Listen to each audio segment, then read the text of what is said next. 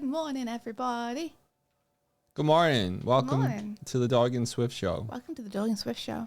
where we show You, a dog, Swift combo. experience.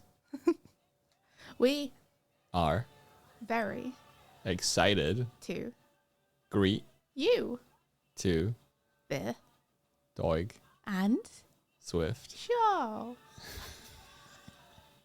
This is not a scripted. message. Good morning, Martina. How's it going, everybody? Hello. I'm waving. Yeah, we ran it by Martina first. We were like, how does this sound, guys? Oh, haunting the hole. Always haunting the hole. Always a hole haunter. Oh, whole creature. Oh, creature. Whole. She's a creature who lives in the hole. That's Martina's role. Hole. Whole. Feels like I'm getting bullied. Na na na na na. Na, na, na, You're in a hole. Na na na na na na. Your point of view, you're getting bullied by talking Swift. How's it going, everyone? How's it going, Martina? So, I tweeted out the sandwich, and I realize now that maybe Swift might have had a point. It took you putting it out there into No, the public no, eye for you I- to realize how much of a sandwich thing you committed. I knew it would be incendiary. That's why I posted it. Listen, if you want You to, didn't know how, though, if did you you? if you want to succeed at social media, you've got to fail at sandwiches. You didn't That's what I've realise discovered. That the effing I'm gonna make- creator of Mau Mau would come out to send you a personal message to tell you that you fucked up. Yeah. Wow. Thanks, Parker. It's hilarious. You know you fucked up when the showrunners of various awesome media start coming out to tell you did. Right? That's like second interaction with Yeah. with that person. Yeah. You know, this person you probably really want to work with in the future. And it's like, well, you've burned that bridge now with your stupid sandwich. It was like, oh hey, I liked your work on. I liked your work on the Dragon Ball tribute, Toriyama Oh, tribute. well, I hated your sandwich. So Yep. That's how it's done. I'm That- glad that you now see just how bad your sandwich was, though. I always understood. I don't know if you did. I don't think- did. I don't think you did fully understand how bad your sandwich was. I just underestimated how much people cared about the construction of a sandwich. That's all. It's important to people. Listen, we only get to eat 3 times a day. Listen, if you ever want to run for some sort of government office, just make a really good sandwich. That's Be like, my girlfriend was ill, so I made this really good sandwich for her. yeah. And she didn't even have to ask me to do it. I just made it because I love her. And then on the opposite end of that scale, you have Doig. It's like, my girlfriend was ill and forced me to make her some food so she could eat that day. So I threw this shit together for her. As fast as possible. I was on my way to doing something else. Oh, I wanted to watch some more Louder Milk, did you? Yeah. Disturbing your film time. Yeah. Arnetro says, you're killing him! That was really funny, though. I like to see everyone's reactions on your sandwich. Yeah. The most engagement We've I've ever ever had. seen. We've ever had. Make a cool animation, nobody No, cares. yeah, don't Make a bother. funny little bit, nobody No. cares. Make a Don't do it. fucking awful sandwich, Yeah. watch the wolves rush in. Yeah, we've been in the wrong game all this time doing animation and art. Should have just been making increasingly bad sandwiches. That's it. That's There must my be a TED sandwich talk. hall of fame somewhere where you can put it. A sandwich hall of fame. Yeah. Or hall of shame, I guess, would be more appropriate. What do you mean? I'm sure there must be one on the internet somewhere. The baker's dozen of bad Hall of sandwiches. blame, yeah. Oh, let me get the chat so I can see it a bit easier. There we go. Now I can see you guys a bit easier. Nothing changed for me. That should be a daily tweet. Bad sandwich of the day from the UK. I agree, actually, yeah. I'm not going to do that. Rage bait is a darling of Twitter. That's so true. So true and sad. Where can you see the monstrosity they call a sandwich? On our Twitter, you can see the whole image. Yeah, it gets people talking about how bad the sandwich is. Open up your browser of choice. You got it open. You found it. Okay, in the search or the bar at the top that's usually there, type twitter.com It drives me bonkers. /DOIGSWIFT. Hit enter. Oh, here we go. Thank you, There Martina. you are. It drives me bonkers that when you are looking for something like a video, this'll do. I'm not gonna show them. You have to Okay. go to Twitter. You have to go to Twitter to see No, it. what? You have to go to Twitter to see it. Doig! You don't understand supply and demand. You don't understand supply and demand. I'll supply your face with the demand of my fist. I can't fucking get it! I can never pick anything up anymore. Yeah, that's weird. I can't. I can pick that Oh. up. Why can't I pick this up? I don't know. Oh, no! Come on! Come on! Come on! Do you want to have? Do you want Just some help? pick it up, pick it up, pick it up. Okay, I got it. There you go, guys. This is the sandwich. Look at this. Shame. Shame. Shame. Helios says, I hate this image, lol. It's terrible. There must be just some. Okay, there must be like a percentage of the population of the planet that loves PB and J's and has grown up with them, and therefore like they know what a PB and J is supposed to It's not just about experience. it being a It's supposed to be PB and like- J. This could be anything. I know. The amount of But fucks that you gave while you were making it. but I Go I on, know. Doig. But I've never experienced a PB and J because I don't like peanut butter. It doesn't matter. The concept of making a sandwich is the same as with Okay. anything else. Okay. It doesn't like anything but trash. Says Jedi Cyberpunk. Okay. It's because it is trash. I had to eat that trash though because I needed food.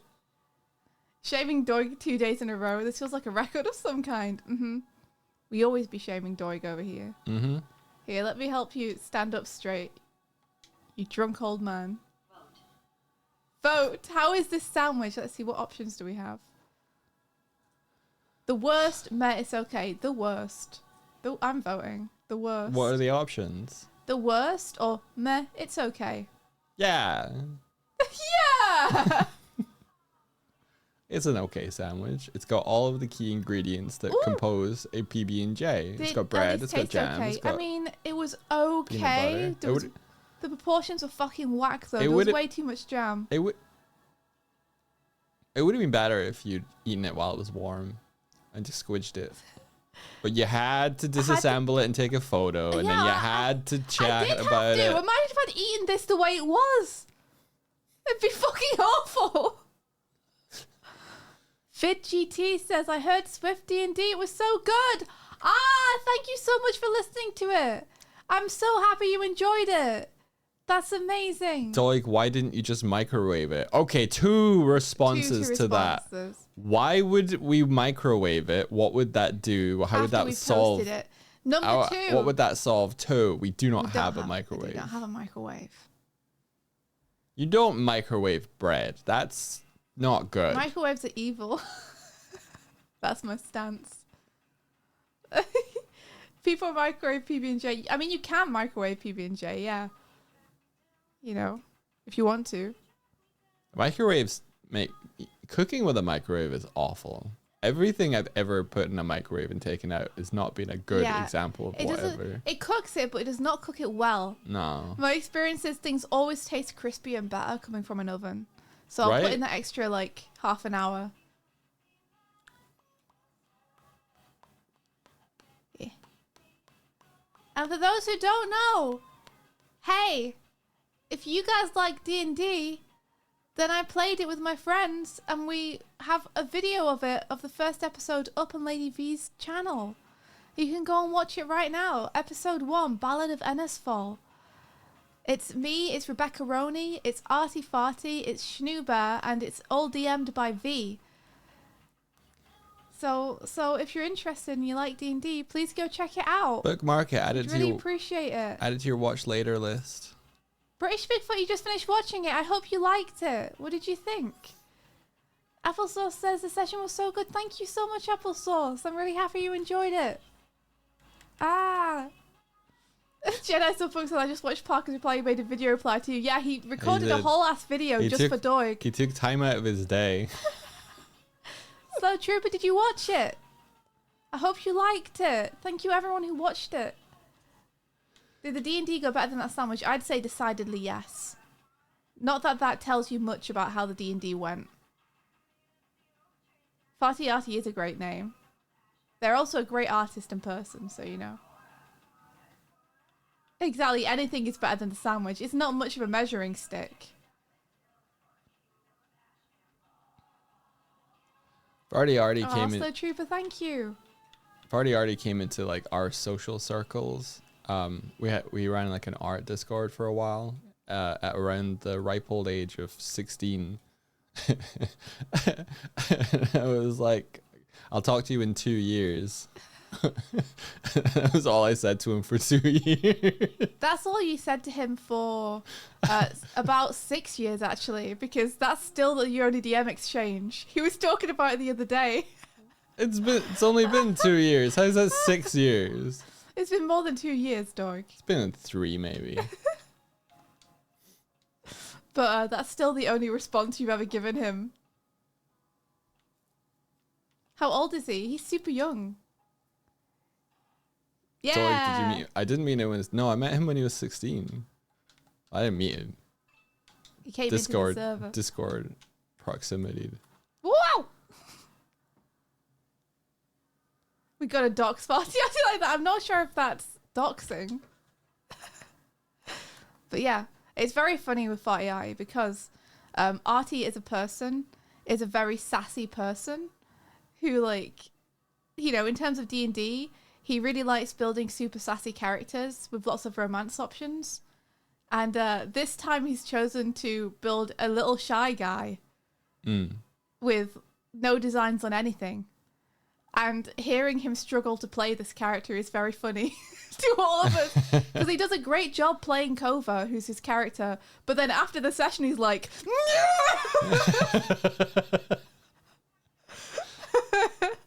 It's like, you know, even more frustrating because Lady VIDM insists on making every single character portrait like as hot as she can.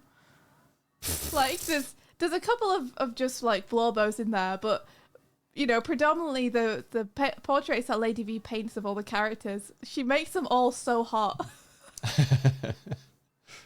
And she knows what she's doing. This is part of why she became an artist, so she could paint cool hot people. What song Yeah. is this? Oh, it's Harley Hair, Hoppy Hair. It's one of my favorites from Yo Loca. It's really good. Where have you buried all your children? Oh, Yeah, but it's about a forest god, kinda. how is the process You'd like going with Yo my? Loca a lot. Yeah, I This do. is one person doing Oh. everything, Yeah, I like that. and they've created a band of 4 characters, and they draw them all, and their art is incredible. That's awesome. Yeah.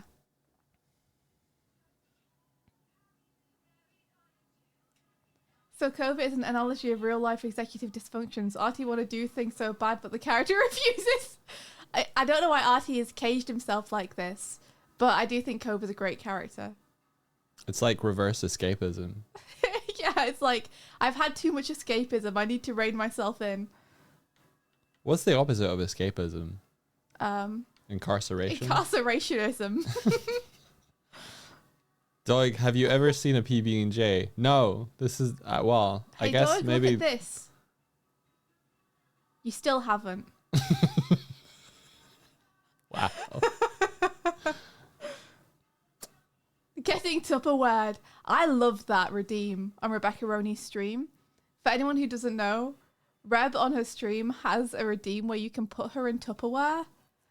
And a little Tupperware thing comes out visibly and she goes inside it. And then the sound is changed on her voice to make it sound like she's speaking from inside the Tupperware. That's very And it's fun. incredibly convincing. That's very fun. It's so convincing. That's really fun. I love it. Are they using voice mod? They must be using something. I mean, you could ask them. Mm.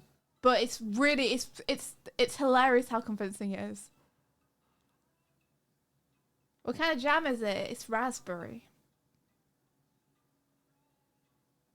Reb is the goat. If you are the ghost beef, Reb is the goat beef. The goat beef. Where did Sonic Worm go? I've just tried to pick him up.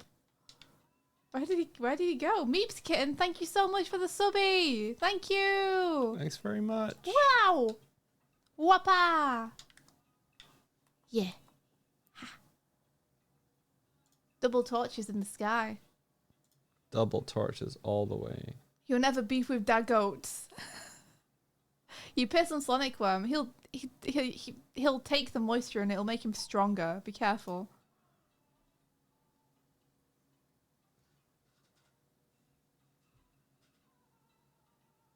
But yeah. The D&D session is up. It is. So let's see. I have a guitar lesson this morning, so I can't stick around a super long time. No, So you're here I for will like... immediately now go into doing some emotes. So Awesome. I can get some stuff done. Awesome. There. Let's do it. Let's do it. Let's do it.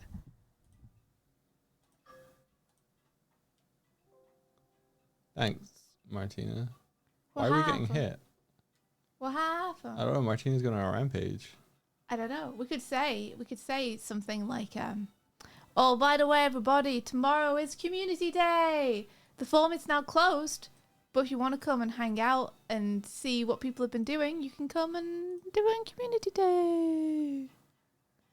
There you go. You should do a how to draw a Doig tutorial short. Everyone draws a Doig so differently, though. What's a community? It's a good question. So what is a community? It's someone who has your back. Kaz, you tucked away in the corner of the office. Someone came over to ask for help and you completely forgot we were on screen. You didn't acknowledge it, just carried on working. This is reference. This is reference. I know I need this. I need this on my screen. Really sorry. Okay. So, I guess I'll just do this one because it's on my screen. Might as well. I have a feeling that the Stream Deck has been unplugged. Oh, yeah? Yeah. Well, maybe you should plug it back in then. For your emotional support animals. We should put that on our CV. That were emotional support animals for Kaz, specifically. Yeah.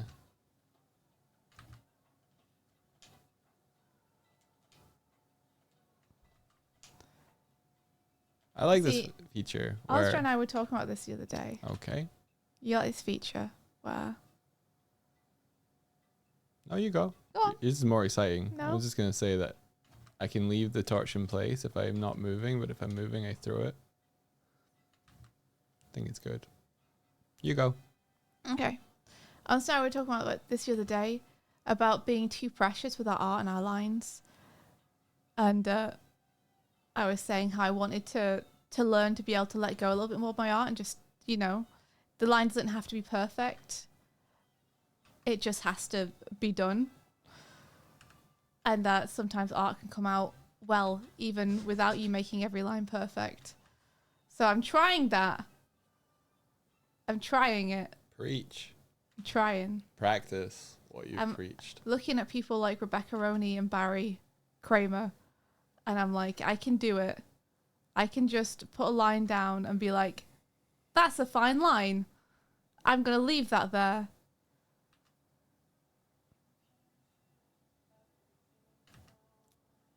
What's really interesting about your statement there is that you did these rough drawings of the emotes with that mentality. It's as soon as you come to inking it that it changes. Like you just drawing, you just draw. Yeah, you've seen me literally like in the bedroom right now. I have a sketch pad and it's full of biro sketches. Yeah. And the biro sketches are the best part of that sketchbook. Like, not the inked things. Yeah. Because there's just an abandon to them and a confidence to them that I lose when I come to ink things. Yeah. I think it's a mindset thing though. Like, oh, this has to be a proper drawing. Well, all of those are proper drawings. Yeah. And none of them are. What even is a proper drawing? Who gives a shit? Yeah, I mean, people see proper drawings as like finished colored pieces of art with like, you know, only the lines there that you intend to have there. Yeah. I'm also not great at inking or line art. Oh, Captain. Often when I do it, I take the drawing that's there already and just refine the actual drawing that I drew rather than redrawing it with new lines. I just erase away the parts I don't want. Oh, Captain. To try and retain the energy of the initial one.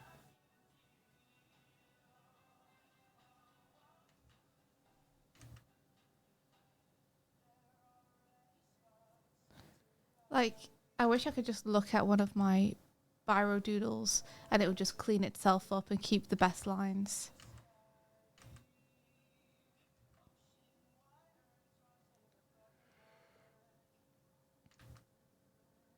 Sketches tend to look better because your brain picks out the best lines subconsciously. Your brain literally sees a better image in the sketch than the lines. Yeah. Yeah, that makes sense. So when you ink it, you have to have the ability to choose those lines to put down. Yeah. And I obviously frequently don't. The same thing happens in stories where In your head. you have a story that has a bunch of backstories that lead into it, but you keep those backstories because there's a lot of potential there. Are you talking about on-screen versus off-screen storytelling? Yeah, on-screen versus off-screen. So like you have stories that are informed by things that happened in the past, but you tell like a present, current day story. The classic is the Kessler Run. Yeah, the Kessler Run, which is like you hear it mentioned in Han Solo's past as being this crazy, amazing feat. And you fill in the details and make it crazy amazing in your brain. And then they're like, now let us fill in that gap for you. And whatever they come up with couldn't be as good as what everyone was imagining. It would have been better left unsaid. Yeah. Like an uninked line. I But don't also, like, in terms of storytelling in your head, like, everything sounds amazing and cool when it's nebulous. If you put pen to paper and start trying to write that shit down, you very quickly come across, oh, wait, but this doesn't... But how would this... Oh, how do I get this character? Oh, what happens in this bit? And suddenly, having to make it non-nebulous and real, you have to, again, find the best lines to ink.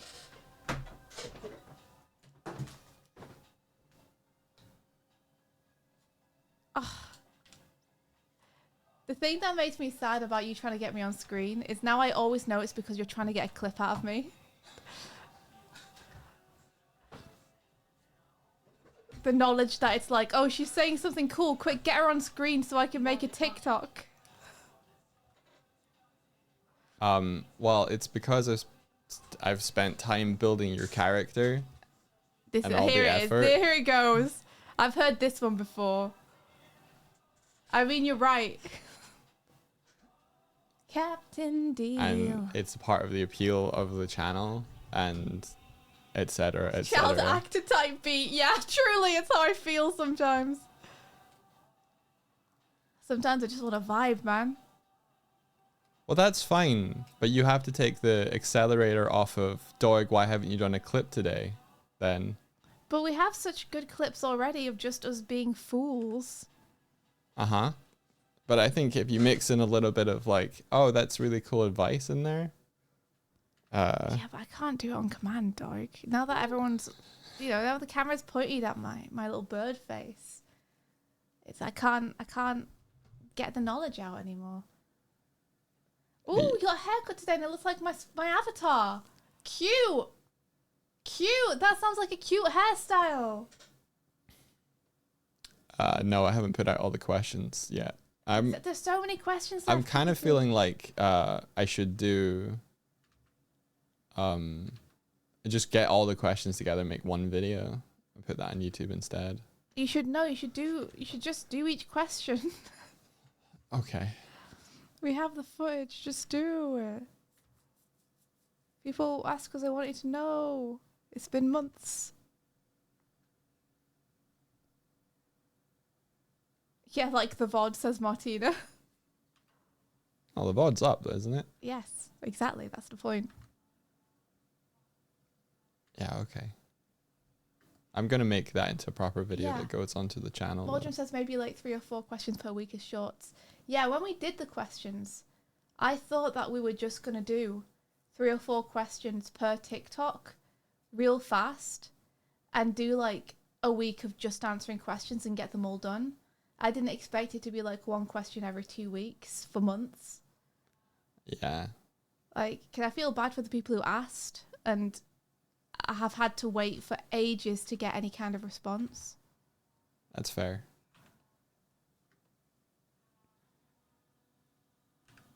Yeah, I got no defense. I've done a few of them. I just felt like putting them all up in quick succession made our It would have been good. TikTok a little boring. No, it would have been good because then people could binge through the questions. Content management is hard. True. People could have binged through the questions super fast though and then got to the rest of the content.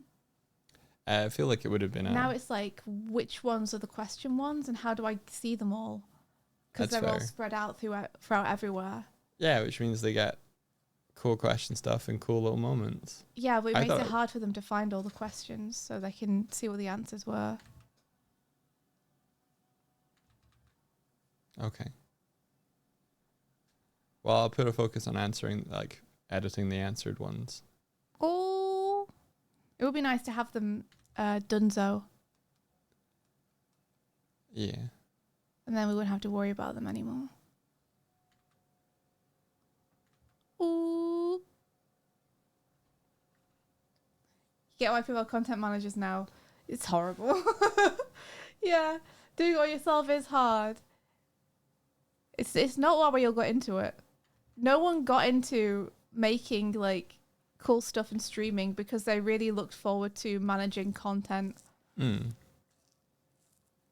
Yeah, if I'm being honest, I've lost a little bit of steam on editing the clips. I think in part because like I just got out of the rhythm and the habit of them. June really messed me up because we were away so often and busy so often. Yeah. June was a pretty intense month in terms of just there was a lot of things that we had to do. I think I've just become a bit more undisciplined throughout June and July. Well, you can get it back. Yeah. If anyone wants to edit shorts for us and send them to me. Nah, it would be pro bono work, which I feel bad about and would rather not ask people to do.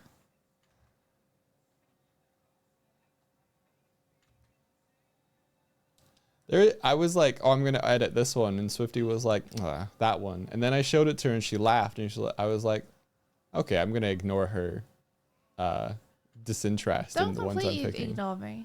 Sometimes I'm right. Sometimes I'm wrong. Yeah, but if I feel like I can do a nice one with something, I'm just Yeah. going to push through and do it. Yeah, I agree. It's a good instinct. Yeah. Yeah, I just got to get back on track. Eat the microphone. Eat it. I think partially as well, if I'm talking transparently, could feel my head slipping into like being preoccupied with them. So part of not wanting to edit is like I'm like feeling myself on the slope, being like, maybe I should like take a break or something with them. How long does it take to edit one short? Between 20 minutes and a half hour, an hour. That's untrue. Okay, I don't think you've ever spent 20 minutes on one, that's not true. isn't it? Which one have you spent 20 minutes on? The one yesterday took me like 20 minutes to half an hour to do. It didn't. How do you know? You weren't in here. Because even just after I came through, it was a good half an hour to 40 minutes before you posted it. And you'd already basically done it at that point. I just gave you some feedback on it. Yeah, and I did it, and then I posted it, and then I didn't come through to see you for another like 20 minutes to a half an hour. Okay, well let me tell you my take on it. Okay. So like you can tell me I'm completely wrong if you want, but in my experience with Doig editing them, it normally takes about 1.5 to 2 hours. No, it doesn't. Okay.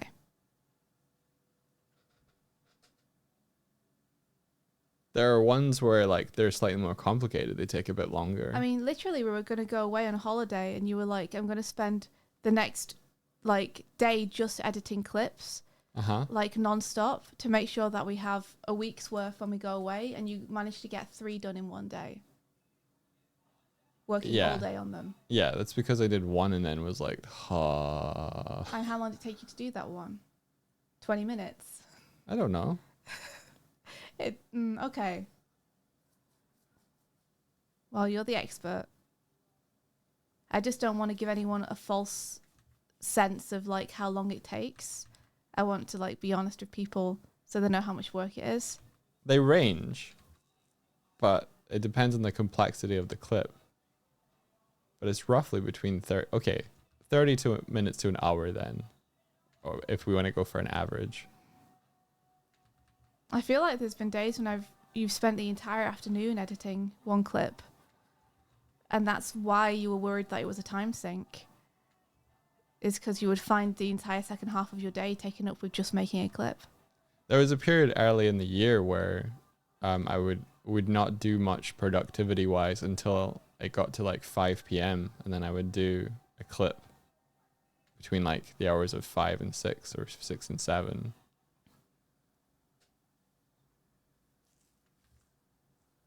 It's a shame that DaVinci or whatever it is that we use doesn't have like, here are your usage hours.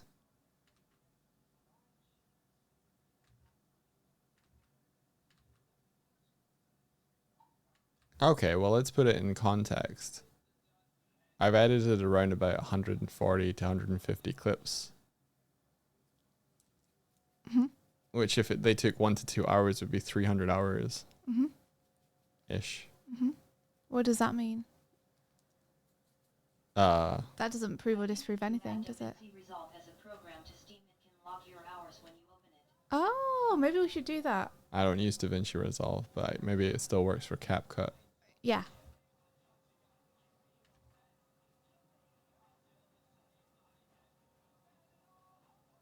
Yet I think so. People do it with Blender and stuff. Cool.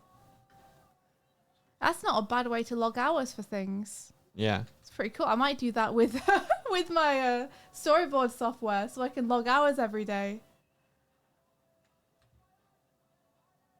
Clever. CapCut is mean to your editing process. Anyway, I don't remember what the point was that we were making. I'm not sure. I'm gonna circle back and We say were talking about storytelling. I don't. Well, just after that, before that, with me bringing you on screen, I don't appreciate being called out for trying to like have us present well. Like if you were talking to them and you're like, oh, I know he's putting me on screen because he wants to get a clip out of this. Like, yes, because you're saying good stuff. Mm-hmm. And I think it would make a good short. But if you're not on screen, then what do I point and frame the camera on? So then it's like, well, that makes my job harder when I could simply just push a fucking button and make my job easier. So I'm going to do that. Okay. Yeah. Okay. I'm just saying. Don't half-ass this fucking PB and J. I'm not. I'm just saying that this PB and J is making me feel awkward. Because it's pointing a camera at me and telling me to dance, and I know that's what it's doing, and it makes me feel weird. Okay, that's fair.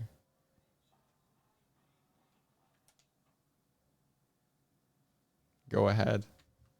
Go ahead. What? I threw you off screen. Oh, no, it's cool. I was just chatting with you, while I was inking this, and I liked the conversation. I thought it was interesting. I guess I have enough faith in what we make to feel like we're going to be able to find funny clips, whether you clip this particular one or not. I'm more invested in just having the conversation. Yeah. And I being in agree. the moment.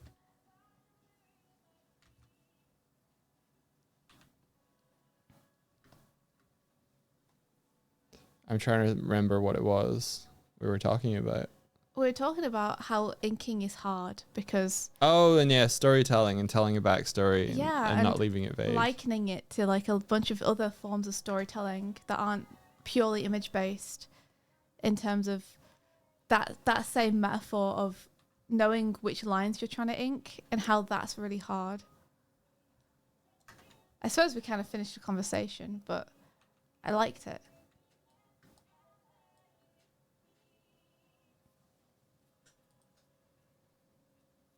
Yeah. I think examples of this though is that like entire series have been greenlit, but they're based on this backstory idea. Like House of Dragons that's currently airing right now is a Game of Thrones backstory where it's Yeah. like these Targaryens were like told they're like myths about them. But now it's a series. Now it's like here's the events that led up to those characters doing what they did. And I feel like it takes a little bit of I'm saying this from a point of view of I've not watched a single episode of A House of Dragon. Yeah, it could be really good. It could be amazing, but it's an interesting side effect now, I feel, of major companies owning IPs of stories is that they create more filler content almost. Like you've got Star Wars making Mandalorian and Acolyte and all these kind of things that bridge the gaps between periods of time, and it's like maybe the time skip was there for a reason. Yeah. For the storytelling.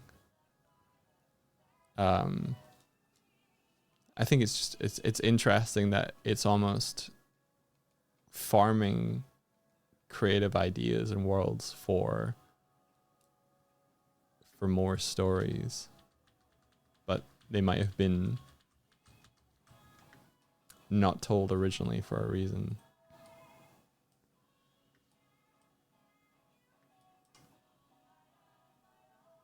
Content is the key word here. Yeah. I hate that word. I'm also not liking it.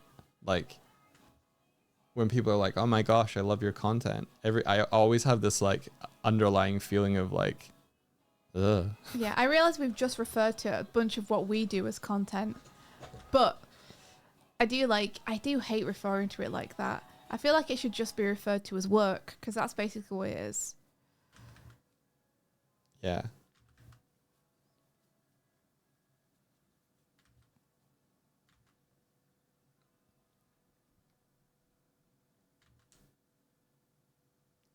Do you guys feel like stories are hurt by that sort of microscopic introspection of what else is going on in a world? Kind of like the Jaws shark works best when you see it less. Yes, I do. I do think it hurts. I think it hurts the reality, believability, feasibility. There's a better word. There's a better word than believability, but it hurts the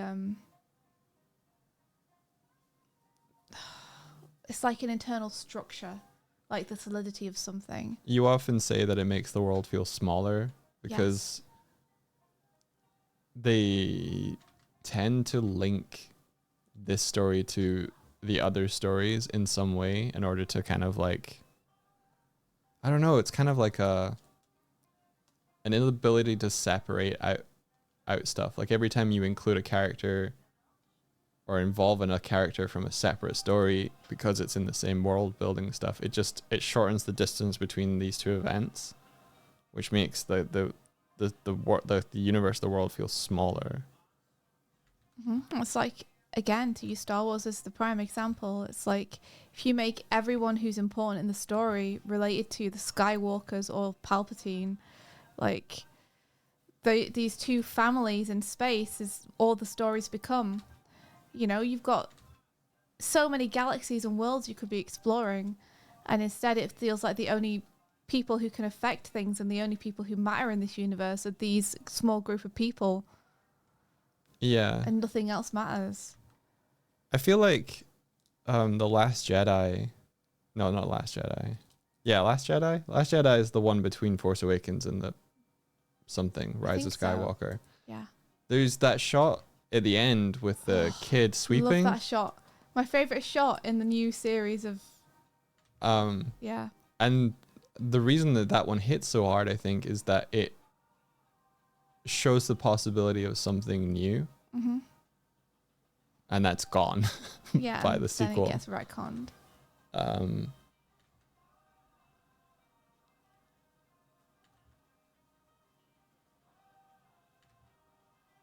This is why people wanted stories that are not about Jedi, because there is a small pool of the same known characters that do have the Force. Yeah. I'd rather have more side quest type spin-offs like Andor, where it's in the same world but completely disconnected from the main stories. Yeah. Yeah, but Andor's in Rogue One. Yeah, I know. But it Like felt... he feeds back. Yeah, but it felt like you went off somewhere else and dug down deep somewhere else and learned more about the world. I did really enjoy Andor. Mm-hmm. More like that is fun. But it wasn't like, let's go back to young Luke Skywalker and learn about his time on the farm. Like, we don't need to do that. Yeah. That's not a gap you need to fill. Stop.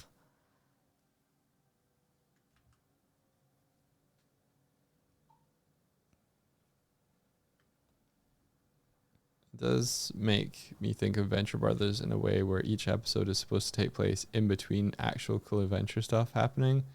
Not showing sometimes makes the world way more interesting. I didn't realize about that That's about cool. Venture Brothers. I really need to watch more of that. Yeah, I haven't watched any, so I'd happily watch it with you. Okay, we gotta. But that sounds really cool. I like that a lot. It's just like, I think in storytelling, gaps are really important. Like, I think people underestimate the power of what's not said.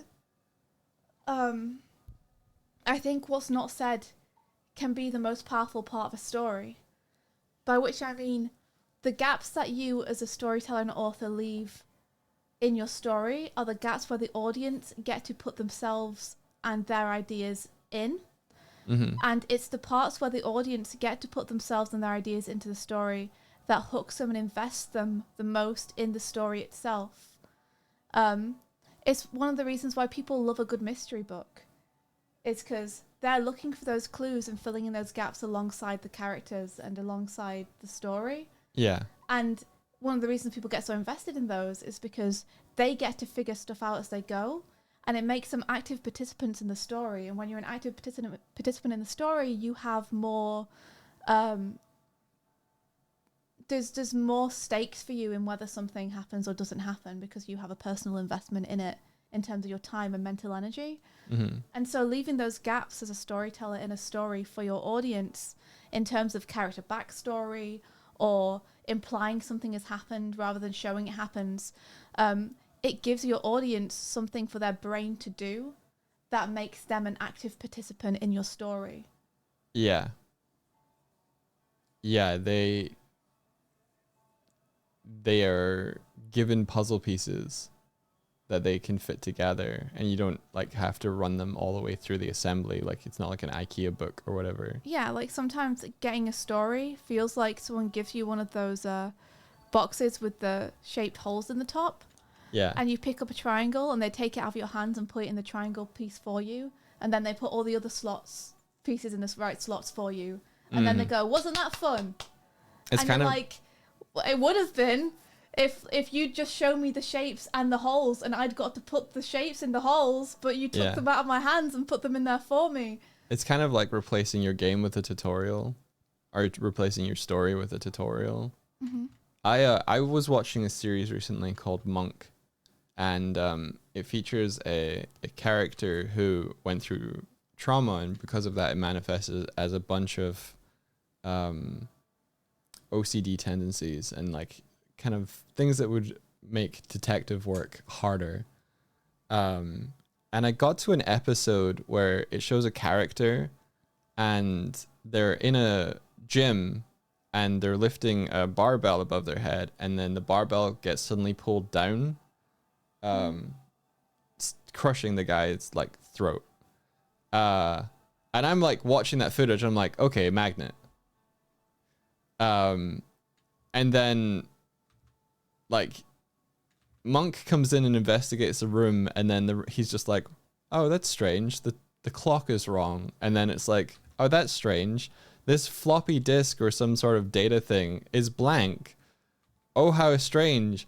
And I'm sitting there going, yeah, magnetism. That episode is like 40 minutes long. Monk doesn't figure out it was a magnet for 37 minutes. And I'm sitting through this entire episode just like magnet though. That felt bad though, didn't it? That felt really bad because it established that Monk was like a really competent, clever dude. I feel like he should have been like, I need to prove there is a magnet, and a magnet was used. To be fair, Monk did not see the event happen.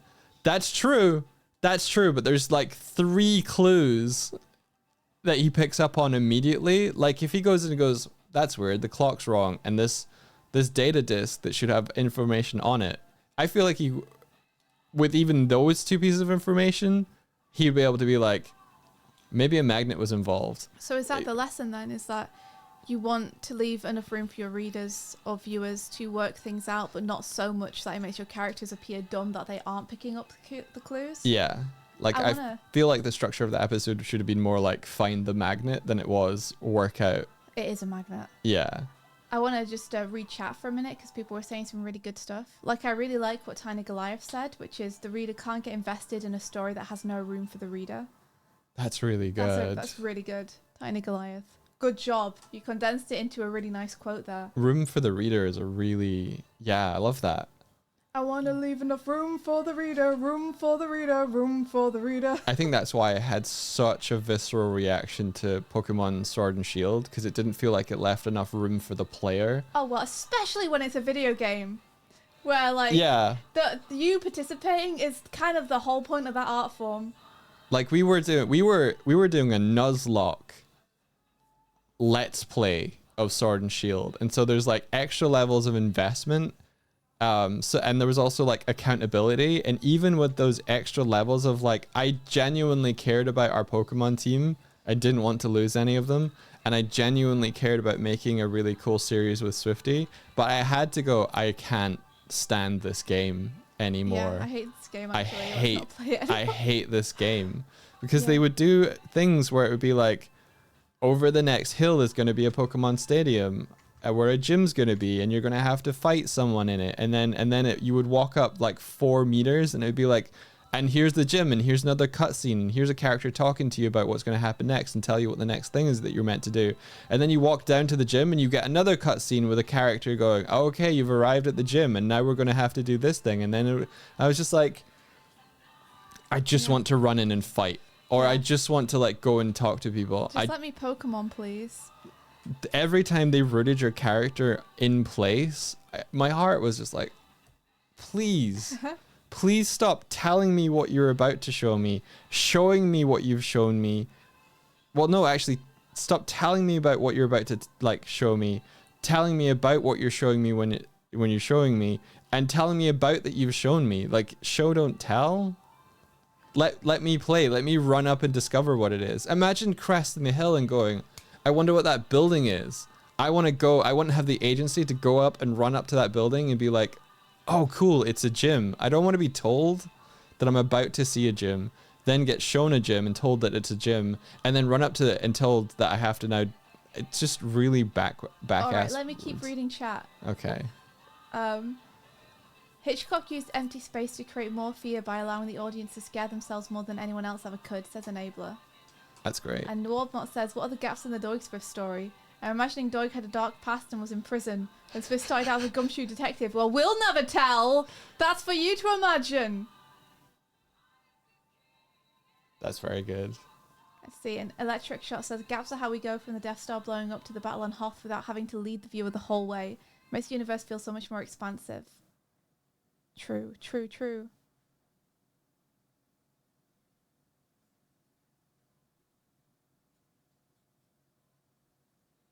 Oh, Monk recently had a reunion episode / movie. That's cool. Oh yes, I love Knives Out. That's a great film. Knives Out is very good. Very fun.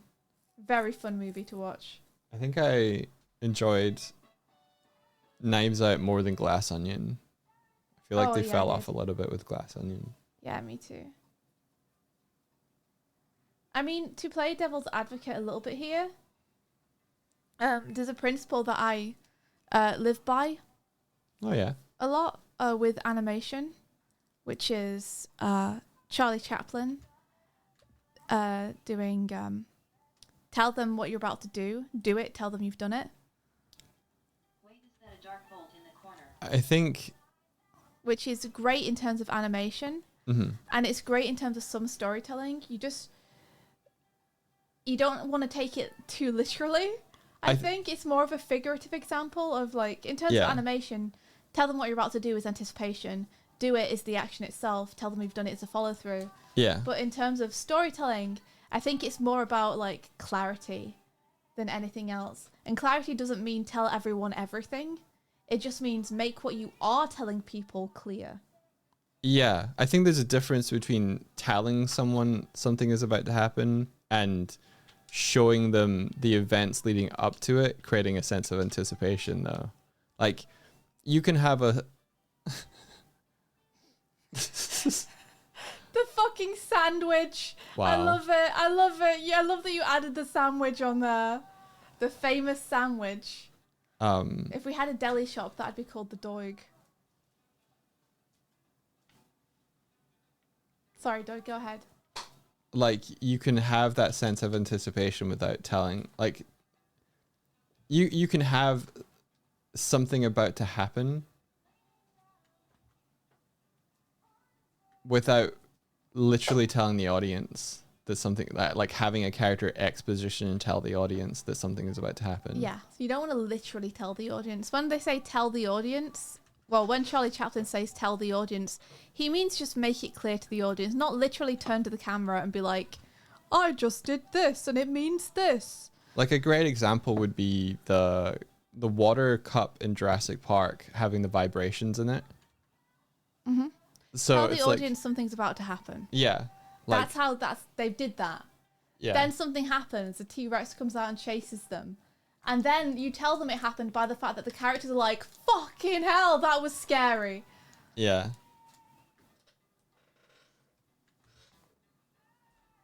I have two bottles next to me, and one of them had just straight up water, and one of them has lemon and lime. And I just picked up the water one, thinking it was the lemon and lime one, and got really confused and disappointed. So someone asked what this playlist is. This is Artie's playlist for their character. I don't think we're actually sharing those yet, because Lady V was saying on stream yesterday that some of them have quite a few spoilers in them. So I think they'll be shared later on. Ah, So if you want to get this playlist, ask Farty Artie directly and check if they're comfortable sharing it.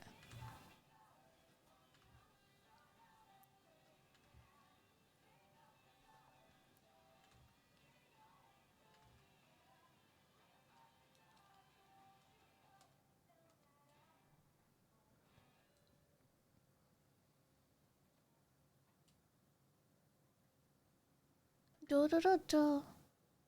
How does one choose for a character playlist? You've never done that. What do you mean choose? Do you mean like make one? It's actually, I found it pretty challenging. Because it's like there are several different ways you could make a character playlist, right? Mm-hmm. You could either make one where all the songs are applicable to the character. And you're like, oh, this is so descriptive of that time when this happened to them. Yeah. But there's also, you could make one purely on vibes. Yeah. Where it's like, this feels like the character. Like, I can imagine the character to these songs really well. And then there's like, well, what would the character listen to? Mm. Is this the character's playlist that they would have on if they had a Spotify account? You know? So it's like, which approach do you want to take with it? Or is it a mix of all three? Yeah. Mine tends to be a mix of all three. Yeah. Like, there are some songs where it's like, this feels too descriptive to not have on here. It's too applicable. But there are others where it's like, the lyrics don't necessarily apply to my character, but this is just a vibes thing. Where it's like, this feels like the kind of track they should have. You know? That makes sense. There's no hard, fast rules, I guess, is the thing. It's whatever you feel. Do you guys ever feel the need to rewrite a whole character / their backstory based on a single song that fits a little too well? I haven't yet, but I have listened to songs where I'm like, you could make a cool character out of something like this. Yeah. Honeybee says, I have a playlist of songs that I think would be good anime intros for my D&D campaigns. That's awesome. Hey, I've got one to add to that for you. Put Atarashi Gakko on there. What's that song called? Oh, I can just play it. Oh my god. Yeah, you can. Okay, hold on. We're putting on one of my favorite Atarashi Gakko songs because it's so good. Do you suddenly realize the freedom? Yeah. I just have to remember what it's called because I believe the title was in Japanese, so it's harder for me to remember. Yeah. The thing we have to work out next is how to listen to these songs into the room without them being picked up by the microphone. Yeah. I think I can maybe remove some of the... I can add more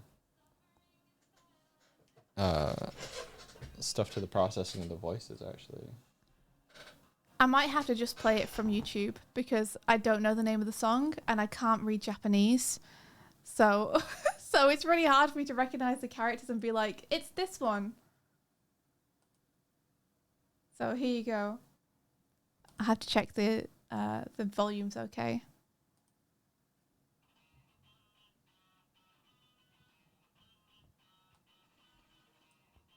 Love this song so much. The video's also baller for this song, if anyone's interested.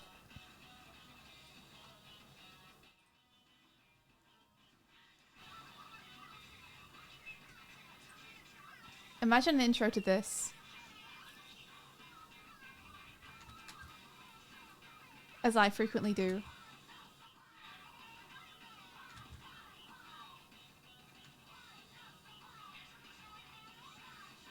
RCB says, I'll be honest, creating a character place isn't something I would do, nor would it really vibe with my group, but I find how other groups do things absolutely fascinating. Yeah, everyone has their own way of doing it, right? And there's no wrong or right way, it's whatever feels right for you.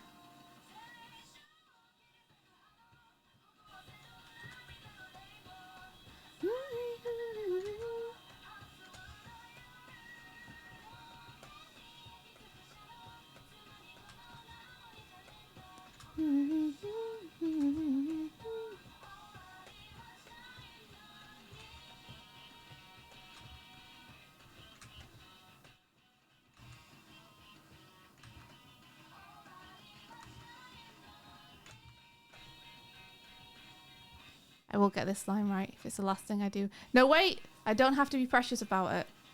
Stop it. That's fine.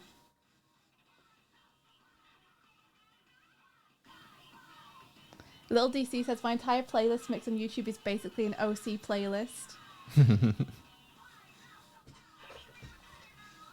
Also says we've crossed over into my interests. What have we crossed over into? Atarashi Gakko, I think. Yeah. I love this track. Me too.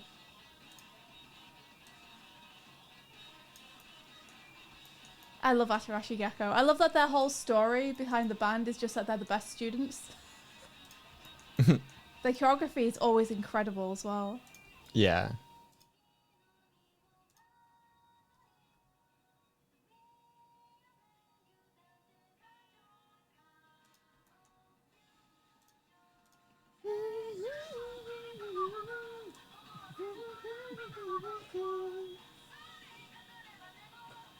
Love Six says, I think I've listened to my playlist enough that I can ascribe each song to a specific OC. Yeah. Nice.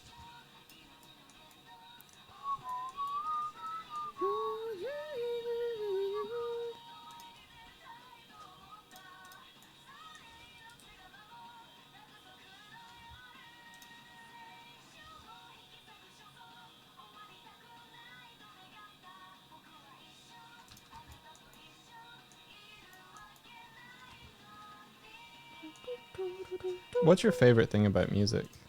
This music. This music and music in general. Music in general.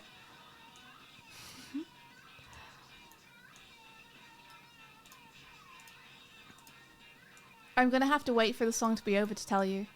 That's fair. There we go. Because I'm about to drop one of the best things you've ever heard on you. Okay.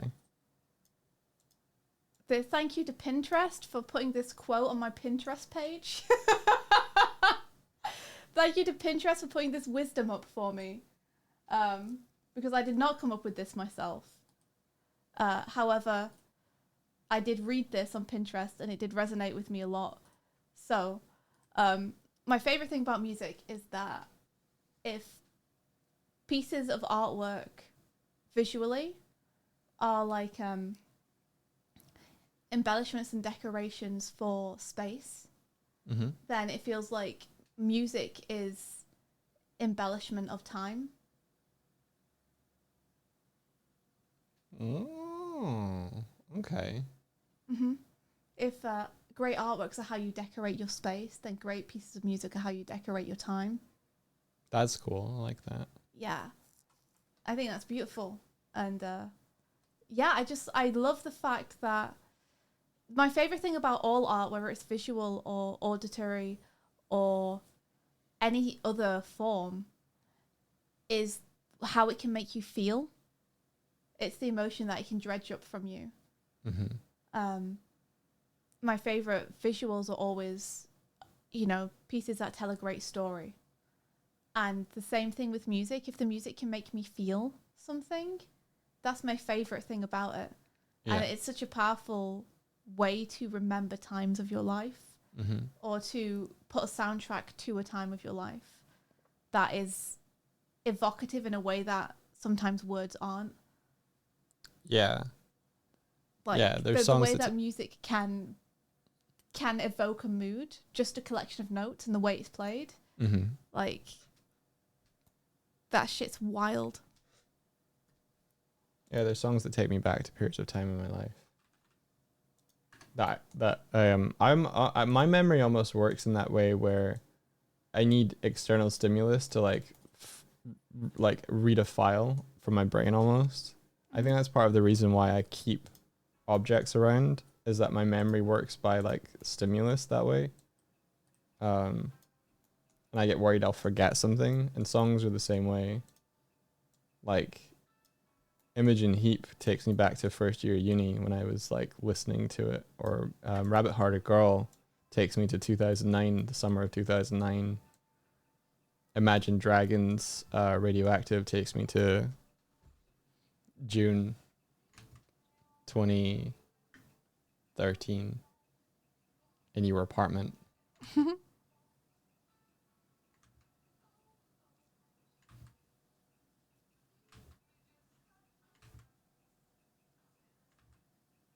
It's like smell does the same thing, right? Less so for me, yeah. Smells are very strong for me in terms of taking me back to places, but nothing has as much heart and story in it as music. there are times when I listen to soundtracks and just the way someone will play 3 notes together tells you so much. Toby Fox is kind of a master at it, which is one of the reasons I love Toby Fox's music so much. Is he understands the story that can come from the relationship of notes to one another and the way they are played. Yeah. Like playing a refrain softly versus playing it loudly, or playing it slightly offbeat, or lingering on a note. Like, they all have different feelings and expressions to them. Yeah.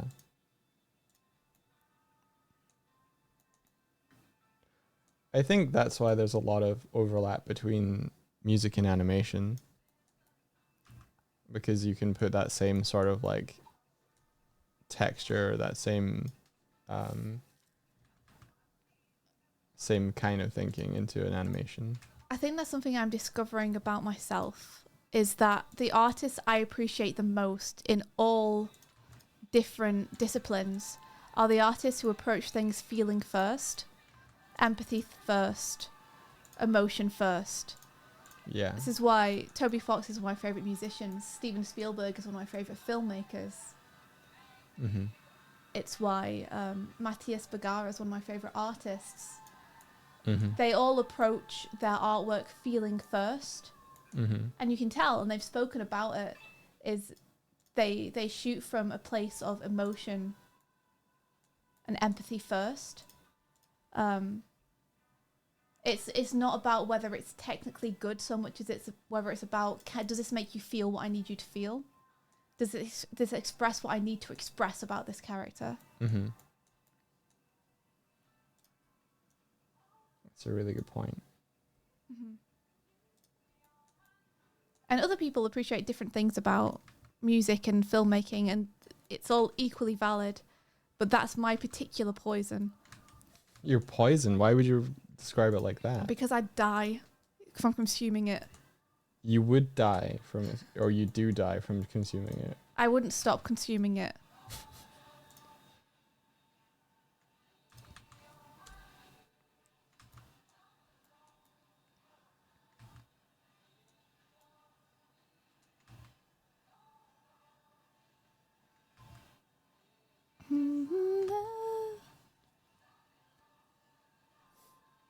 I die when I eat too much cheese. Yes, this is my cheese. This is it. Movie music is the most socially accepted form of emotional manipulation. True, Pilkey. That's so true.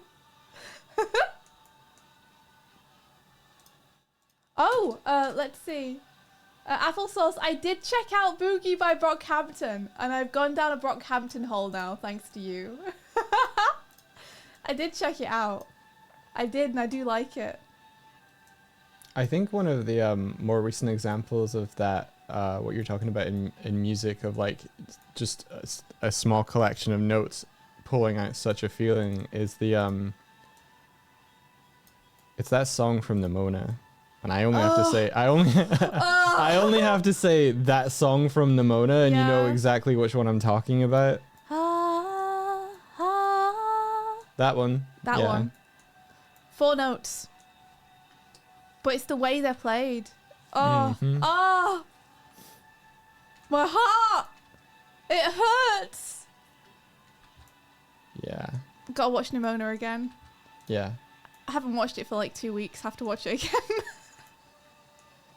Ooh, Honest, what you leaving in the chat? Feels good to cry sometimes. Let's see, you found Nona Reeves through the Parappa opening around 14, 16 years ago and never looked back. They were one of my favourite bands for a long time. They really are that good. Need to check it out. Need to check it out. I don't know if I know Nona Reeves. But I gotta. Can you send me something in DMs of theirs and I'll listen to it later? When I am doing the things I must do today. Guitar Man, yes. La la la la la la. La la la la la la. I love Guitar Man. What an awesome game that was underrated.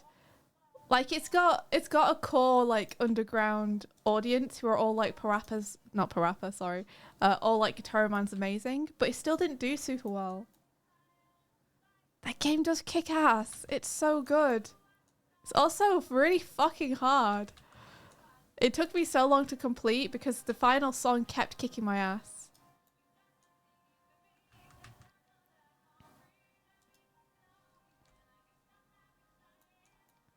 Your Parappa head it's because you guys have great taste. It was really difficult to play on PSP, right? Little thumbstick, gotta get it like in exactly the right place every time. You know what? You said something there that like struck a chord with me, was do well.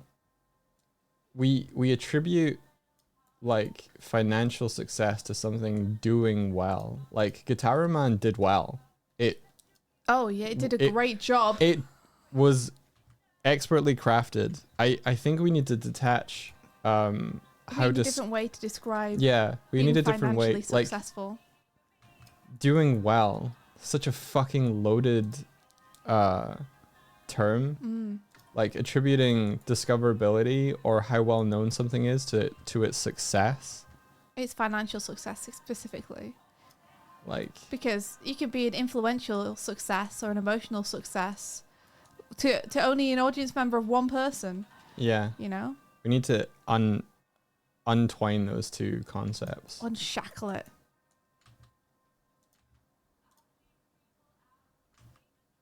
The worst thing about eating peanut butter and honey for breakfast is that you get the honey all over you and then you're sticky for the rest of the day. Not that I'm speaking from experience. No, of course not. No.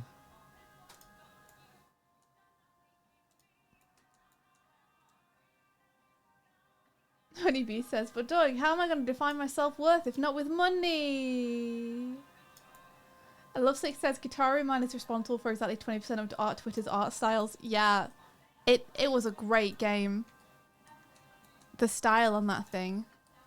You were talking about the fact that all the people involved in Rise of the TMNT have fallen forward after having worked on that show, because as much as the distribution on that show was not handled well, every fucking animator who watched Rise of the TMNT was like, I want to work with the people who did that. Yeah.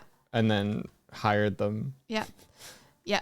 The Turtle fan base may have slept on the Rise show and movie, and they may not understand what they have, but every single person in the industry who watched the series and movie went, oh, I want that team. I want that team. So every single person who was like working on the series is now like directing movies or like doing something incredible somewhere else because they all got snapped up immediately. The animation world understood what they had, even if the executives and the fan base didn't. At the time. It's changed a little bit now. Well, more people are discovering, oh, this is actually good every day as more people give it a chance.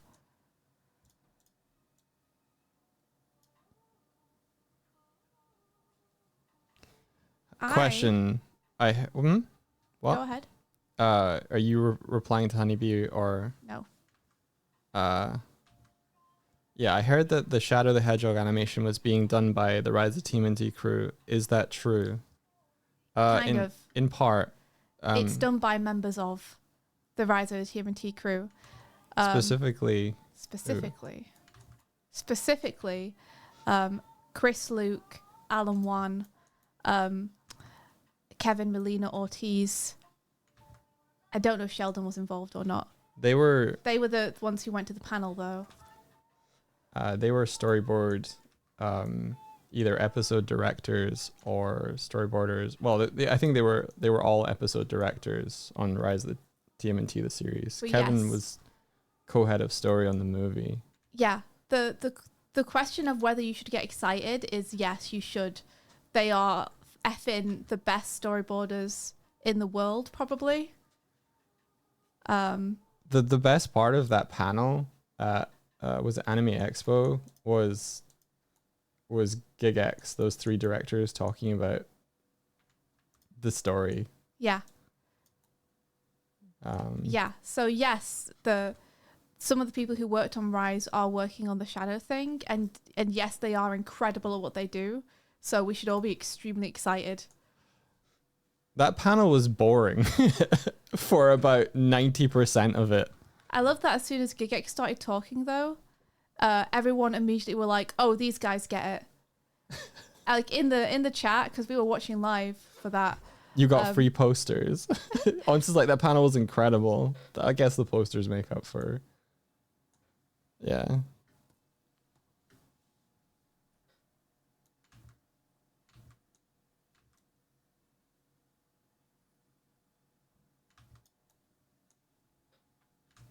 The panel was fun, but I have to go. they spent too long. They should have shown the animation and then all geeked out about it afterwards. That's what I think. Well, RIP to the fact that they cropped the animation when they showed it.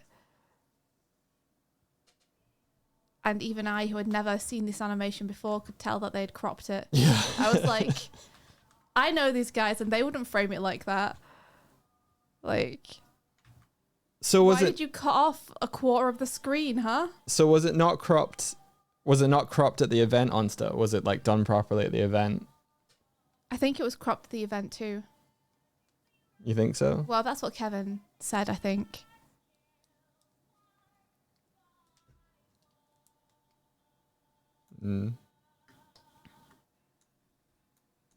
Onsta's like, it looked better in person. Was it? I can't tell. So, Yeah. okay. It's fair. It probably did look better in person either way, though.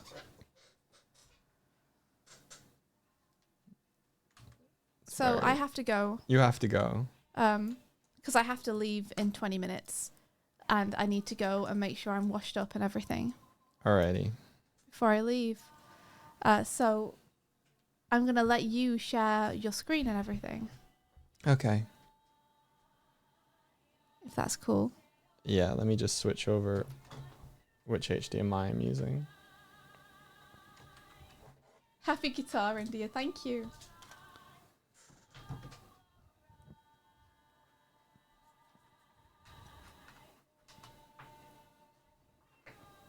I will. The ironic thing is, like, my guitar lesson isn't very far away at all. It's just, like, I have to get so many different modes of transportation to get there that it takes, like, an hour to get there. Because I have to fly and swim and get a boat and get a car and get a bus and get a train and get, like, and run and skate and slide down slides and then jump across rooftops to get there. Incredible. Yeah. It's a good thumbnail. Thank you. Would it be quicker by bike? Probably. Probably. It but I might don't have a bike. actually. And I don't have a bike, and if I get one, then the people who own the building will steal it from me and refuse to give it back. So I think we should try and look into that fold-up bike thing and put them in the cupboard. yeah. I love that idea.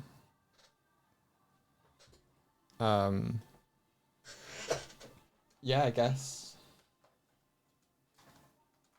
Why do people still steal your bike? Yeah, no, it's we live in a place where the people who own the building are like, don't put anything outside of your apartment or we'll take it. That's how I lost my bike. Like, if you chain your bike to a gate, or if you put it, like, I don't know, in the hall, or if you put it just outside the building, they're like, you left this outside of the place that you live in, which is only the interior, and now we're taking it, and if you want it back, pay a fine. I have less cause to complain because they did provide a bike shelter for me, but the bike shelter was like This was a different building you're talking about, though. Yeah. They don't have one here. not here, no. The time they took my bike. Good God says that's illegal. It's actually not. It's not. Literally, like, one of our neighbours put a little chair and table outside so they could sit and read a book, and they stole the table and chair and wouldn't give it back. Like, the easiest way for us to store a bike is for us to buy a van, to park it in the parking space we get given with the apartment, and then to put the bikes inside the van and keep them there. But we're not buying a van just to keep a bike in. We're gonna steal the van, not if it's in the parking place, but it has to be a car or van. You And then can't just put your bikes in the parking place. Actually, we still have to get like a license or whatever it is you need to get for cars, because you can't have a non-working car in the car park. There's a rule so against that as well. We couldn't just have a van to store things in. No. If you stand outside for too long, they steal you. They might. We haven't tried it, and I don't want to, just in case. It's like, just let us have a bike, you weirdos. Anyway, I'm running. Humstorm, There's a okay. raid. Humstorm, thank you. Bye-bye, everyone. I gotta go. Bye, Have a great Swifty. stream. If you need to share your screen, you can. Okay. I'll do it during this.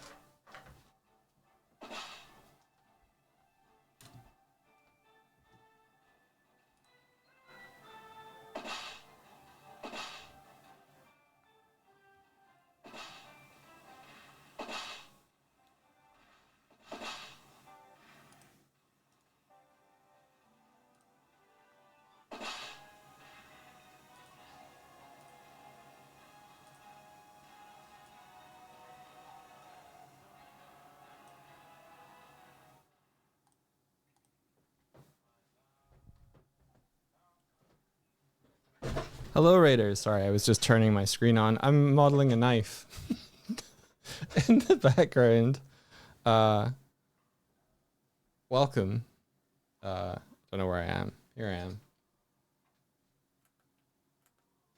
Let me just move my face tracking over. If you've never been here before, we built our own VTuber setup in Unity Game Engine. So you just experienced a little mini game that we made.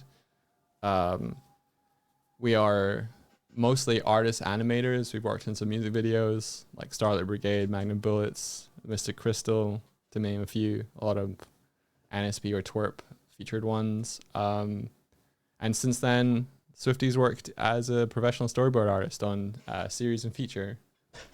I worked on as an art director on a short that was part of a Disney anthology called Kazazimoto. I was art director on Makuzi the Spirit Racer.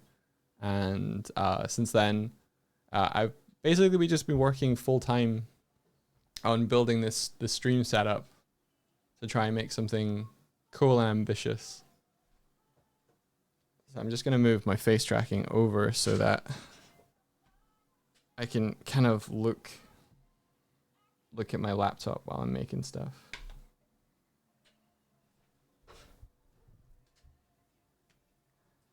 We also made a graphic novel that got published by IDW a couple of years ago. Who are you guys? Humstorm, how is your stream?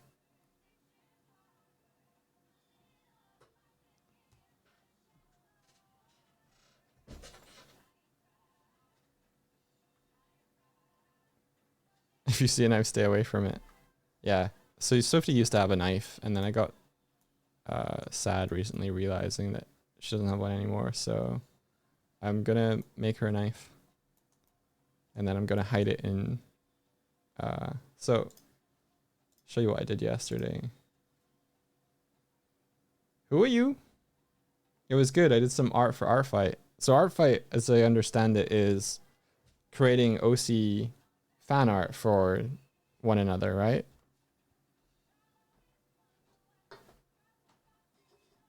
What's your favorite thing about Artfight? Do you prefer giving or receiving?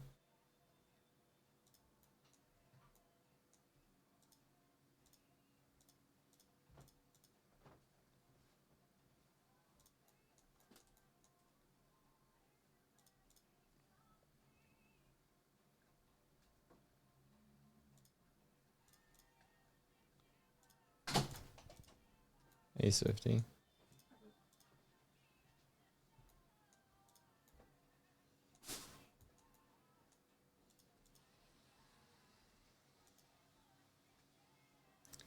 You prefer giving. That's cool. That's good. That's How giving of you.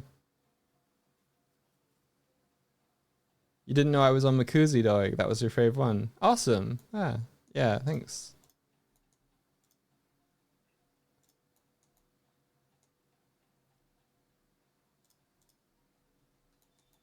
Yeah, I was basically kind of helping lead the kind of environment background art on that. And then the kind of compositing approach. And I did a bunch of small 3D stuff on it.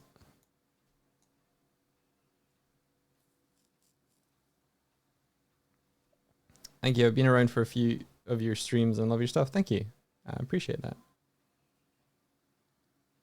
Yeah, I'm not sure why it's named a fight if it's such a nice thing. I had thought it was something where like, because there used to be things in DeviantArt where you would like choreograph a battle between two characters, and I thought it was that for a long time, but I guess. Oh, it's a fight because there's teams and points they want, so it's more of a competition. I didn't realize it was competitive like that. That's cool.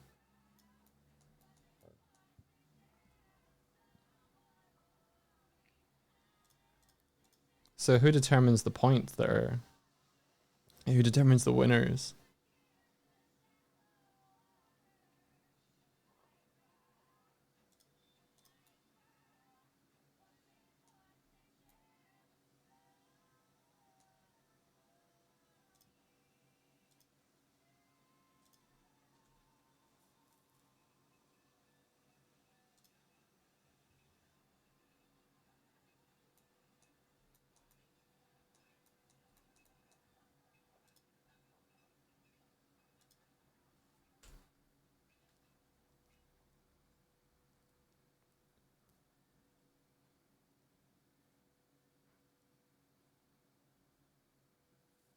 Points are determined by you and how much effort you put into it, not by skill. You fill a list per fan art depending on the quality and the style of art you make. That means more effort, more points.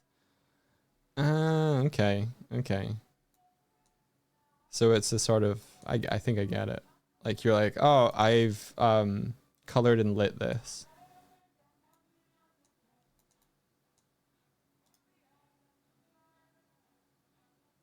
Gotcha.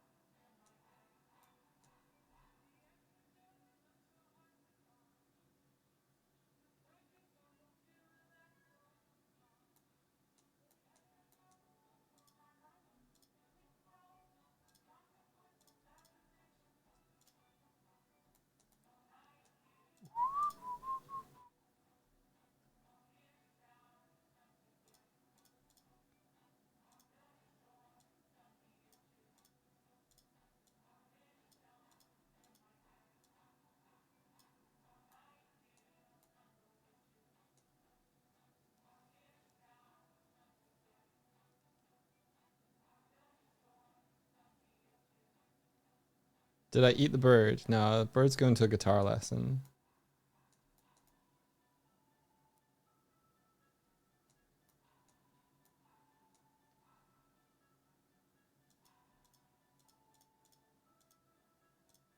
So I was trying to think of like fun things we could hide in subscription chests. Because I said I was going to do this and I went on to do it yesterday, but I'll show you. This isn't in the build yet, but it will be as soon as I make a new one. Once things are fixed. But yeah, basically you've got 3 tiers of chests now. tier 1, tier 2, tier 3. Or at least this, I might change the model a little bit, but for now, I just changed the texture. And I'm thinking that I'll hide legendary. I'm thinking I'll hide different types of stuff in the loot tables of each, which made me think like what would be fun. And I remembered that way back when, if I show you the start of our Instagram, I want to bring this back.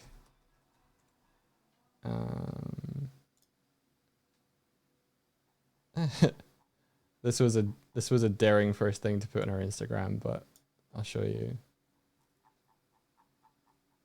It might take me a little bit. One sec. I'm just using this as an excuse to show you how much stuff you're missing on the Instagram if you've never seen it. Why? I've edited a lot of things this year. Okay, I thought this would be faster. Here we go.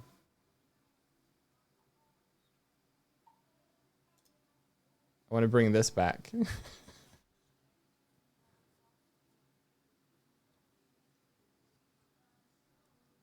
Ta-da. Bring this energy back.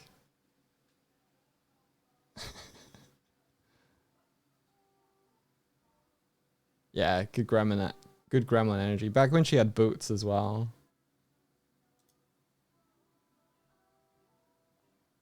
Also, I want to bring back the toaster that can shoot toast.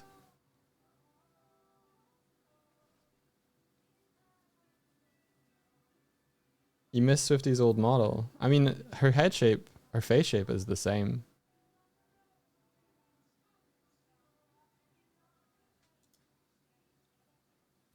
And this was the original Raid cinematic I did.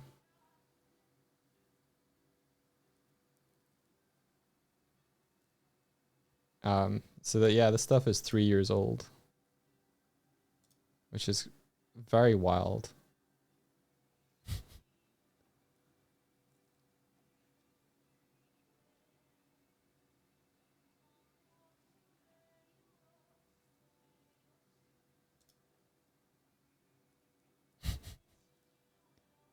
So I've been doing this a while.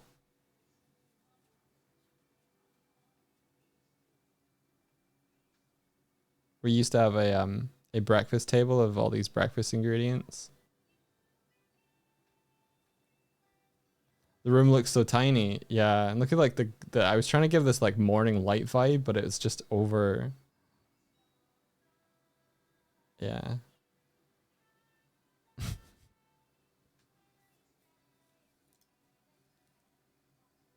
Swifty falling over.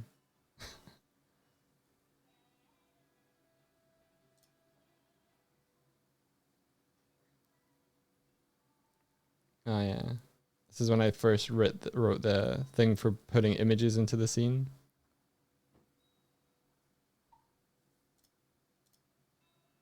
Showing stamps and stuff. I'm gonna try and put together a collection of like stuff we used to do.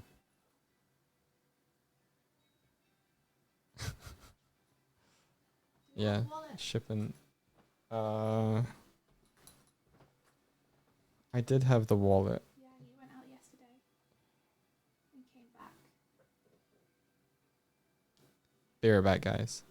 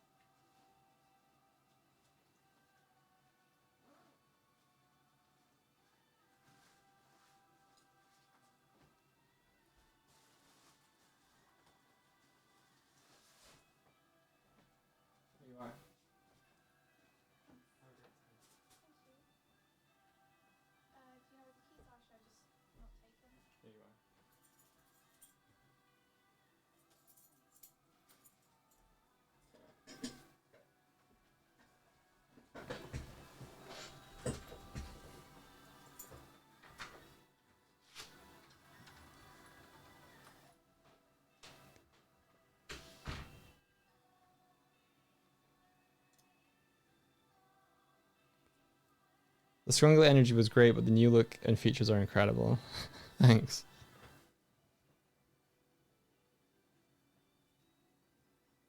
Stamps. So yeah, anyway, I'm bringing back the knife with a little bit more to it, I think. Yeah, Stamps used to have like a little hat and stuff. There's another model for him.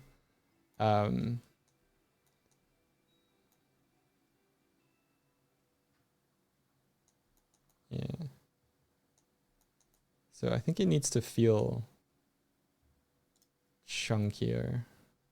I don't know if that means I need to like make the handle smaller so the knife part feels bigger, or I guess what I should do is put it into Swifty's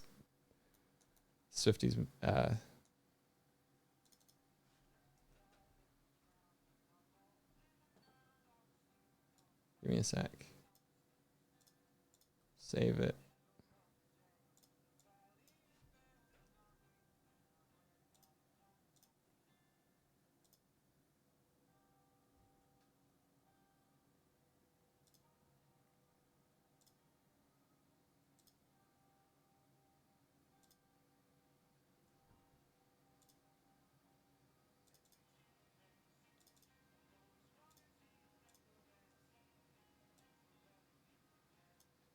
There we go.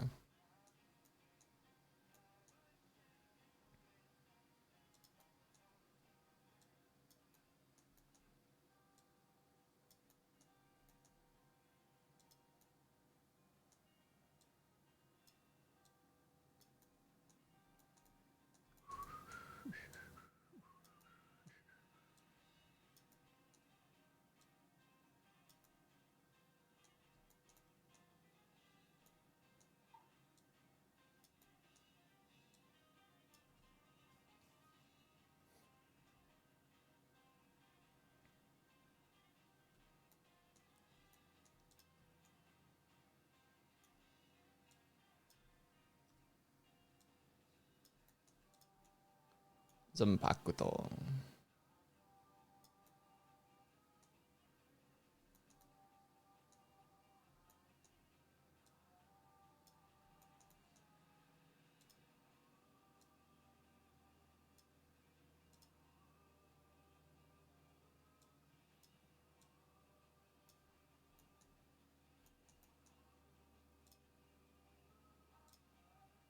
So what are you all up to today? What have you got? You guys got anything cool planned?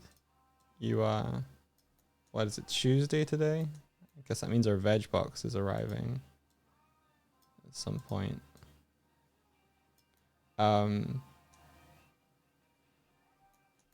Still no a definite word on my stream PC arriving. Like it's not even been built yet at all. So that's a little disappointing. I'm glad I'm not a company that's like, hey, we really need to get a new computer in here for our workforce.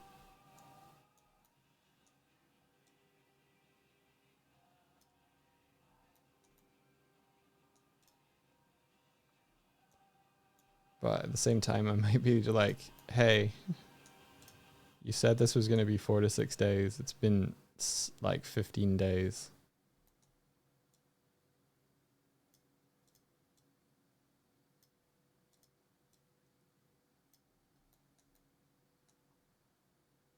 Hey Fitzy, how's it going?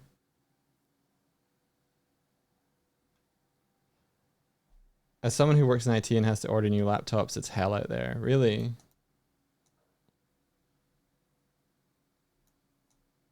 You basically have to have ordered a month before you need them. I got this laptop next day. So it must be like ones that need to actually be built are super behind. I wonder if they got hit by CloudStrike. Or some part of their process did.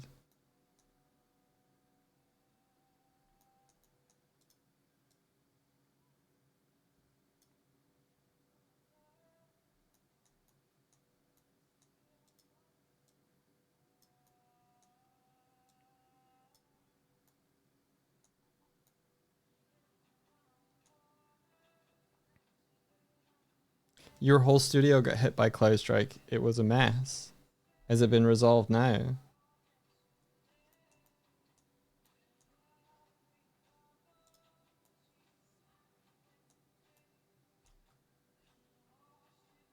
Yeah, if it was CloudStrike that hit the people that are building my PC, I'm gonna be more understanding.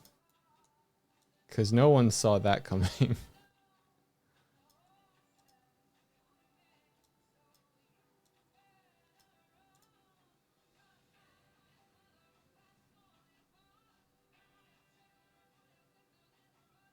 It took 5 days for you to be able to turn your at-home work computer on again. Holy shit.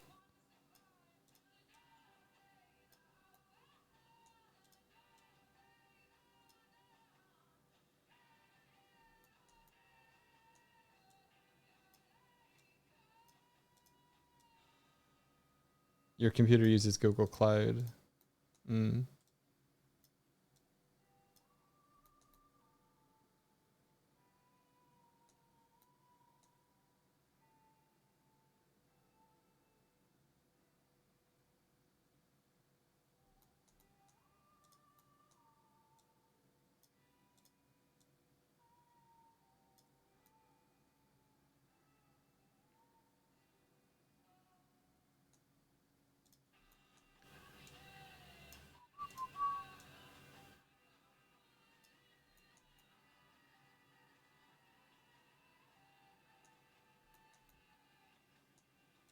I wonder if I can use the smooth thing for this. Yeah, kind of, yeah. Thanks for the follow. Appreciate it. Cafe Pucciato? Pucciato? Cafe Pucciato? Thanks. A lot of hospitals around you were okay as well. That's great.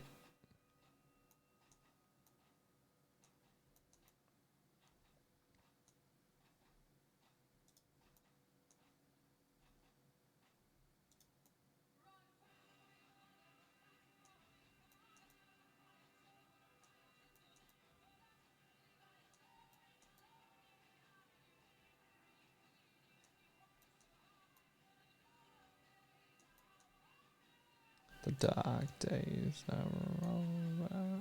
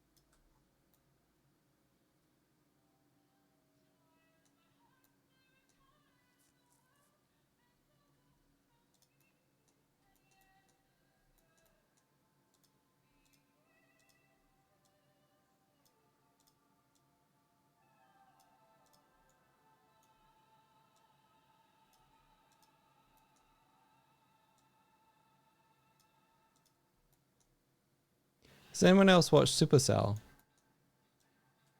It's a like a UK superhero kind of vibe.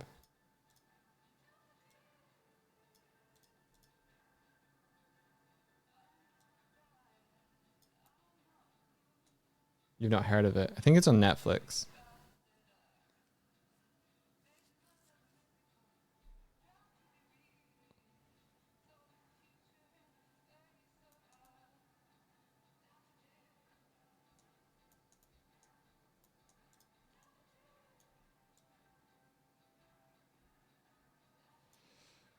The name's so it's like Supercell.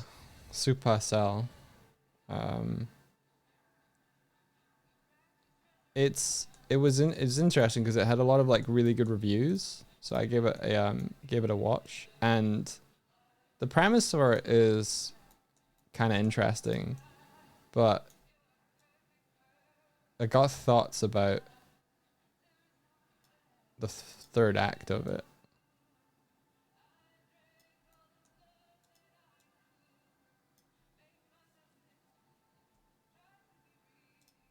And I just kind of try and see if it was just me or not.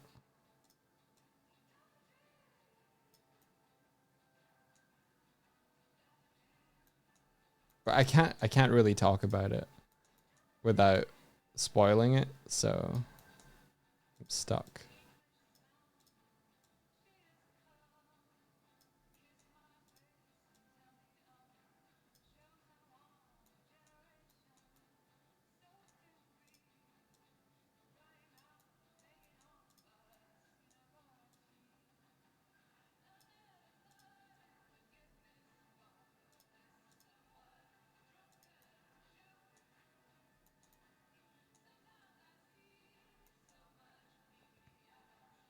My Cintiq also started going on the fritz as CrowdStrike hit. Don't know if it was coincidence or not. Order myself a new Huon that is on the way. I think it would be coincidental. For what I heard, it was something prevented Windows from booting, so I don't think it would do. Unless it was maybe driver related, I'm not sure.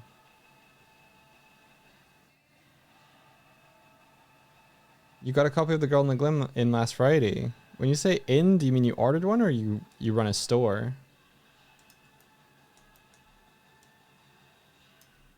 That's awesome though. I appreciate it. You ordered one. That's awesome. Love to know what you thought.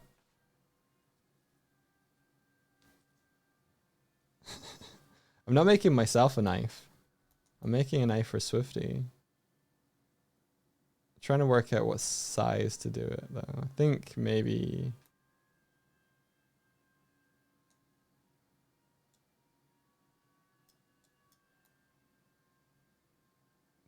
that size.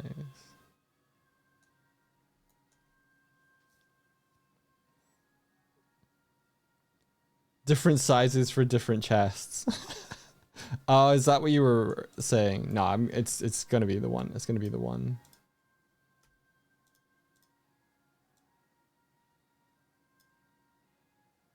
Give her a bread knife. What, the serrated looking one? It's too many polys.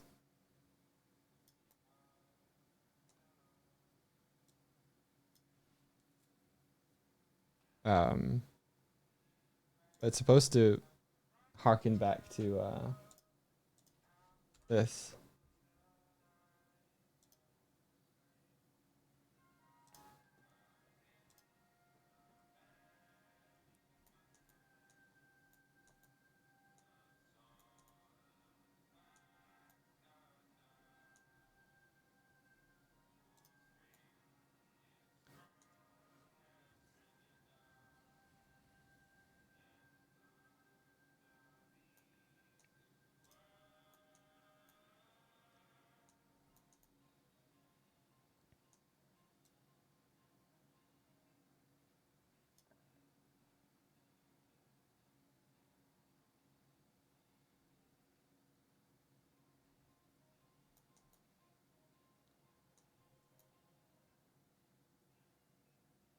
I guess it would be in the right hand.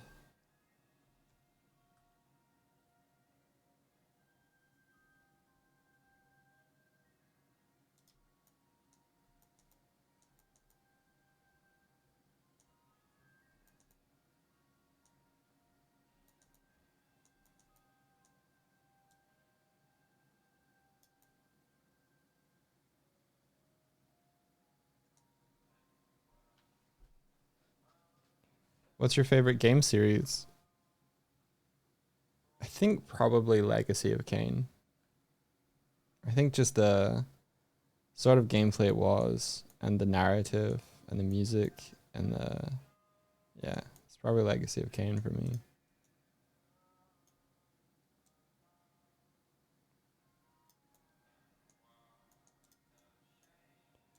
I wouldn't say any of them were my favorite game though, but together, pretty formative. Like I probably played more hours of other games.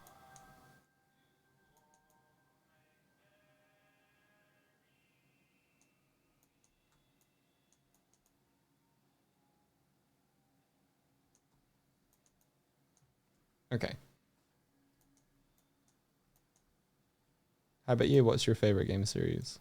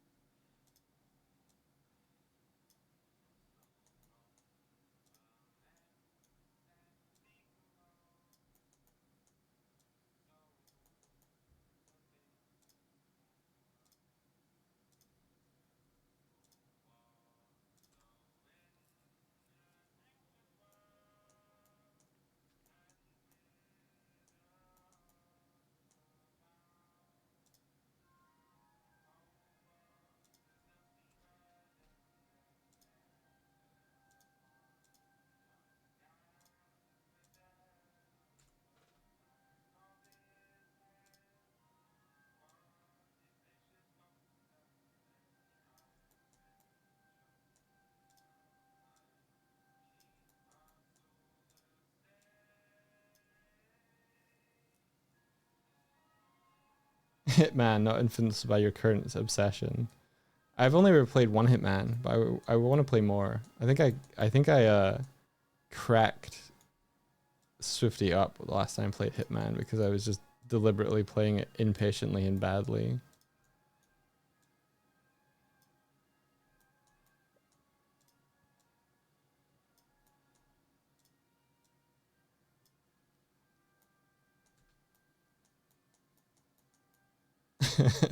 Would it surprise you to find out that I think the most played game on Swifty's Steam list is Hitman?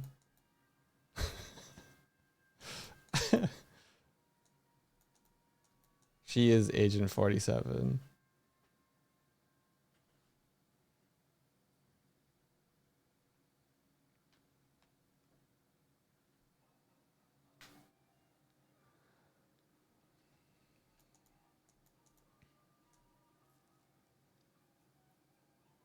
Man, I wish I could paint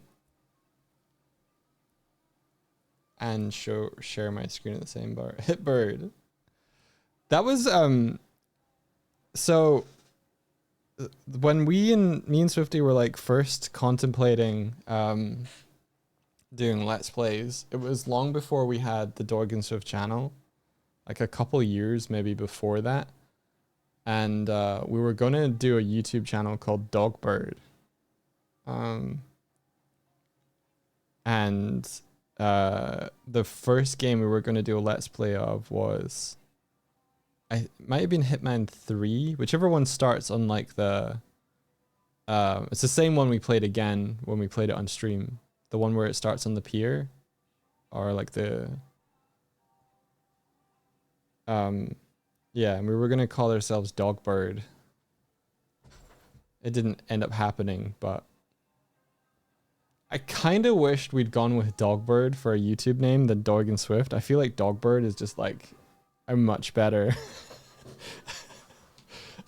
it's a fucking much better name.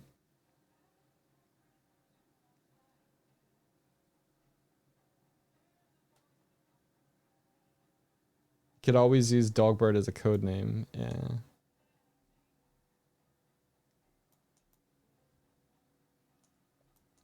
But we were going to have a counter on screen every time that we saw a bird in the game. I think that was one of the running jokes as well.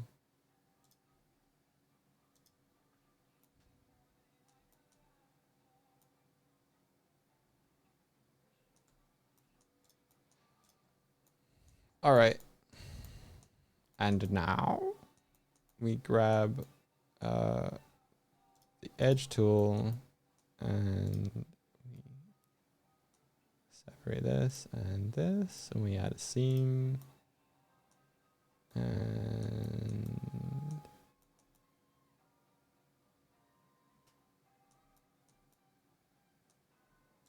Add a seam here. Add a seam there.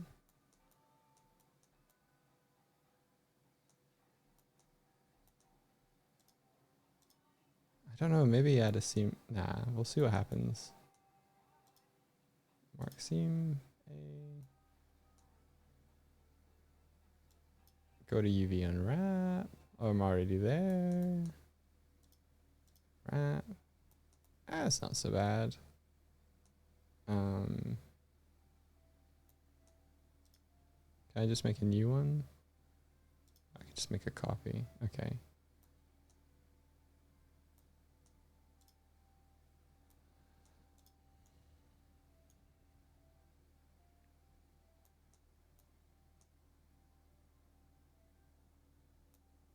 That's fine.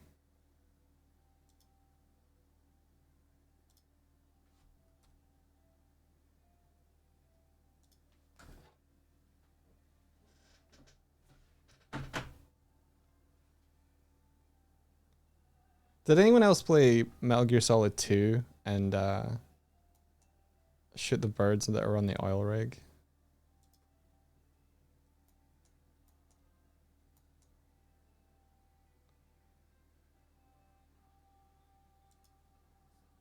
Shit, something's just coming back to me. I feel like there was a part in that game where you needed to do something that needed a sniper rifle.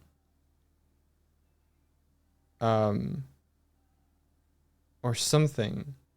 I didn't have the sniper rifle, so I was there for ages. I think trying to shoot something with the pistol. Stupid vague memories. I don't know if I got past the thing or what I did.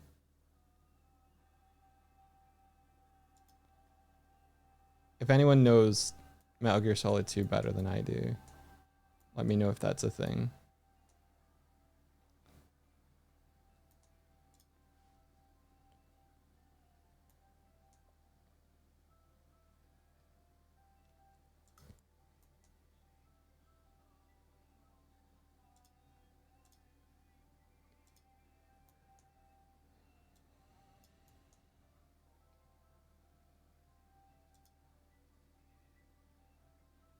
You've only played 5.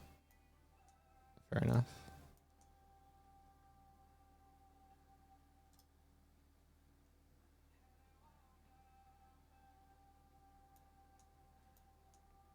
Does Metal Gear Solid 5 make any sense out of the context of the others? Is it a standalone story?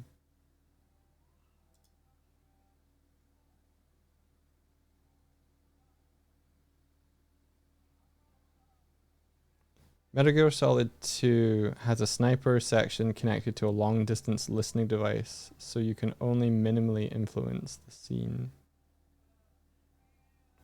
Is this on the tank or the oil? I think it would have been at the oil rig part. Does Metal Gear Solid ever make sense in context? I don't know. I've only ever played 2.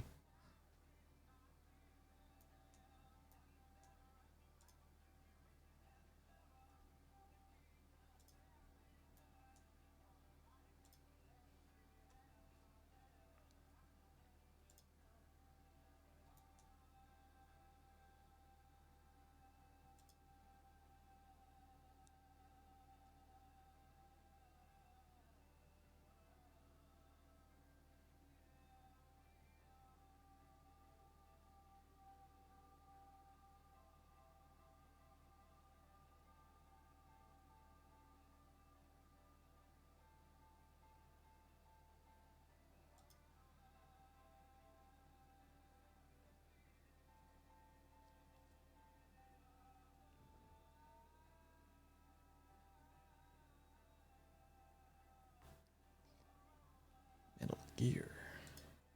Okay.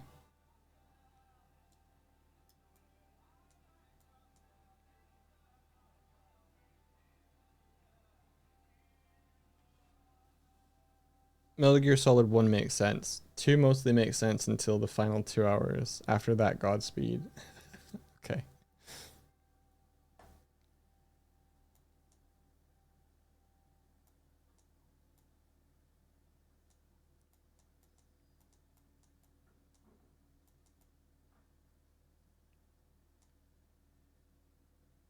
Alrighty. So if we take all this and we export the UV layout to textures.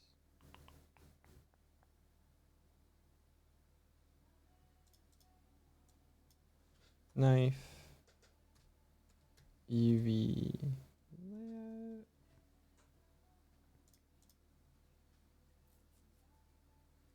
Is this the Sonic like 3D platformer? What? No, that's not my game.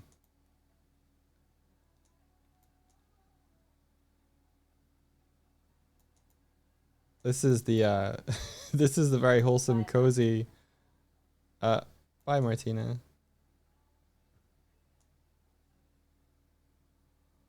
The one with the cute retro bunny. No, that's Mort Mort. You're looking for Mort Mort.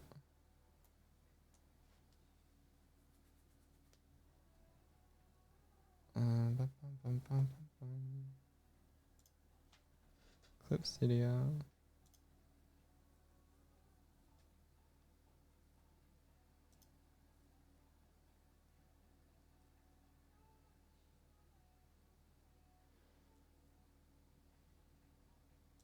File open.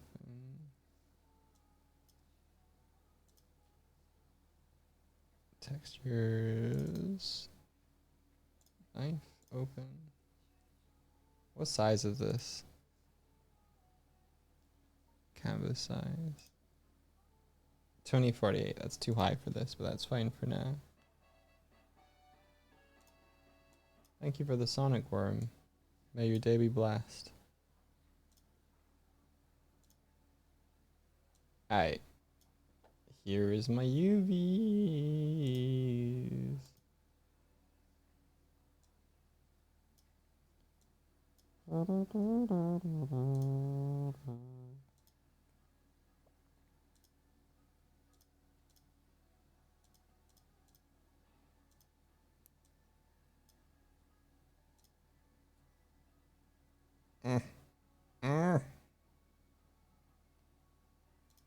There we go.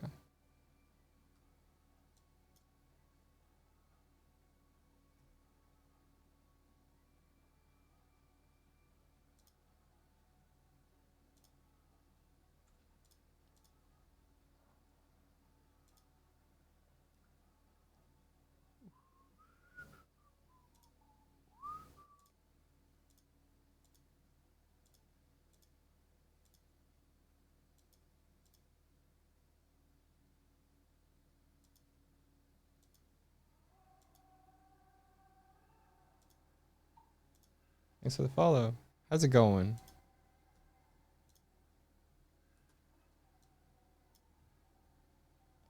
So I have a Cintiq, and I could be painting this with the Cintiq, but the Cintiq doesn't work through the Elgato. If anyone knows how to change that, do let me know, but it wouldn't work when I last tried it. So now I have no option but to use this file, save as duplicate, PNG, bring this down here.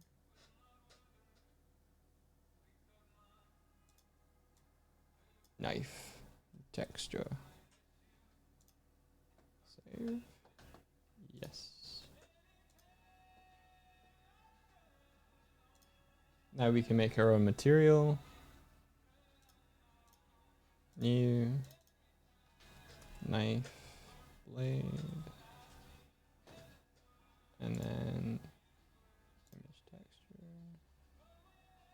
open, texture, knife texture, open.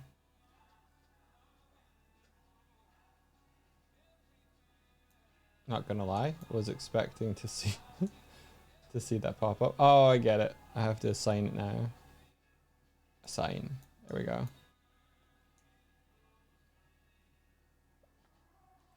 No specular. Nice.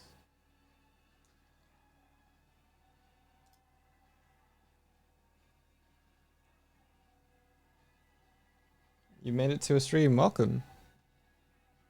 Is it a standalone Cintiq or a regular kind that runs off? It's a regular that runs off the PC Mac. If I try and feed it through, because I'm not streaming from this PC, I'm streaming from Swifty's PC. If I try and run the screen through the Elgato, it just doesn't work.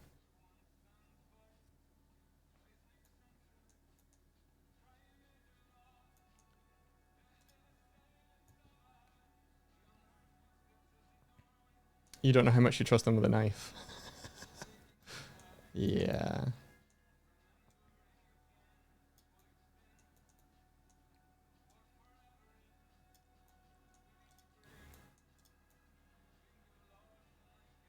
I like making props. I feel like we could give this one a bit more character, but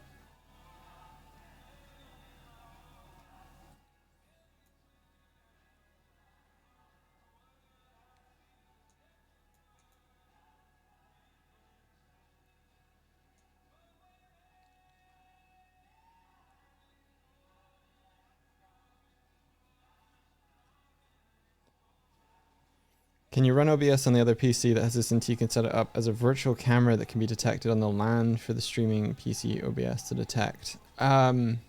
Usually we use NDI, and I've set NDI up on both. Let's see if it works today. Let's see if it works today.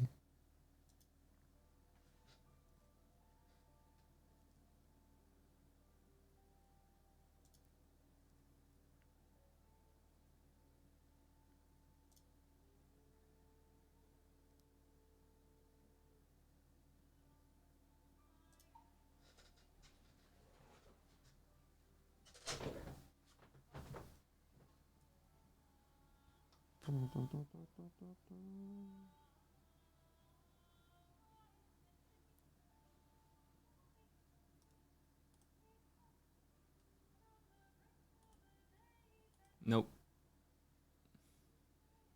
Wild.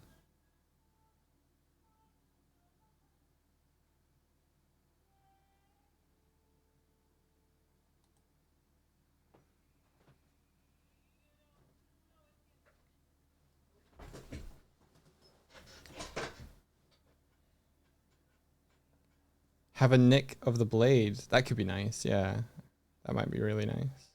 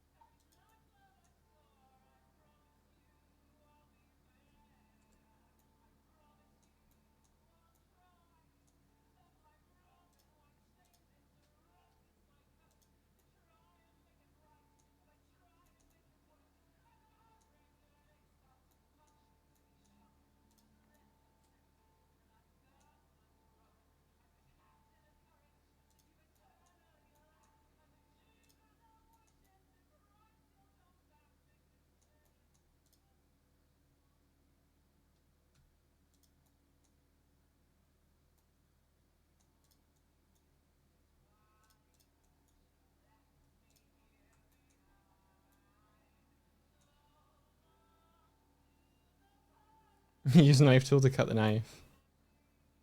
Yeah.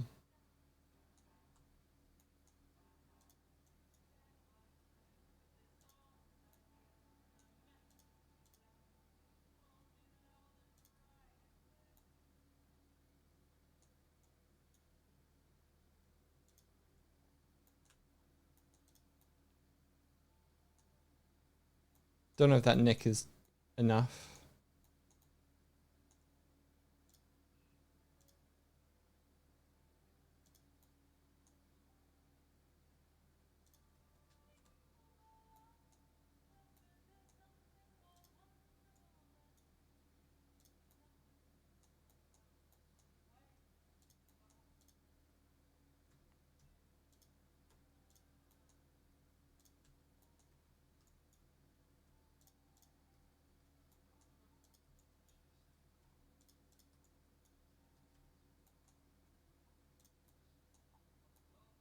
There we go.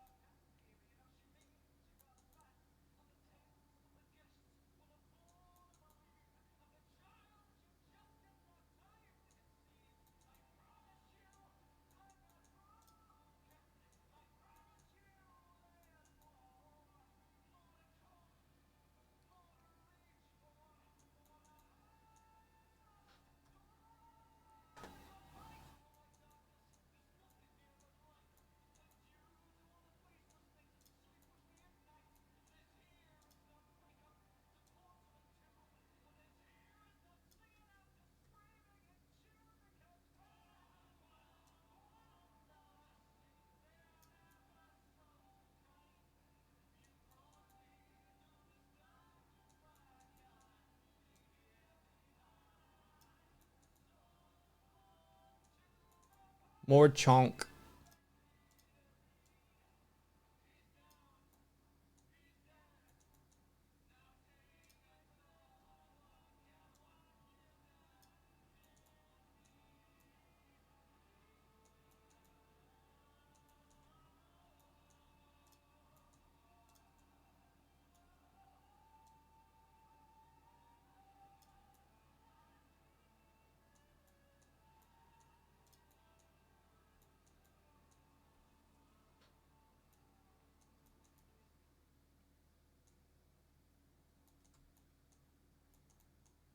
Just a sanity check that my chat's still working. Say someone say pumpkin penguin.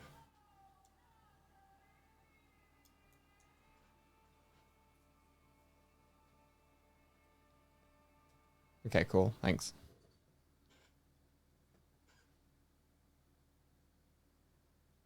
Hey dog, how did you say you managed to get the bit bombs to emit instances? I got the bit bombs to emit particles. That's what you mean. And they're you can set the particle emitter to emit meshes. So I did it that way.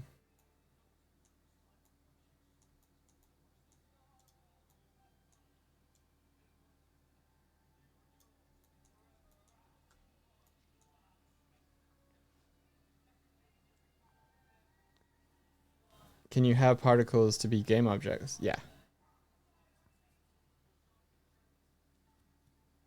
If you check the, I think it's down near the renderer settings.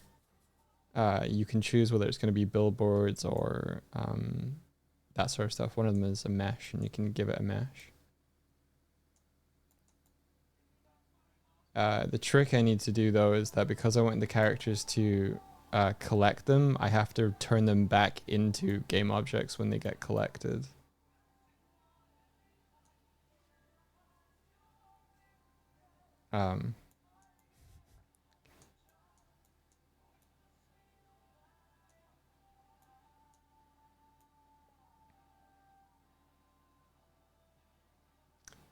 Putting up Unity, see me in 10 minutes. All right.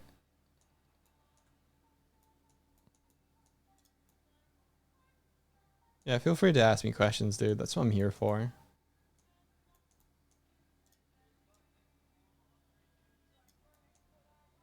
I want people to make cool things. I want them to fulfill their crazy dreams.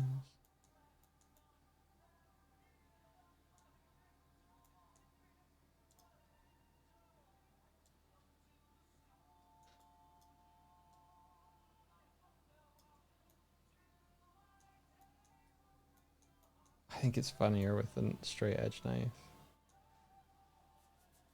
Or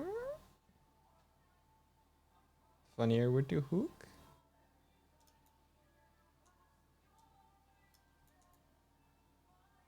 No, straight edge knife.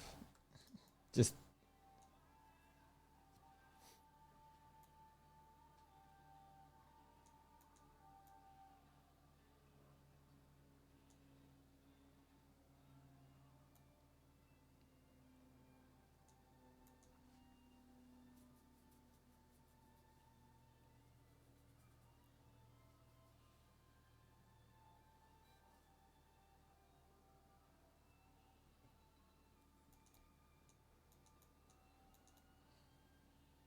Cool. Save.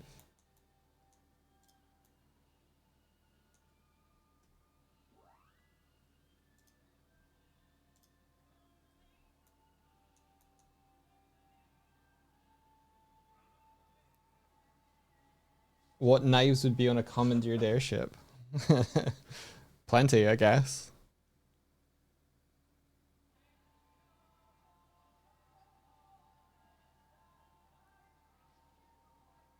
Hey, Space Pirate Fenrir, how's it going, dude? So if you're new here to the channel, Rani right here and Space Pirate Fenrir both are making Unity games essentially on their streams. And they're each taking it in their own unique creative direction. I just realized that the chest is right here. Here we are. Wow, a ton of Sonic worms. Thanks, Fan.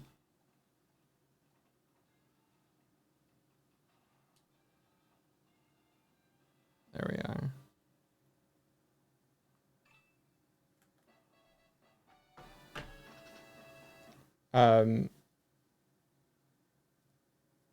And it's been super cool to see what they've been doing for the last couple of years.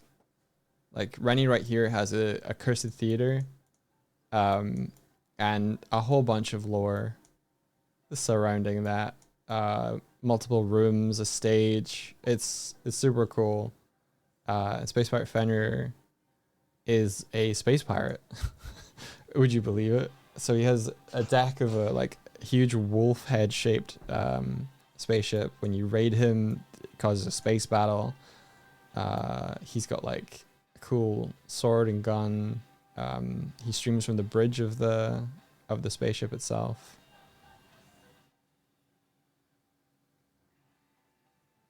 Yeah, double Sonic Worm with Cowboy Sonic Worm.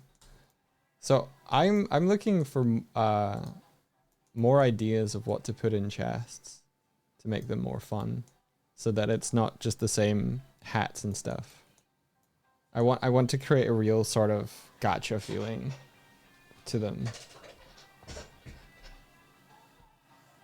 Hence, I'm gonna hide a knife. I'm gonna hide a knife in them.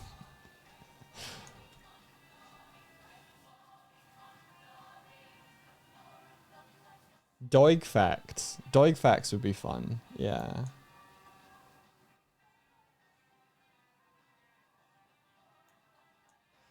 Candy. Candy would be cool. I'm thinking more of like tools and stuff. I used to have a whole bunch of toys. Like there was a remote control for a robot, there was the TV remote, there was a bomb cannon, a handheld bomb cannon, there's knives, there's torches. A PB&J.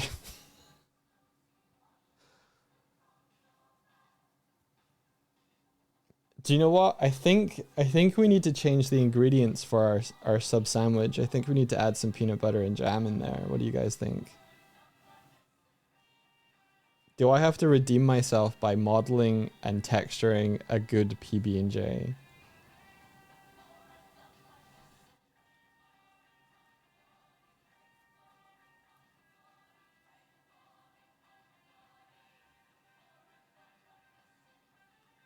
To answer your question, I do have the flashlight torches in there. What kind of tools would you add into the chest? That's what I'm needing to consider.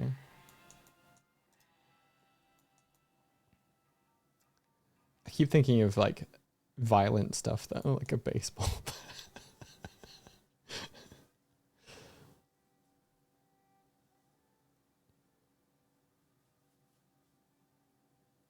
No, you have to model the Sadwich. Oh, Sadwich.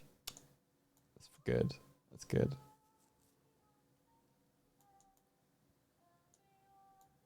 I guess I could just take the texture from the photograph. stilts, and then when you grab them, you're now walking around on stilts. A paintbrush or a roller. Well, that would imply that you would be able to paint on surfaces. If I could code it so that we could paint on surfaces, that would be insane.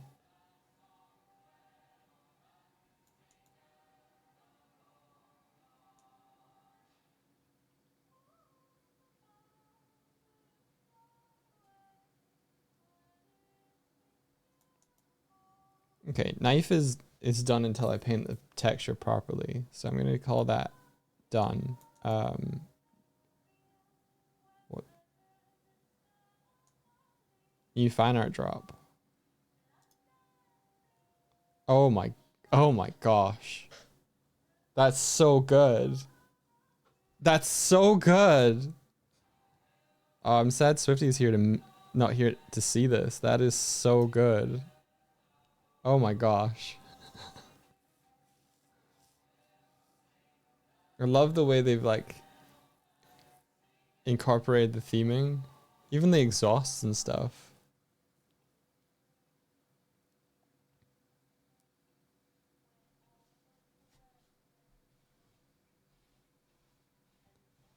Oh my gosh. Okay. I'm gonna have to make this at some point, aren't I? So that's from Blue on the Run. Blue on the Run, do I have your permission to model this at some point in the future?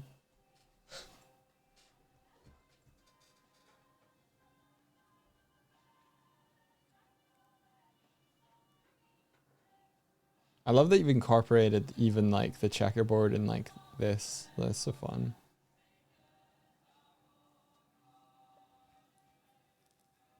By all means, go for it.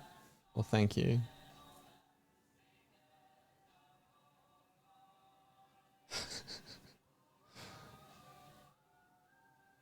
I can't. Yeah, very good.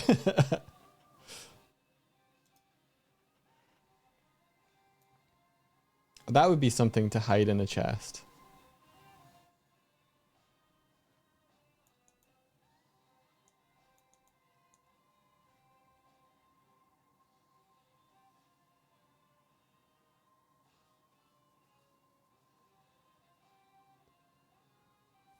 Don't tell Swifty and let it be a surprise. Okay, it's a really good idea. Like, we had the idea that we would make a Sonic Worm Kigurumi for Swifty. I don't know if that's still in here or not.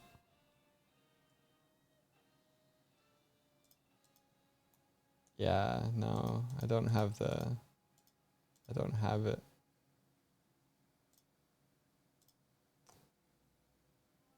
Oh well.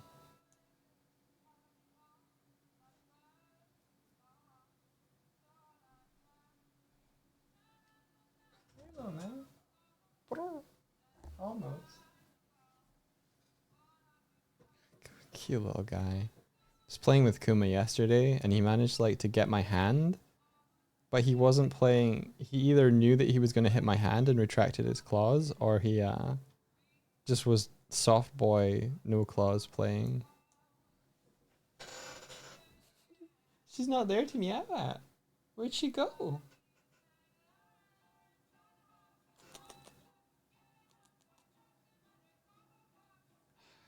Cute little soft boy. Don't know where he's gone. Oh, yep, the window. Oh, Swifty opened the window in here. That's really clever. We usually can't open the window in here because their window bed sticks to both sides of the window and prevents it, but we had to take those down because a wasp got in and I had to like get it out through that window. And we haven't managed to stick them back up without falling down yet. Maybe we should move your window bed, huh? Dump truck. Aw, you lying there? Good boy. Do you want to be more in the sun? This is a good boy.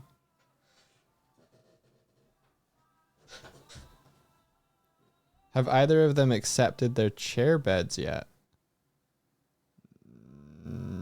chair beds? Oh, the thing that we attached to the chair? Fuck no. They have not used them even once.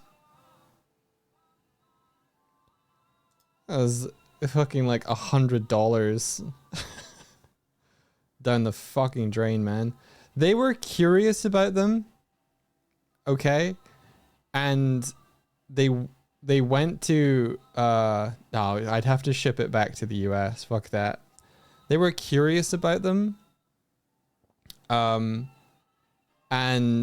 honestly, the construction of them is bullshit.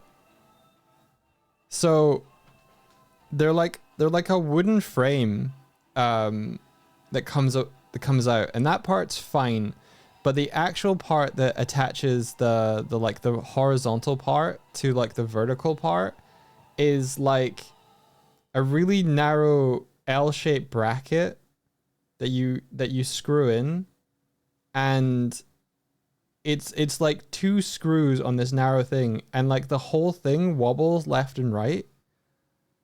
And so they went to like put their front paws on it, and it had like a bit of give to it. So they were like, oh, that's going to fall. And it's like, I feel like if that were sturdier, they would have been like, I can trust this, but they just have never come back to it. And like, I will say maybe I screwed them in badly, but I don't think so. Like, you screw something in, it's screwed in.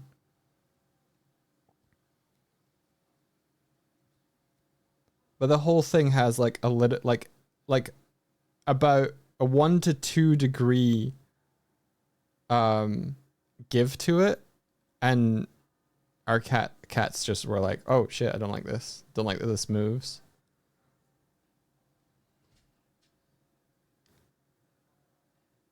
Maybe put an empty box on the chair bed for them to get used to the sensation.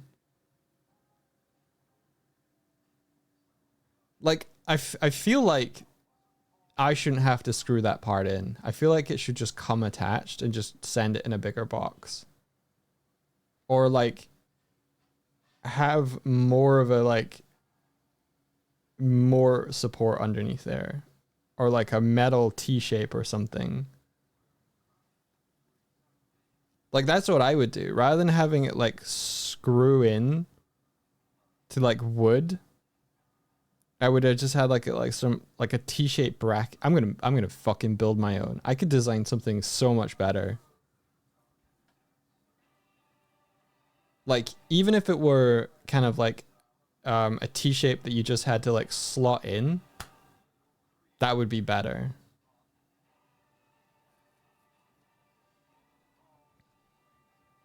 You know, like think of pipes, and you've got T-shaped pipe and a long pipe.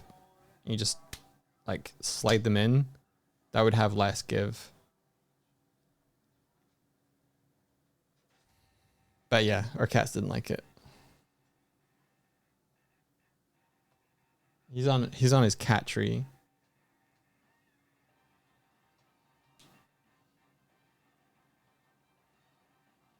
I think if we'd shown it to them when they were smaller and they'd gotten used to it, maybe. Because the cat tree has give to it, but they know that it's going to be fine.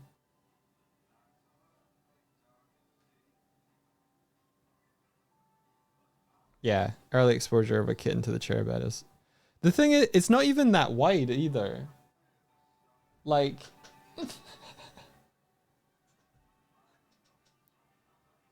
I'll fucking take a picture if I can. I wonder if I can put something to show scale. Okay, I'm gonna use my Switch to show scale.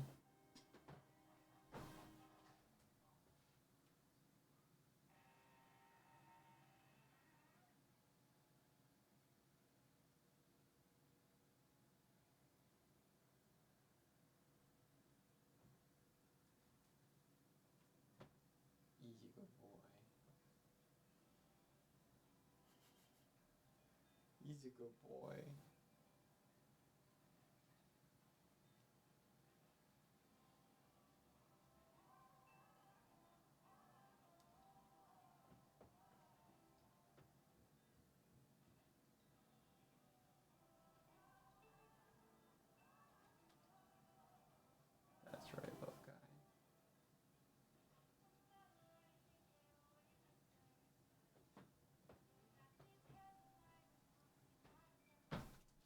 I took a photo of him, but he looked like he wanted pet. So give me 2 seconds. I'm gonna pet him.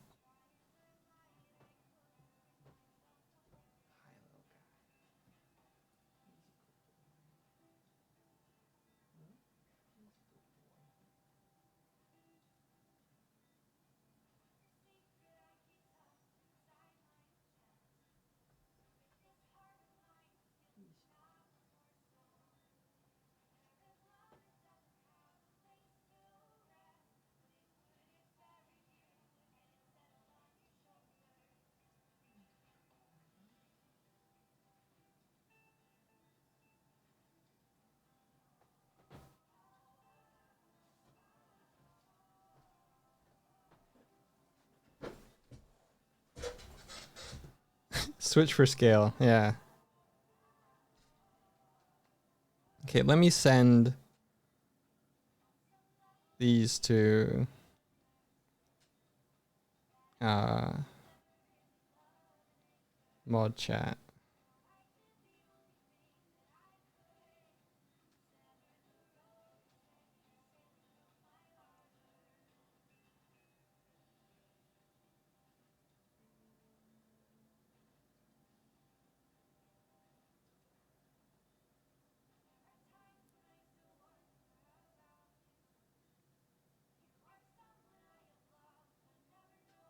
Mods, don't put this in immediately. I want to see if I need to crop it.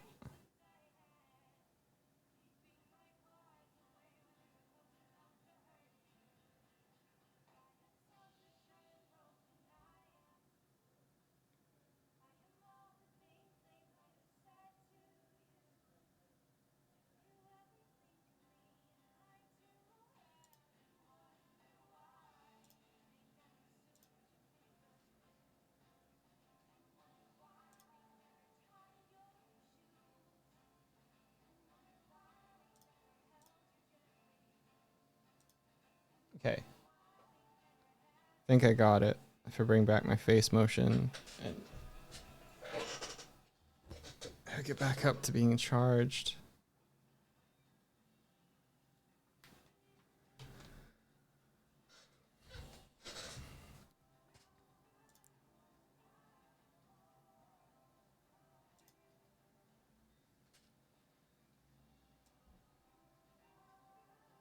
Okay. You guys are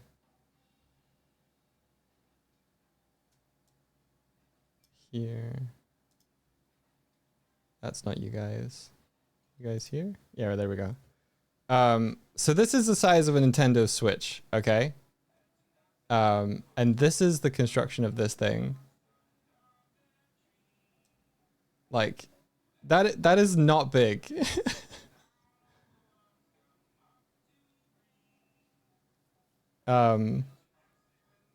So they could probably loaf comfortably on this, but let me show you Kuma's dump truck ass. Like, this is the size of our cat. You know? Like, he takes up a full square of this thing.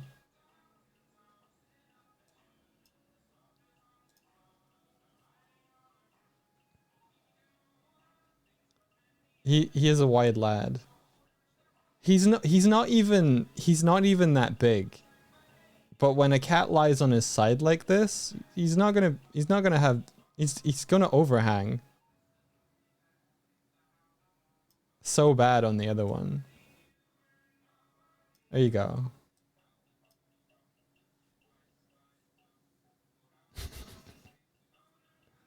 You can see why they aren't using it. Yeah, it's nothing.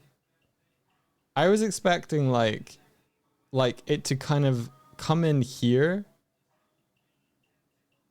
and like be like an extension to the chair, but like it's this kind of free floating thing.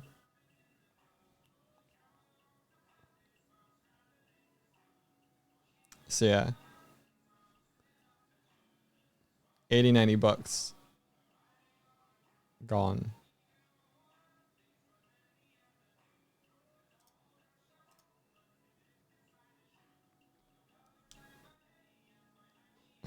It's a scrap match at most. If anything, it's just the way to get onto our laps. Easy. Which they don't do yet. Oh, sleepy guy.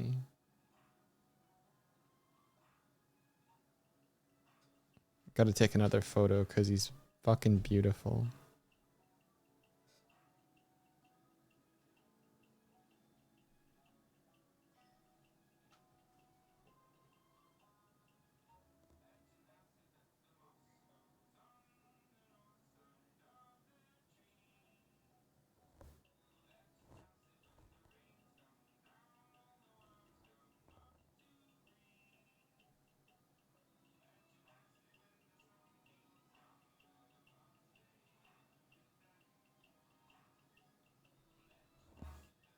Little guy.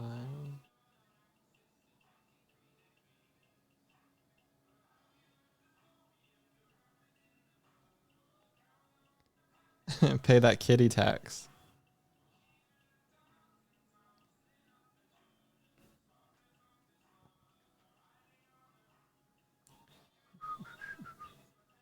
Ooh, I could try and grab the pizza.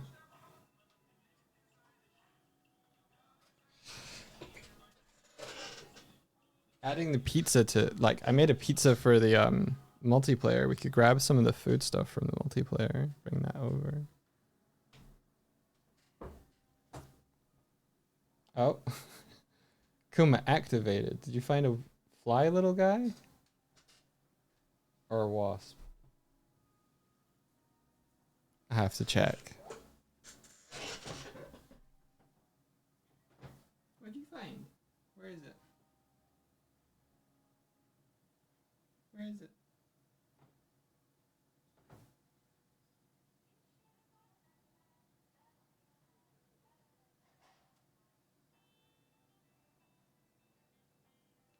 Or is it a window cleaner? Did you get scared by the banging?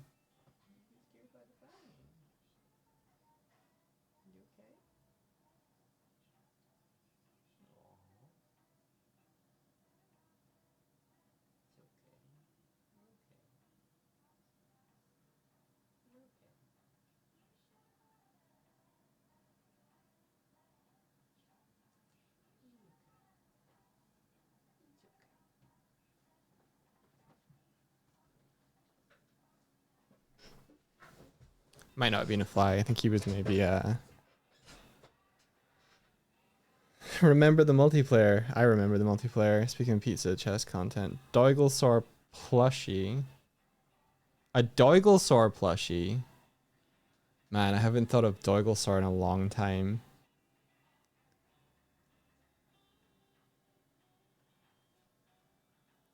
I don't even know if I have that art anywhere that I could show right now. Yeah, my Instagram was Doiglesaur, and I was gonna stream as a persona back before that was even a thing. As a small green dinosaur, I love pizza.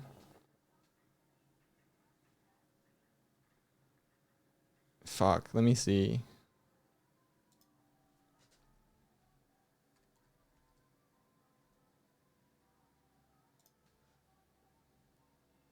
I don't think I ever really put that up anywhere aside from my my Imager, and that's like,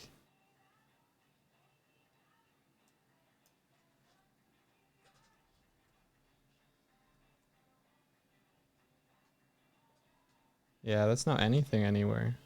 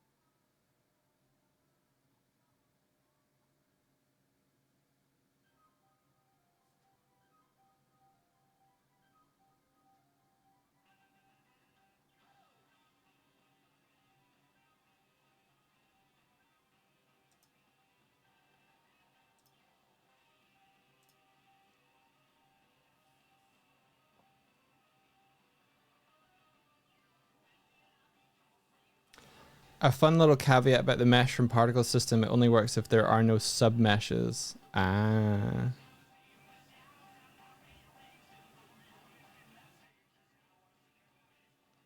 Is that how you won over Swifty, by being a dino? No. Dino came later.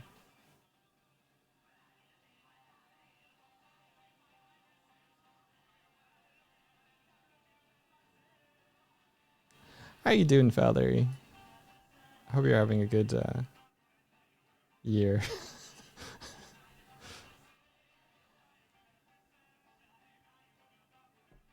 Is Instagram a good place to post things like drawings, despite the bots and what I heard of the AI generators using people's art to make other AI art? That's it's two questions I think in there. Whether it's a good place to share stuff in order to get discovered, and whether it is a good place to share stuff about being like ripped off. That's a tough one. I'm hoping that this AI generation stuff is going to bottom out, and that like it's not going to be a concern anymore. That said, I haven't been posting 2D art anywhere at all this year. Aside from like the thank you images and stuff, I've been avoiding it. But I'm not in the position where I need to try and yeah, no, I don't know.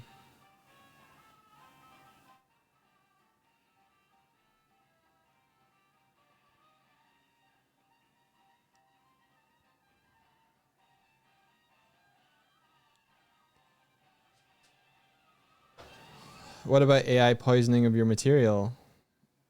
I think I'd just like, yeah, I suppose you can use stuff like Nightshade, that sort of stuff. You could go that route.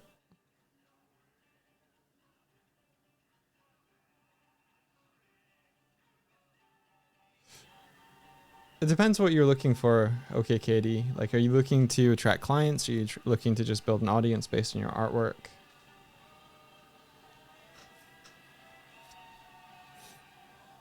Oh, more art? Oh my gosh. Is this supposed to be like some sort of Care Bear stare?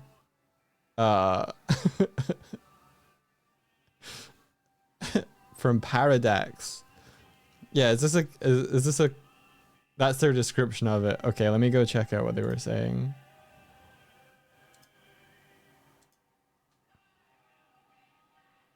Wanted to draw something from the first live stream I was able to catch. Marinara Bear giving their Care Bear stare. Well, thank you.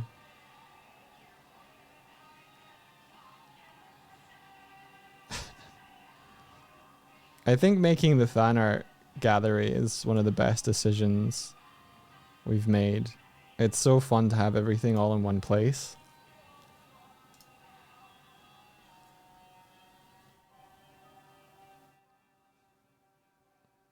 And I'm staring off into space again. Oh, it's because my thing has stopped working. Oh, man. Looking forward to having a proper setup again. Good morning from Florida, though. I hope the stream is going well so far. It is, thank you. It must be pretty early in Florida, no? Oh, Dax Destroyer. I hope you like the piece. I'm Paradax. Hey, I do. It's very fun.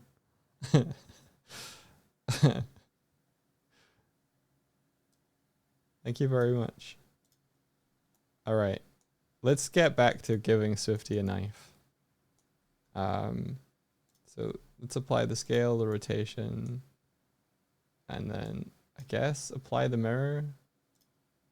Don't really want to apply the mirror though. But if I don't, when I do location, it's gonna be weird. It's gonna do that.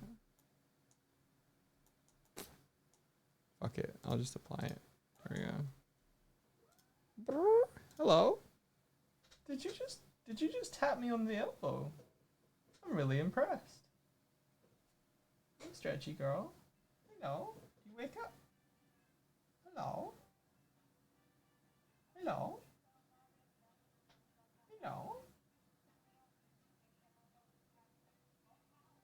Yeah, when we get the stream, yeah, I think you just heard her. That was Sparrow. She managed to jump up and tap me on the elbow, even though the elbow was at like death kite. She's a good girl, huh?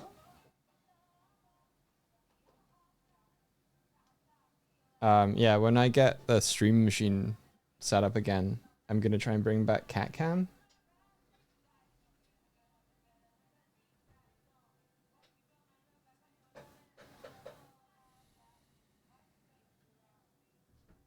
The reference sheets. Swifty was suggesting making reference sheets on stream yesterday. Maybe I could make the I mean, like, if I just do this, is this enough of a reference sheet?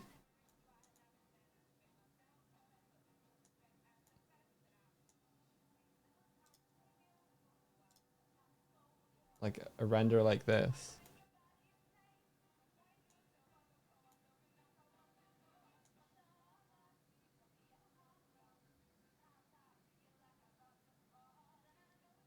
We must be asleep. They've not set the camera off. Oh, do you have cameras to see your cats? That's such a good idea. The models are good, yeah. Okay. I wish there was a way to present them without lighting.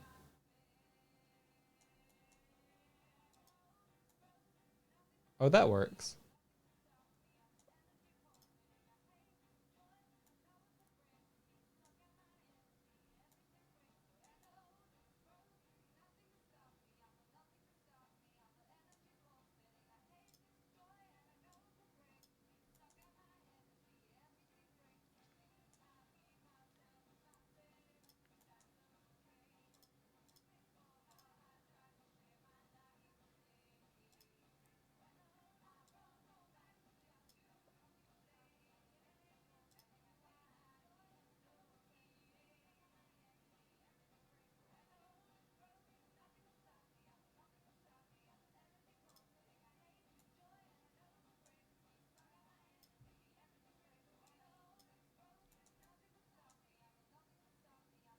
Sparrow wants attention. I'm not really sure why.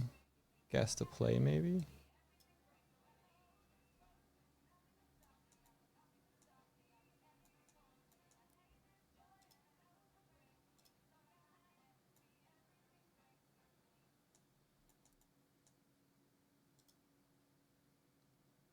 Wonder if ortho is better than perspect.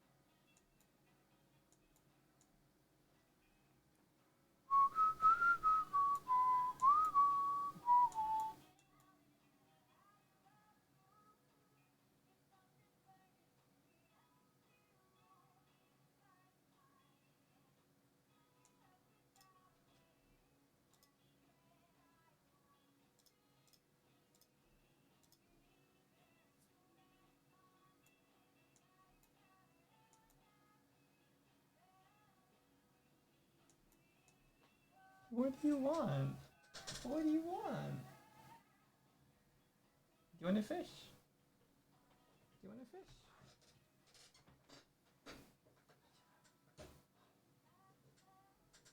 Yeah, you want this? You want to play? Aw, she's super playful. Hello. Be right back.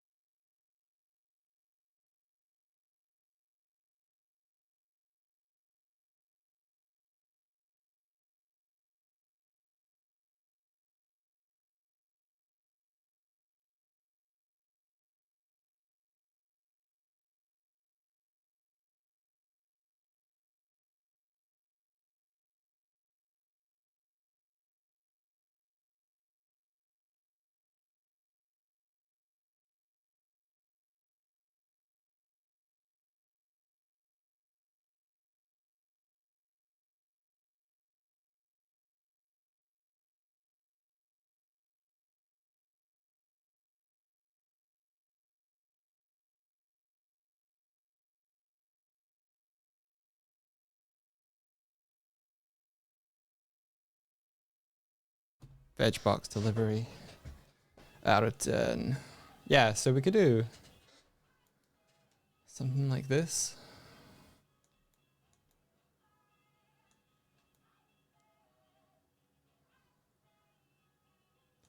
I gotta fix her hair, actually. I think the weighting is wrong on her hair, so it's causing a weird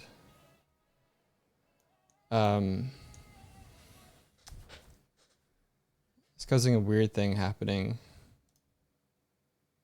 So rather than putting the reference sheet out like this, where it's bad,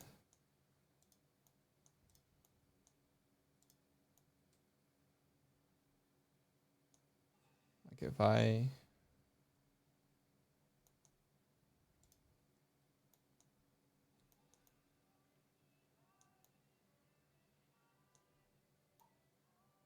yeah.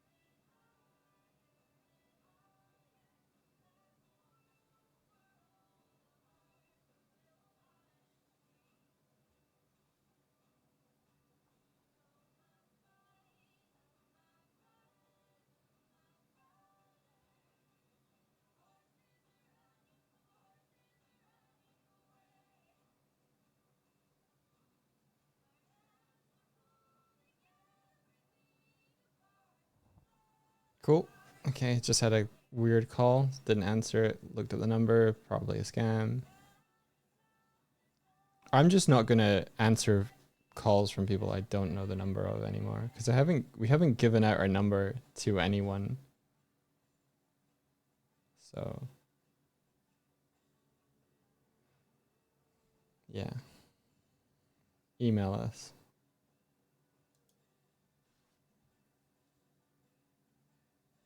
You haven't answered an unknown number in years. Yeah. I think I'm just gonna flat out stop.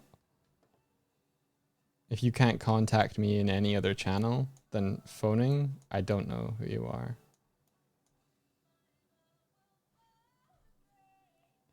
I've been trying to figure out how to write the lore of my OCs and their story, but I can't stay on track. My mind just can't keep thinking or stay thinking on one OC at a time, to the point that it's just an unwritten mess. It could be a bit of an ADHD I have. I'm getting there, but very slowly. Swifty tends to do things where it's like a big kind of mood board of ideas. Maybe it might do you well to like write out all the separate elements together in like sticky notes or something. And then you can see it all at once rather than trying to like get it into a formulated written paragraph way, like all the disparate elements, and then see which ones kind of pop out to you of like, I want to keep that, and then throw away the stuff that doesn't make sense anymore. Like unclutter, unjumble that way.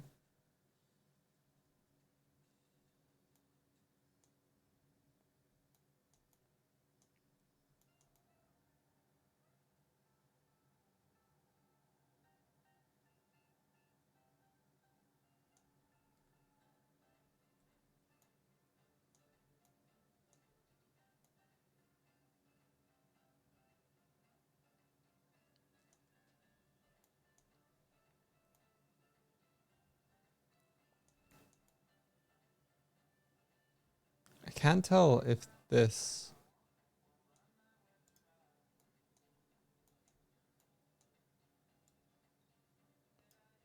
Maybe just the idle, like maybe it's not the weighting, but maybe it's just the animation itself is pulling Swifty's hair down. It doesn't need to. Which might be fixed when I get the new idol. That's not the right one. Where is the right one? This one? Yeah.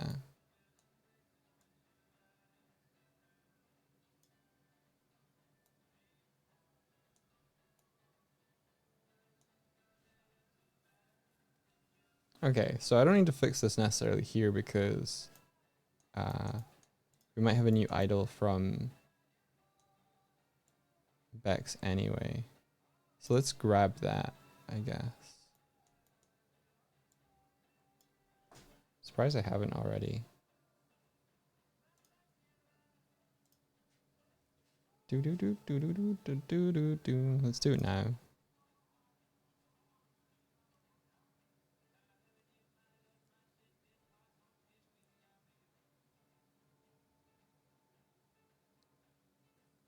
Okay, so there's the run here. Okay, let's fix up Swifty. I think we're fixing up Swifty today. We gave her a knife. So that's Swifty blend.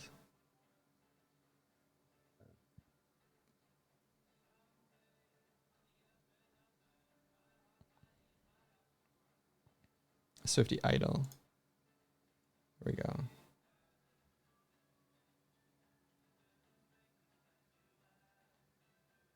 Open this.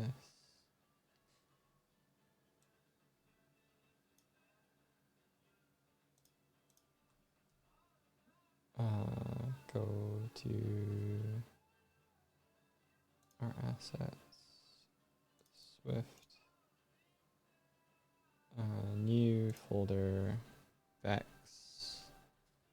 animations. Paste this in here, grab this. All right.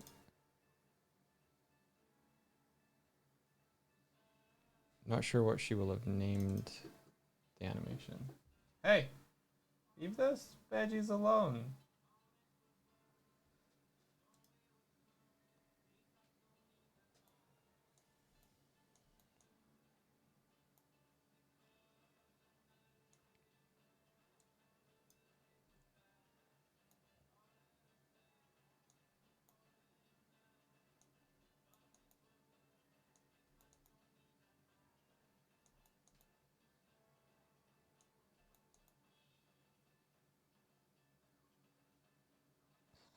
Oh, it's got a little dancing thing going on.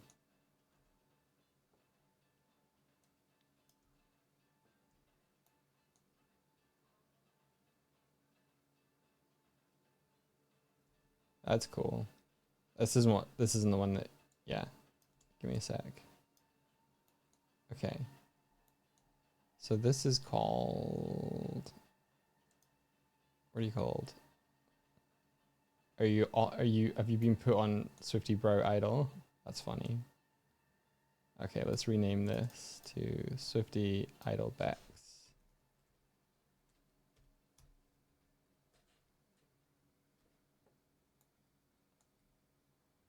Save, overwrite. Okay, so if I go file, open, append, and then hit this, and then action, Swifty Idol Bex, append. Cool, and then hopefully we can grab that here and protect it. Cool, and now the hair isn't going through. So this is what Bex has done.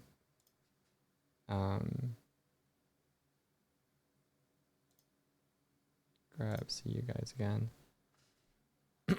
You love a good Bex idol. Hi dog, if you would be a boss in a Souls-like game, what kind of boss would you be?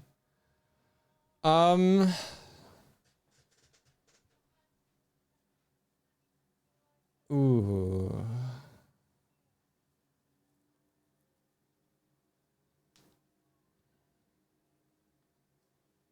I think my favorite style of fights in Souls games is probably something where it feels more um like more humanoid, where you're like going toe to toe with something. Um they can get a little flashy, like Moog. I'd probably be something like Moog. I think that would be cool. Something batshit like that.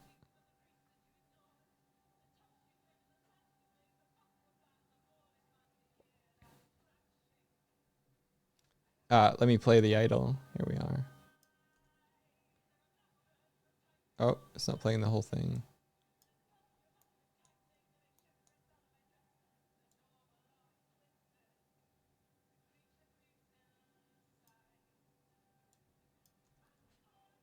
Taylor Swift the idol.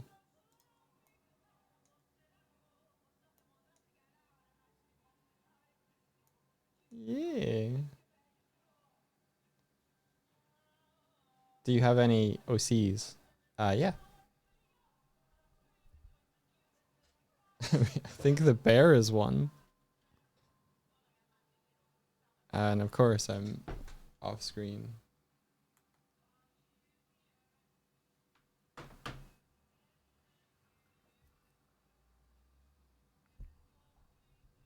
The bear is more of a persona. I mean, OC just means original character, so it's an original character design.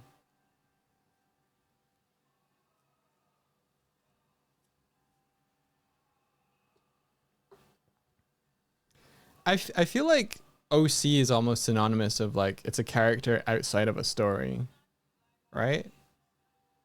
Because I feel like if you were like, oh, I have a character for a story, you just be like, I have a character. But I feel like internet speak is kind of attached original character to just be like, this is a standalone invention. I don't know if anybody else feels that way.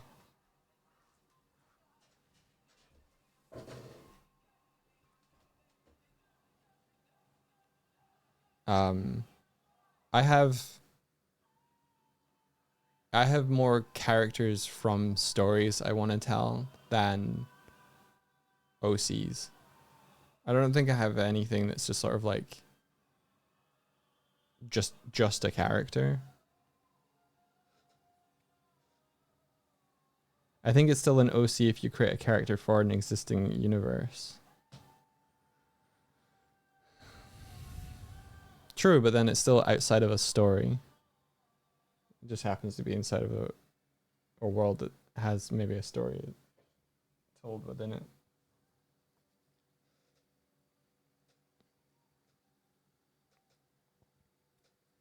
Internet speak is complicated and hard to understand.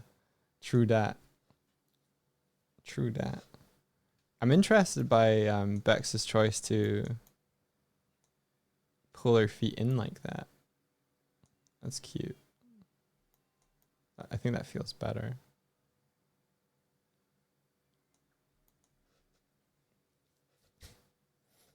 All right. So we've got that one in. I'm going to hit a little save as here.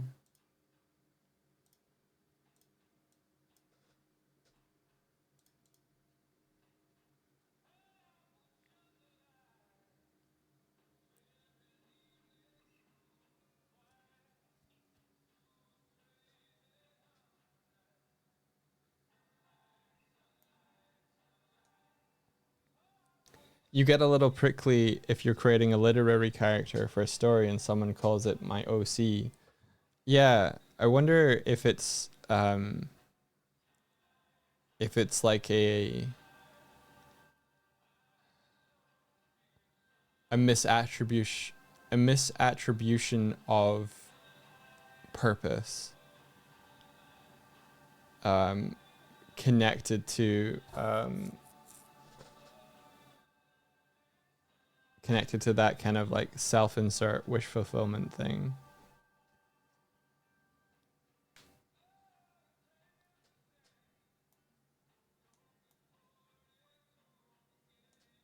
Because I think there's going to be like a level of sense of immaturity, and that I don't know if that, I think that's falsely prescribed, but like an immaturity to the like the comparison, the contrast, like creating a character because you're wanting to tell a story almost feels like more mature than creating a character simply to exist as a vessel for just doodling. I don't know. I think it's also because maybe the origin point for the kind of names is stuff places like DeviantArt. So it feels like a younger time.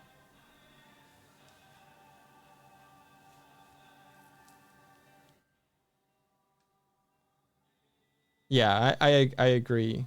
I agree, Fenrir. I agree. That you're saying that it's different when you're trying to explore a theme or an idea and you have a character developed to express that idea.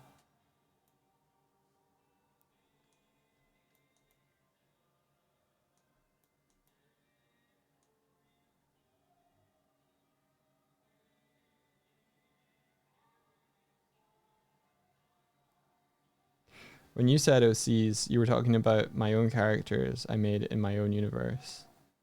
Yeah. But like, you can just call them characters. Like, technically speaking, you could just call them, these are my characters.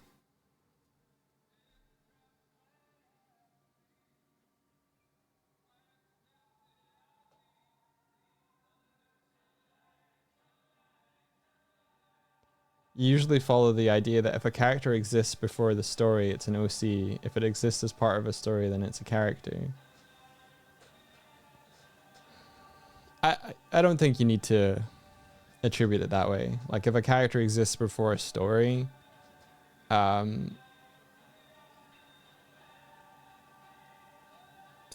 you can form a story around the character.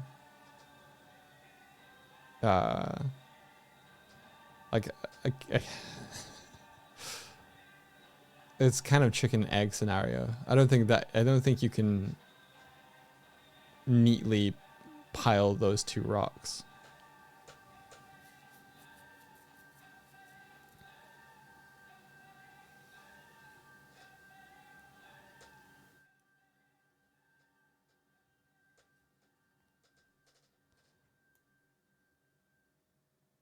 Like the Doig and the Swift Bird and Bear characters, like they are avatars for us to express ourselves on stream.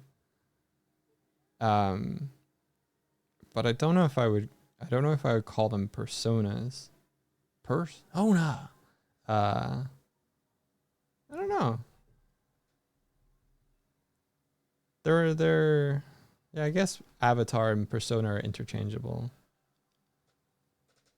I don't know. It's good thoughts. I'm still looking down into the corner somehow. Yes, because I'm not looking direct. Like this needs to be here, doesn't it? God damn.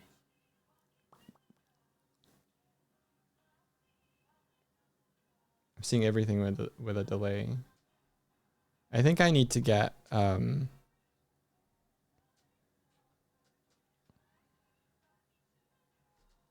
you'd refer to your little Dog Swift verse bat design as a mascot.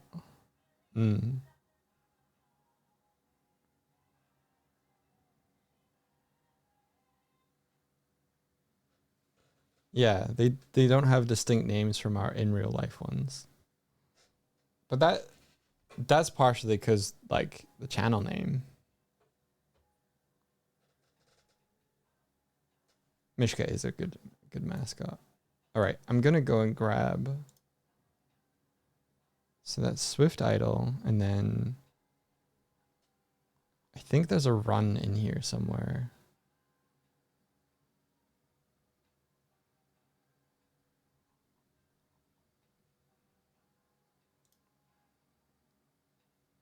So cute. All right.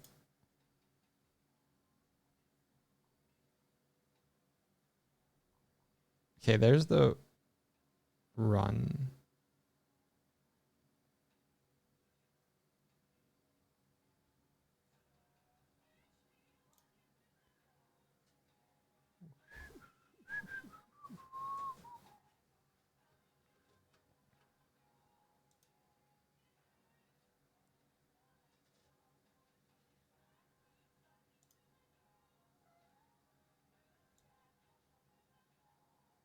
Okay, so that's Swift run. Let's call that Swift run Bex.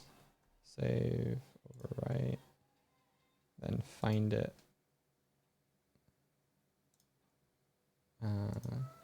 Here. Control C. Bex animations here. All right, cool. Hey, little man, you got a shush. You got a shush, little man, shush. You got a shush, shush, shush, shush, little man, shush. Action. So from Bex, append. All right. So from Bex, boom. How we doing with that?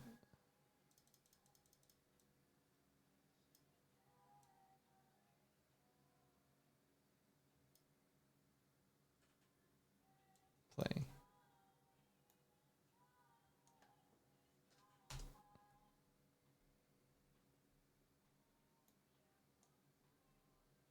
Oh, I went one extra. I think. There we go. Cute.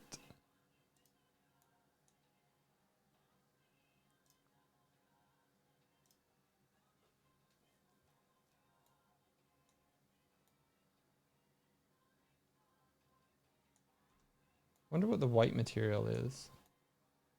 Is that her arm? It might be her arm. We have to fix the weighting on her arm.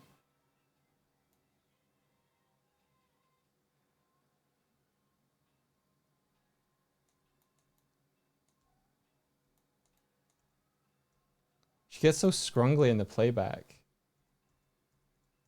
It's not going to be there. Weird. Wonder why that is. Like, I have a decent machine. Why am I not seeing it properly?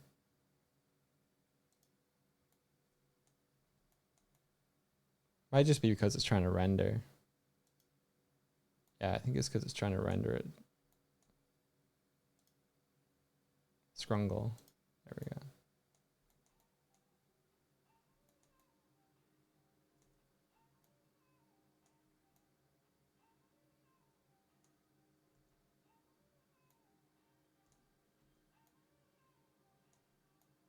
The little pointing fingers is so cute.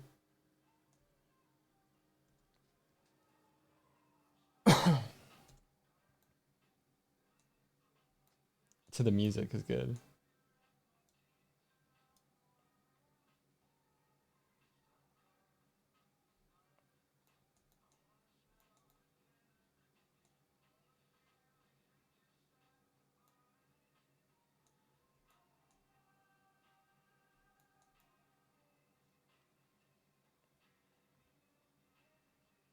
Bex is so good.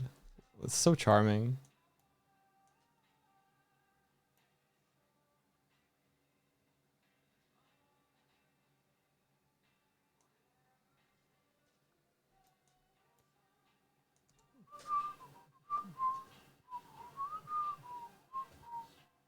I am currently importing animations from that are done by an animator friend of ours called Form Beckstron. Has done some Swifty animations, so I'm bringing in the files, opening them up.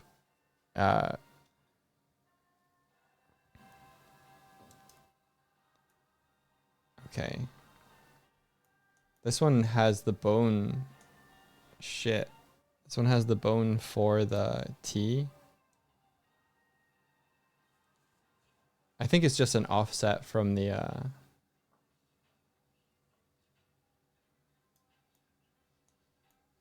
hand though, so I think we'd be okay. Unless you're unless you're actually tipping it. I think you're not though. Unless subtly.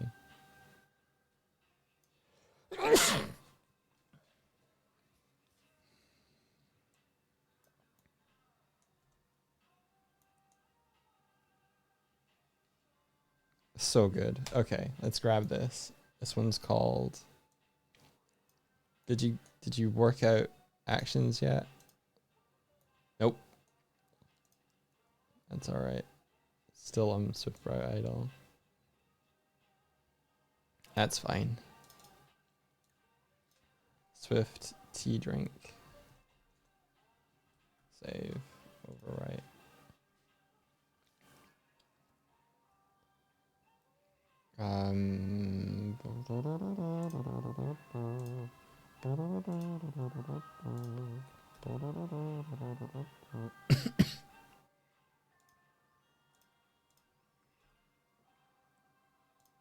Okay, so we grab this and then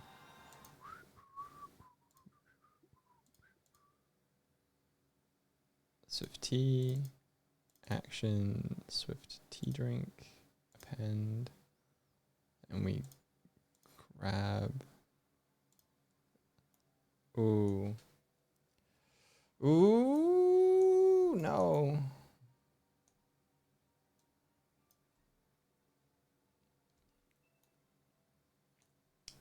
It's not mixed well with the VIK.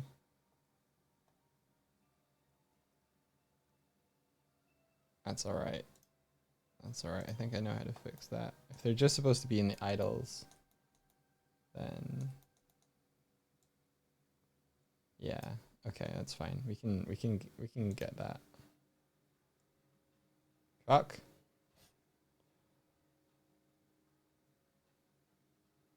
That's annoying. How am I gonna find? Okay, this one's safe to open. Do this. Dashboard. Clips. Stream manager. All right. Gesundheit, thank you. How many of these functional models are you going to have by the end of this giant project, by the way? So I want to make R2 character. Okay, my cat's complaining to get lunch, so I'll be right back and then I'll answer that question.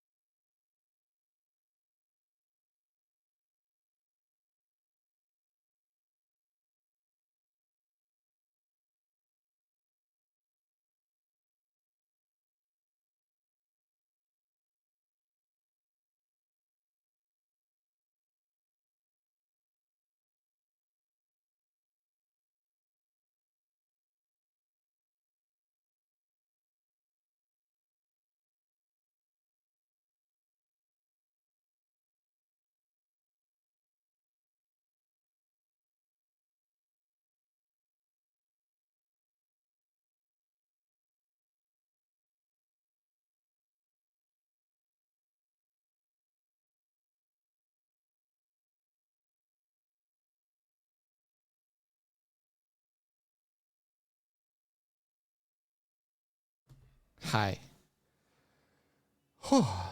Just had to chase my cat around a little bit. You were asking how many of these functional models are you going to have by the end of this giant project? So the two main characters, you see one on screen as the bear that I'm using as a VTuber, and this is Swifty, my co-host on stream. We're going to have these two characters, but what we also want to do is have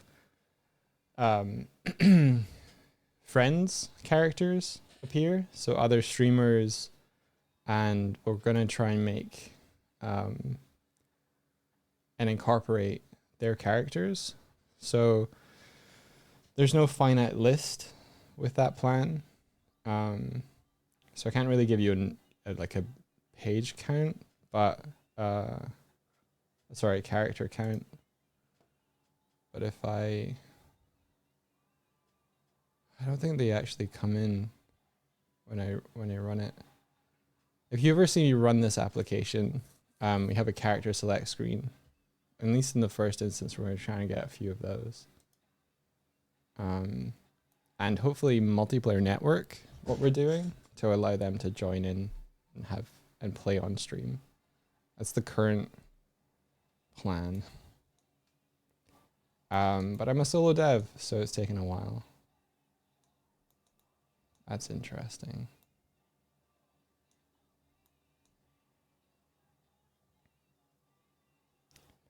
There's Onsta, there's our friend David Liu, who is a fighter cat. There's Patrick Standard, who is a kind of floating ghost goat character. We want to get Melvin from Rebecca Roney. There's Barry with his Barvatar. Toddly enough provided character. Space Pirate Fenrir's got like a chibi character. I've been trying to like refine how to set up a character, but I think what I'm going to do is for things like if we want characters to do specific stuff, be able to attach any scripts that they might want to write to allow their characters to do stuff, whether that be triggering an anim or something.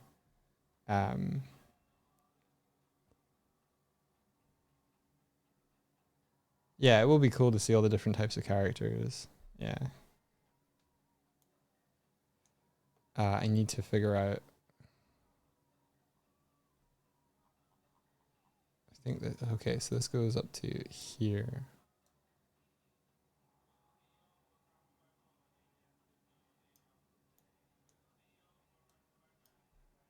So this is supposed to look, I'll show this one first, so you're not seeing it being broken straight up. Oh my God. Here we go.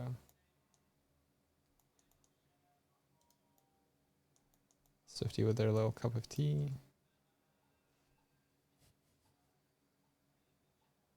Little drink. Yay.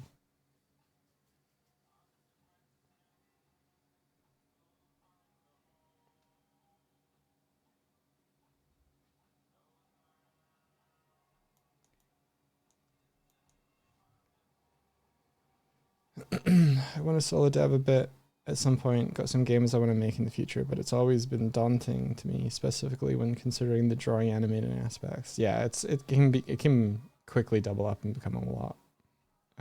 Every code is a little different.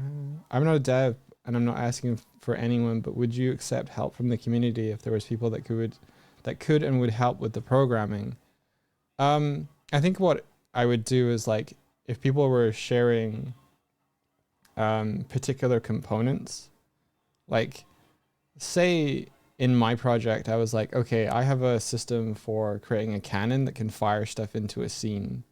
I could share that small part and be like, here's a cannon for you to put into your scene. If someone else has created something where they're like, oh, I figured out a way to share a screen or something, I think it would be like sharing community tools like that. I think it would get kind of messy and weird to like properly share the repo and have people contributing directly to the project, but helping one another in that way could be really good. Like From Bextron is volunteering doing animations for our characters, as a way for them to learn how to animate in Blender. So I gave them the rigs and they were like, awesome, I'm going to do some little character studies. So in that way,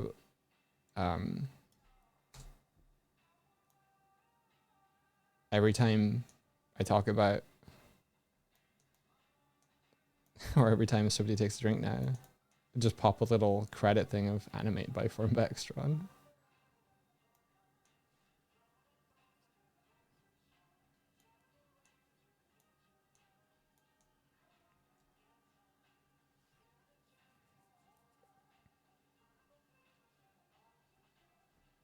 Kiko made something too. Yeah, Kiko's done small pieces of scripts here and there for us, which has been super, super useful and super awesome.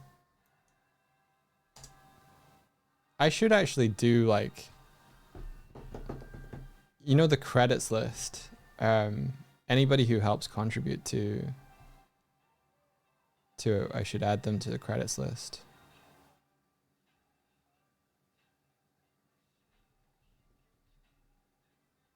Credit them on the cup.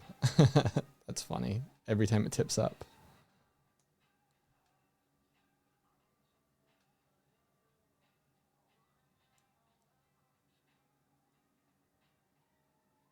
But yeah, I will say though that I'm not looking for unsolicited help. That one of the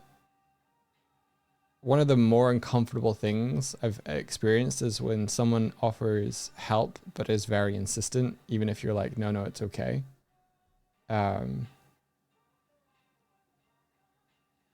Forcefully volunteering is uncool.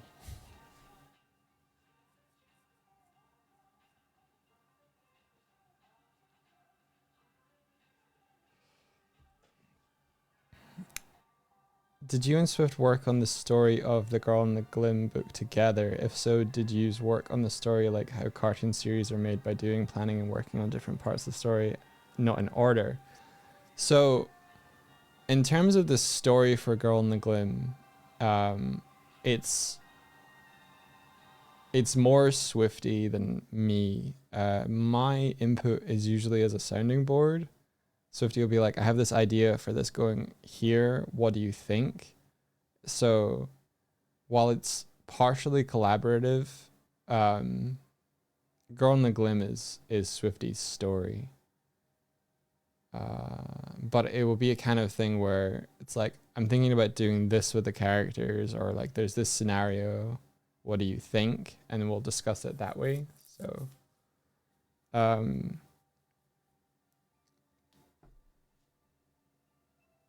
yeah. In terms of it being like kind of out of order, like the story order and the structure and the thumbnailing, that's all Swifty. I remember that she got advice as well from L Power, who Swifty then went on to hire on and collaborate and work with on Starlight Brigade, where it was like, here's the structure, and L did a bunch of like notes, maybe a drawover, I'm not sure.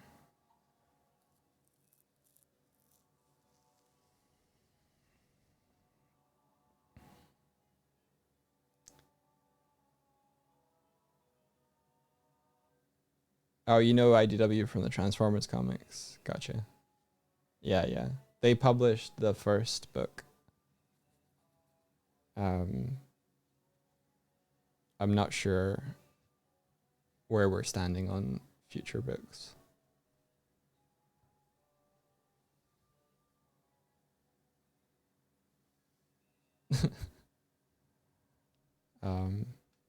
Yeah.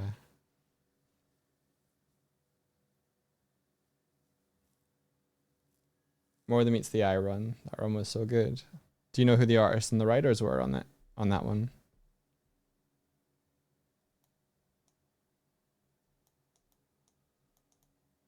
Okay, so it looks like we need to grab the IK positions for the feet from this one to get it to work in this one, because it looks like it's picking up the run one.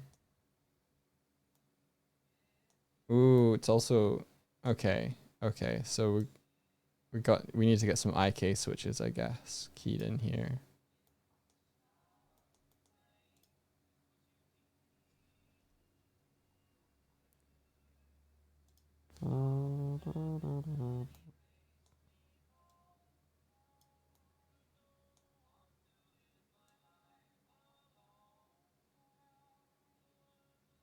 Yeah.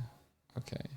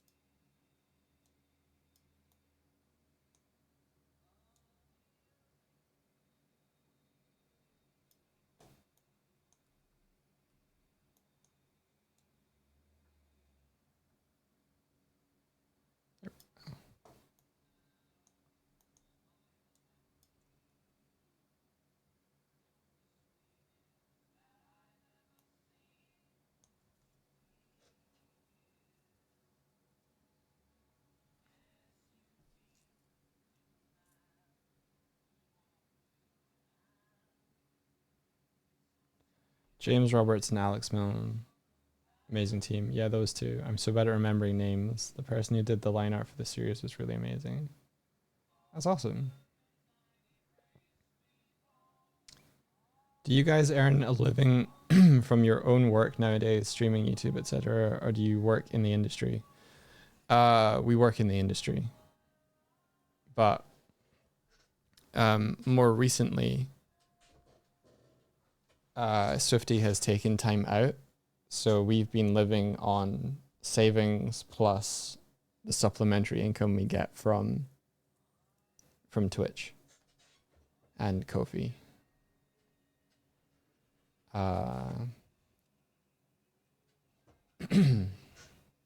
Yeah, we're not breaking even on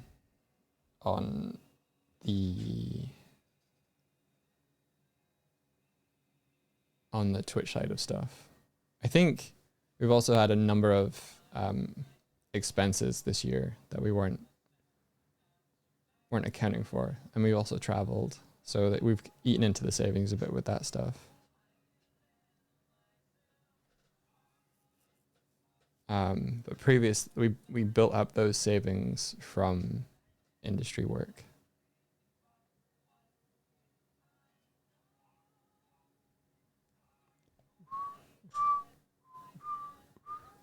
I think that's one of the things that has kind of helped us over the years that we have been freelancing, is that we've tried to have a number of things, a number of pots in the fire. So we went freelance about 7 years ago, and we've not really been without work since then. A lot of the projects that we were doing through nights kept us very busy and covered the majority of what we were doing, and then we never stopped streaming during that time. So we got supplementary income from Patreon, supplementary income from Twitch, supplementary income from our store, supplementary income from it's probably something like more recently, like book sales from IDW. It's really tough to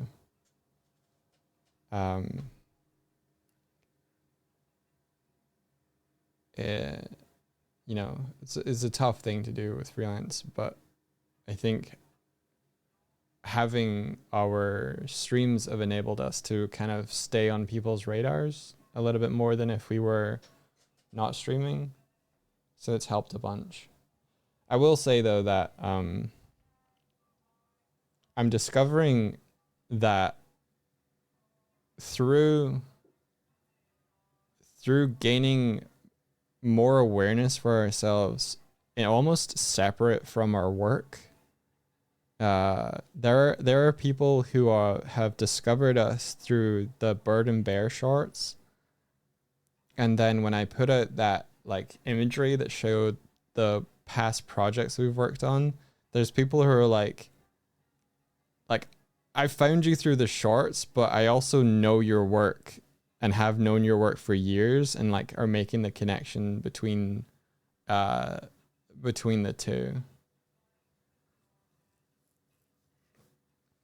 My wife and I both work in animation too, and we've been looking for ways to be more independent now that the industry is crumbling a little.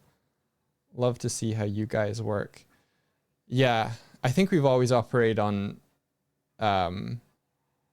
a bandwidth that is like the paid work is only really part of it. My goal since starting the YouTube channel is always trying to find that way of like breaking even, like self-sustainability. God damn, screensaver, are you still showing? Yeah, you are. Okay, cool. It's always been in pursuit of how do we support ourselves off of our own creativity rather than at the expense of someone else's. Because I feel like the wider industry is very much like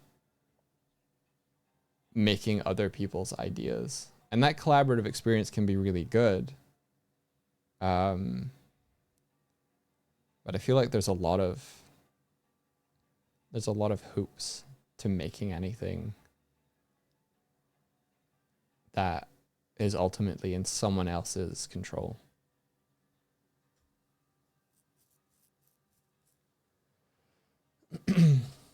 Yeah, the industry has always been feast and famine. Got to save as much as you can to survive the dips. Yeah.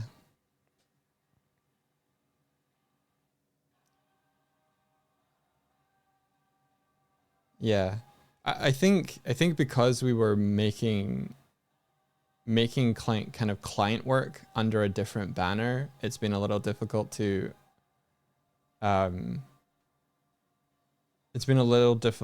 like, what's the word? Like if you were to say to someone who had watched, like, if you've got the audience that has been kind of built and generated by something like the Starlight Brigade music video, if you were to ask everyone in that kind of audience, let's say based on the number of likes on the video, rather than the view count, because it's hard to know, like, it's hard to know how many people have repeat watched without actually seeing like the metrics or like the unique number of viewers. But let's say, you know, it's got 20.5 million views. There's about 430,000 likes. So that's like, of those 20 million, 430,000 people have like went, I really like this. So let's take that catchment of 430,000 people. What percentage of that audience would know that it was Knights of the Light Table who made the video? Even with that logo playing at the beginning every time that it plays, how many of that 430,000 people know that that's the animation studio that made it? Of the percentage of the people that knew that it's Knights of the Light Table, and if you said the name Knights of the Light Table, like, oh, I'm excited about what Knights of the Light Table make, how many of those people who know Knights of the Light Table know the names India Swift and Michael Doig as members of Knights of the Light Table? um, even though even though it was like a team of 7, how difficult it is to get someone to watch something and then know who made it, even when your names are in the YouTube description. They're at a credit sequence at the end. They're in our profiles and stuff. Everything you're saying is the exact reason we get from the producers of. Yeah. So going forward, if Swifty or I are attached to something, I'm just going to be straight up and going to be like, you know, like I'm gonna get our logo on there. I'm gonna be like from the creators of and stuff like that, and hopefully in the marketing and stuff, because in order to get anyone to be excited about the next thing that you're making, you have to overcome the hurdle of attaching yourself in a not egotistical way to the earlier stuff that you've done. And it's so much more difficult to do that when you are working on something where it's like for a huge company, because we were like, man, I really loved what Nickelodeon did with the Turtles. It's like, well, Nickelodeon is this kind of faceless corporation that hires, you know, hundreds of people. I don't know where I'm going. This is what I've been thinking about all year, is this sort of thing of like, how do I get people to be excited about the next thing that we're making, aside from just making something that's exciting on the next thing. So places like here with on Twitch, I can literally just tell you, which is not a possibility for a lot of creators, to just talk to an audience directly. I think that's one of the reasons why we've really enjoyed Twitch, is that it allows us to talk directly to people who are interested. And the Bird and Bear short videos have been a way to like put stuff out there that is like fairly quick to do, but it's hopefully pulling in an audience that are interested in those two characters, but then hopefully I'm going to try and like get them interested in who the I don't know. I'm super rambling. I'm taking the opportunity that Swifty's at guitar practice to just be like, this is what I've been thinking about.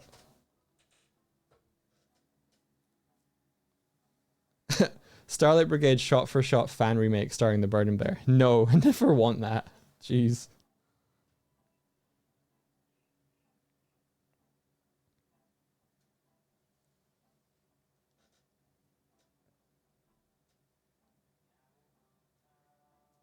Yeah, stream of consciousness time. It's really tough to showcase your work so that people know who you are and what you did. It's so tough. It's so incredibly tough. It's so tough. Like, imagine you put out a post, and this is not a hypothetical. This literally happened. Like, I made the meme because of this feeling. I made this meme. Let me show you the meme. Because I was trying to, in a fun way, illustrate this predicament that I find that we've fallen into. It's this one here. So hopefully you can see this okay.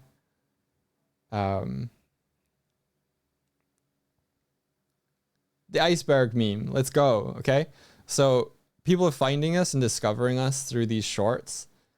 And it's like, that's only part of our iceberg. And like, how do you constructively communicate the rest of the iceberg to someone because all of these like are disparate elements that are different fan bases, different whatever. Like, this is the reaction.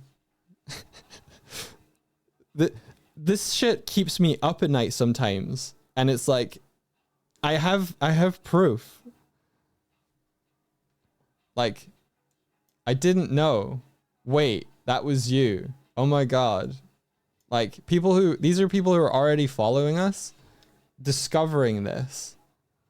It's wild. It's absolutely wild. Like, even if this stuff is written on your about, even if it's written like in every video description that you've ever put out, even if it's like at the top of your Twitter profile, even if you put it in all of these places, people don't know.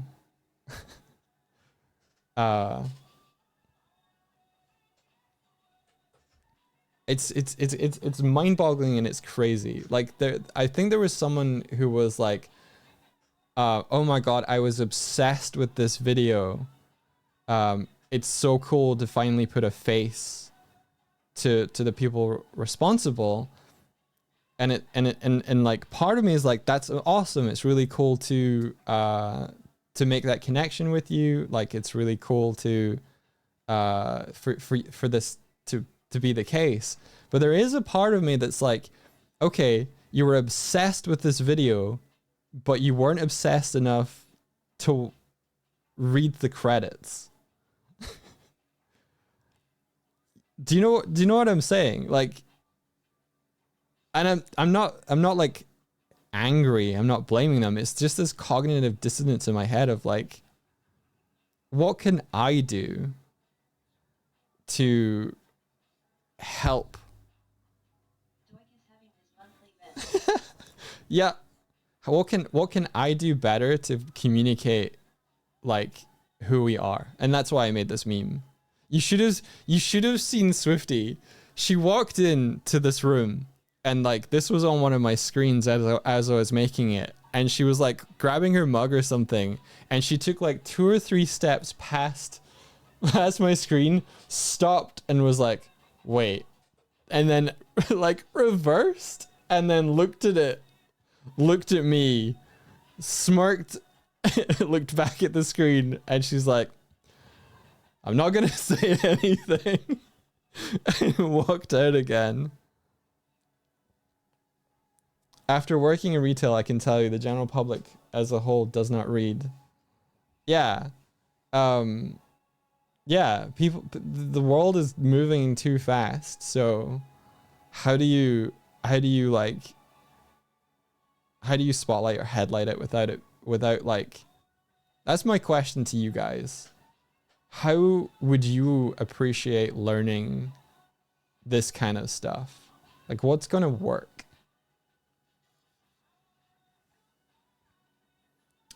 You need to make a raid trailer that raiders are forced to watch after we defeat their airship. I don't want to play a video after every like raid. Maybe that's the sort of thing that we like save for a raid large enough that it warrants it. If you know what I mean. Like, if we did it when people raid with like 1 or 2 people, then it's gonna get, I don't know if it's gonna get tired. 1 or 2 people is still good. It's 1 or 2 people though. Yeah, I just like talking to people afterward.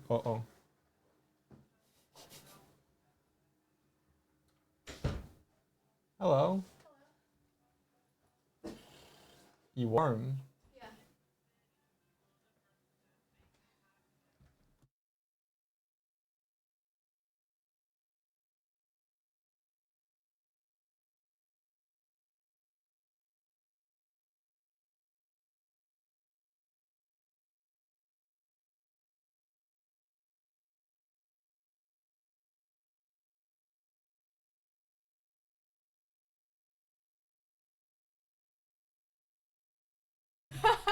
Your guitar teacher found out how old you were today. Yeah. How old did he think you were? Well, he said like 12. He was like, wait, you're how old? you look like 12. I was like, I get that a lot. What the hell? You do not look 12 in the slightest. I know, but I know what he meant. Yeah. Like, I was like, people normally think I'm in my 20s. It's fine. It's fine. How did that come up? Because he was like, oh, you know, when you get older, you start thinking about this and that. You know, when I was younger like you, I was thinking about this and that. How Okay. old are you? And I was like, 36. And he was like, what? Right, okay. I'm really surprised / impressed by what you chose to go out in today. You're staring at a certain part of me. Yeah.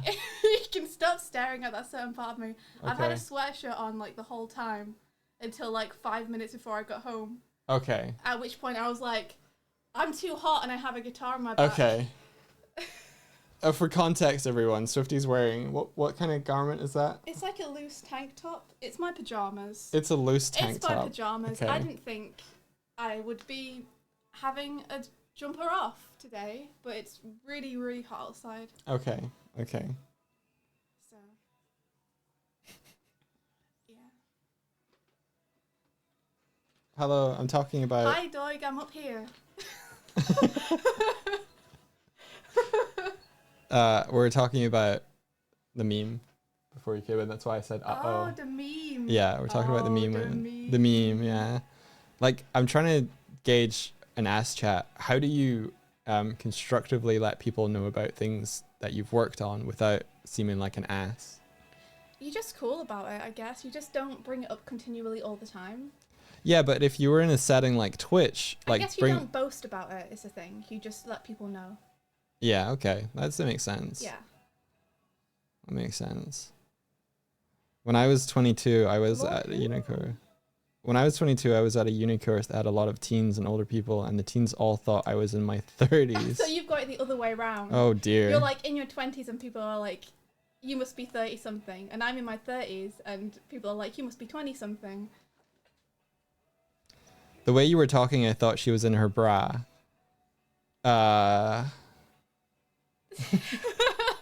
No. I don't believe in the concept of bras because I don't have to. Some people do for back support. I'm not one of those people.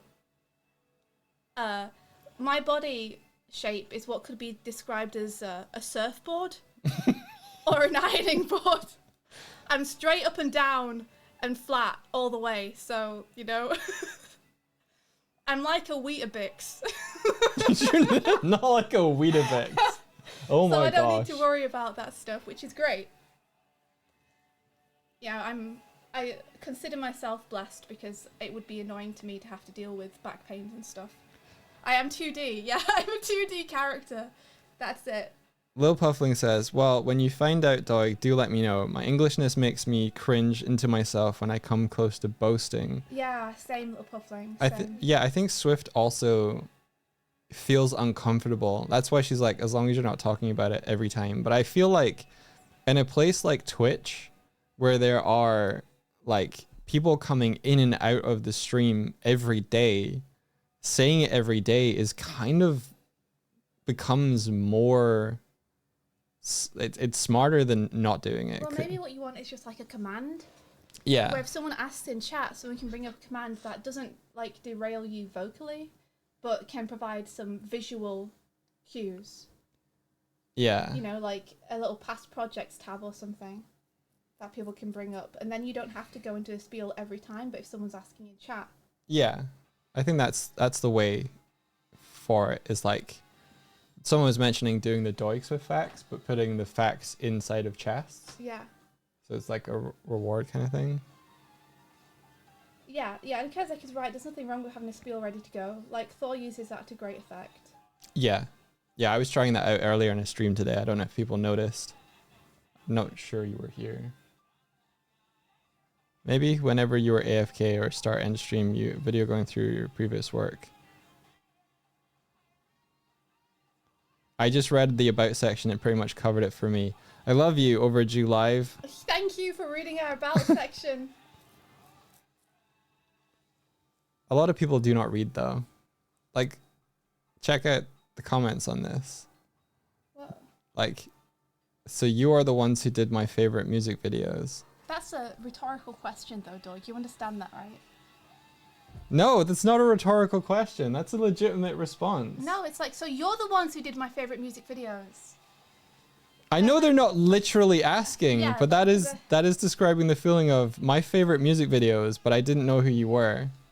Yeah, of course, Mike. Like I was saying before, there are people who would meet Zack Snyder and not know who Zack Snyder is. Only you. It doesn't mean that like he's not well known or people don't appreciate his work. It just means like there's always going to be people who don't know everything someone else has done. Okay.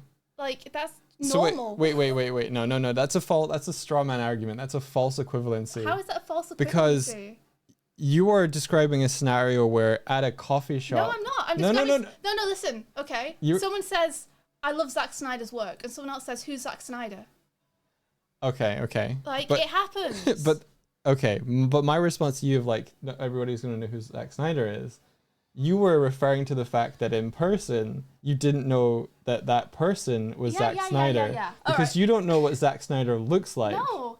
But you do know who Zack Snyder is and who Zack Snyder, Kind of. what he's worked on. Listen. Name one thing Zack Snyder has worked on. The Zack Snyder cut of that film with the superheroes. Okay, fuck you. You're a bad example. Here's an example for you. What's your favourite animated movie, Mike? What's my favorite animated movie? Yeah.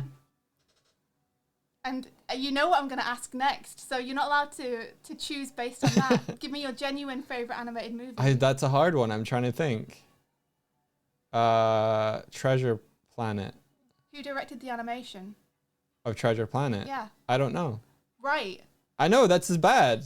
I should know that. I'm just saying, like, it doesn't mean that they appreciate your work any less. It's just not everyone can know what everyone else has done. That's all. Yeah. Maybe it was Glenn Keane. I don't know. It wasn't Glenn Keane. Who was? Like, Sergio Pablos must have been on he was Doppler. definitely on it. He was the lead on Doppler. See, I know that.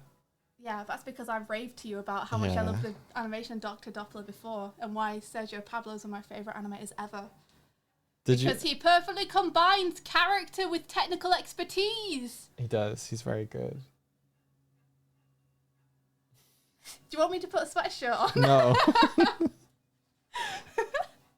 Yeah, Doppler animation is S tier. It is S tier. I do also love Ghibli movies. I think Princess Mononoke is also up. That's why it was hard for me to answer. Yeah, it's okay. I should have said Princess Mononoke because then you would have been like, who directed the animation in Princess Mononoke? But that's and I would have been But my point was that I want you to answer Miyazaki. genuinely. I didn't want you to choose based on what you knew I was going to ask next. I'm just saying that I think getting your name out there more is a really good idea. But I think that there are always going to be people who are like, oh, so you're the ones who did that. Mm. You know? Because that's why you're getting your name out there more. But also, that's just natural and normal. Not everyone can know what everyone else did. And not everyone cares. No, but it's not. There's a difference between not knowing everything and the difference between like really liking something. Yeah. But not even knowing like who the director of it was. Yeah. Like Treasure Planet. Well, that was. I know their names. Uh-huh. I know their names. Oh, yeah. Like I know trivia about them. I just can't remember the name. Mm-hmm. I know the fact that they had to do several films before they got Treasure Planet. Oh, really? Wow, how interesting. Who made it? It's John. John! Oh, it's the pair of them, the two directors together. Is it Musker? Yeah, that was in my head. Is it The Musker? point is, I think we Thank agree. you. Like, I support you. I just don't want you to feel bad if people don't know. I really wish I'd said Musker because that was in my head. Okay. John Treasure Planet. John Treasure Planet! John Cena. Thank you. I understand that it's how it is. I just disagree with how it is at the moment because I think a lot of marketing is surrounding like pushing forward singular names. Oh, I agree, but fuck the marketing. But I would also argue that your name is the singular name that should have been pushed forward. No, I disagree. Well, you pulled back on it back then. Yeah, I think just normalize celebrating the cruise more. Well, that's what we've done ever since, though. Yeah, good. Anytime- We should keep doing it. And I will, because I want to push forward the people that helped us make the videos that That's helped. great. We agree. Yeah, There's no like we don't need to argue about anything. Like we are yeah, simpatico. we're in simpatico on those issues, but it's also the fact of like, yeah, I'm not judging you.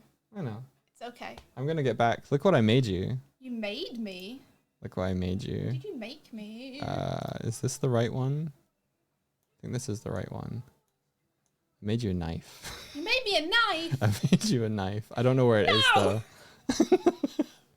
I don't know where it's gone though. Did you name it knife? I did name it knife. It's up there. There it is.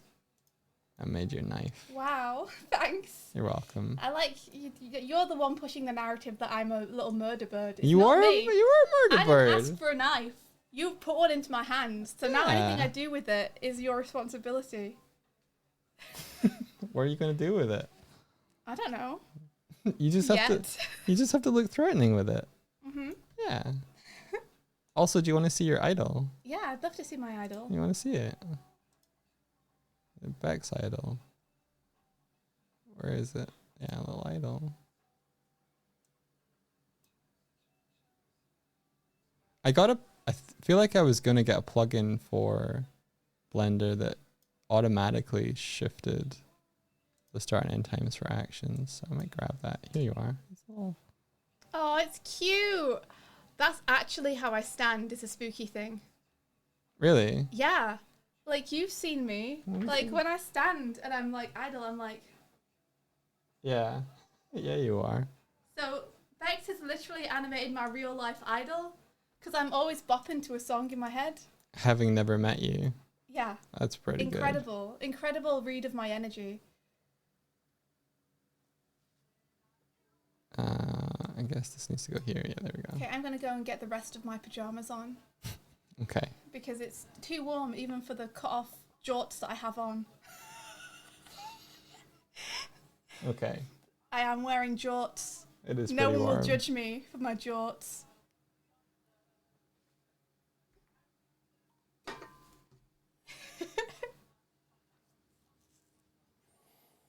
Shorts and a crop top, says Kurzak. Jorts and a tank top. Jorts and a tank top currently. I'm wearing jogging bottoms and a jumper. What the fuck? I'm really warm. It's a thin jumper, but it's jumper nonetheless. So yeah, I'm noticing an issue with the fact that this FK IK switch. Can I key this? Can I key this?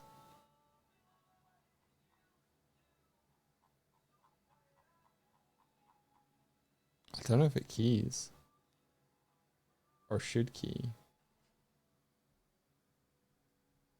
I guess it's keyed now.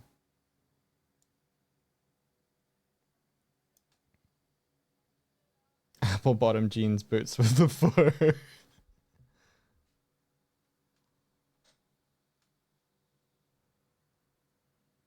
So yeah, I guess I'll just round out what I was saying there, which of just like, I want to be able to constructively communicate who we are in a way that people are like, cool.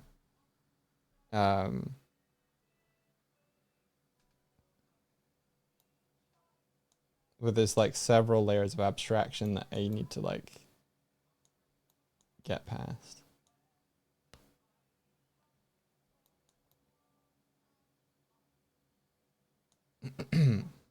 It dealt with it when we were like when I was trying to talk to marketing and editing and stuff, editors and stuff at IDW, where it was like they were treating Swifty like she was super green and like, oh, this is her first published book, which was true. But like Swifty had had a lot of creative projects underneath her belt by the point that she was publishing that book, and I was like, you guys should leverage some of that. And it was like, what? Who? I'm like, you should leverage you should leverage that Swifty, who Swifty is. And I'm like, what? Who? What? And I'm like, well, you publish Transformers, right? Yeah. Well, Swifty's worked on the animated series. Like, she's a storyboarder, so maybe we can do something with that. You guys published the Rise of the TMNT comics, right? Yeah. Well, Swifty worked on the movie. Can we do something with that?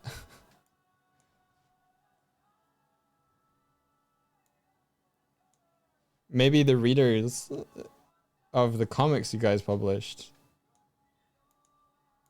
might be interested. I don't know. I'm saying that as flippant. Like, it's hard to like bind those two ideas together, but just like, yeah, I don't know.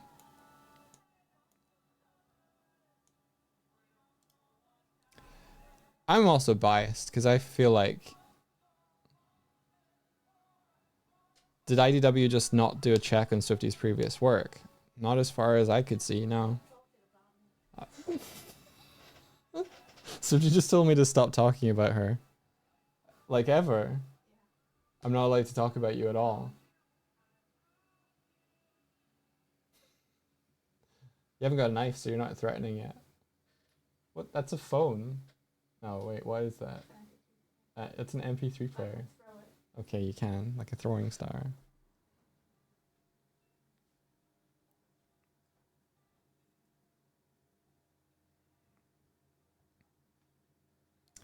Did they just not do a chat? I don't know what was happening with them, honestly.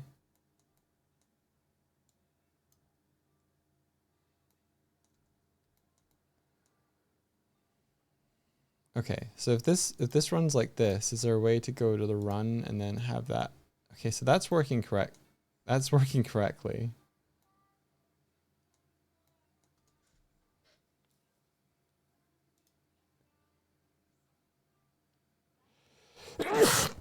And then tea drink, it's not. I guess it's only one of them that like properly switched.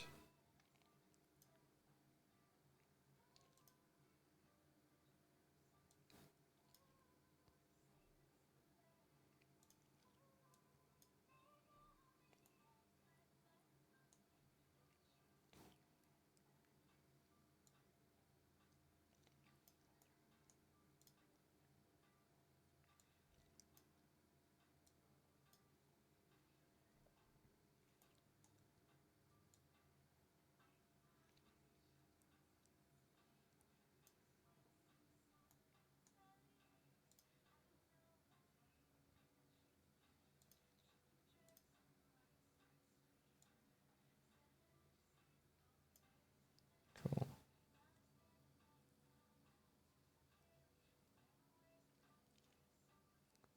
It's good practice to key all of the custom attributes of the rig, like FKI switches and all the actions to make sure they're in the right mode. Yeah. Yeah.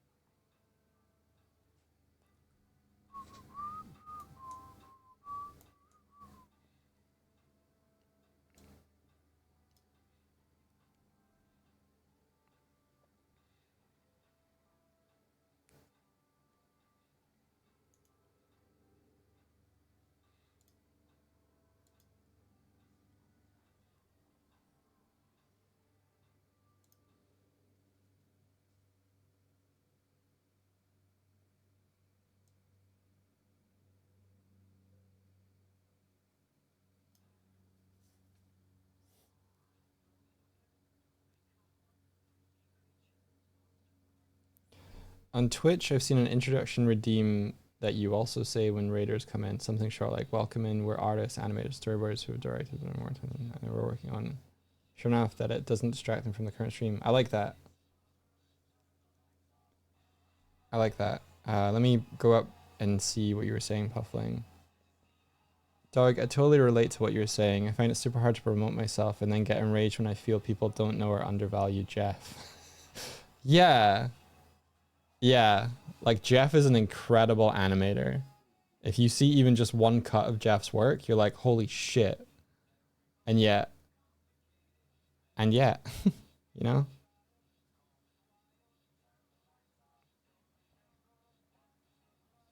I'm gonna make that command. Welcome in, we're artists, animators, and storyboarders who have directed Starlight Brigade and worked on TMT, and now we're working on insert here.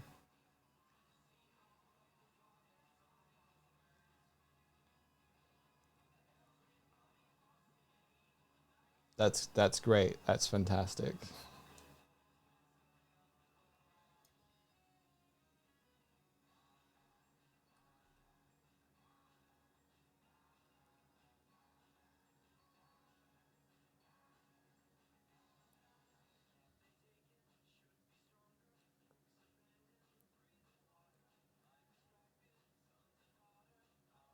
I think if I can liken it back to generating luck, like there's a pool of luck out there in the world, and I was listening to Brennan and Sam Reich talk about, like, to increase your luck, you just try and increase the number of times that you get to roll, and I feel like it's similar in getting people to be aware of things. Is like, you just have to roll the dice so often in multiple ways, in multiple places. So, like, adding in that message, that's another roll, where you might catch someone's attention. You put it in your about section, you put it as your pin tweet, you put it in your video descriptions, you put it at the start and the end of things you make, you put it everywhere, and gradually you just build that awareness. There's no like big way of doing it.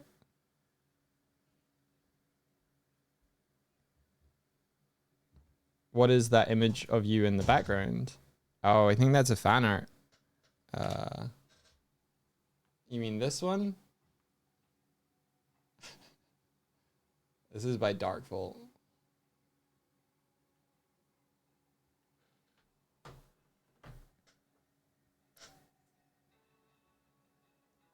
But I think in part it comes from the confidence of doing that and being willing to do that. Like, I'm talking about this, but like, David Liu made a old retro cut trailer for Starlight Brigade, and was going to put directed by India Swift on it, and Swift was like, oh, I don't want that, because she didn't want to be like held above the rest of the team and be the only one whose name was on it. And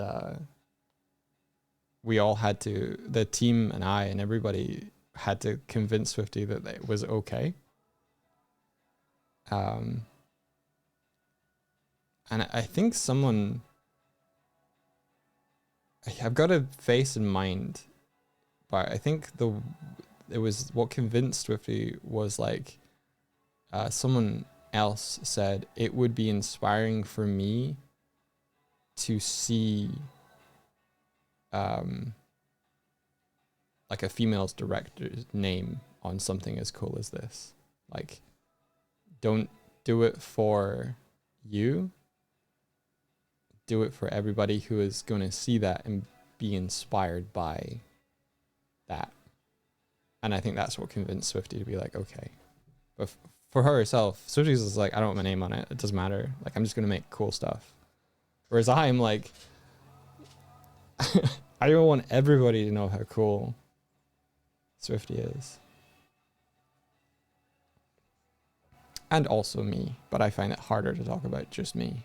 I find it easier. I think that's also what it is. It's like, it's easier for me to talk about Swiftie than it is for me to talk about myself. But through talking about Swiftie, I've gained the skills to talk about myself.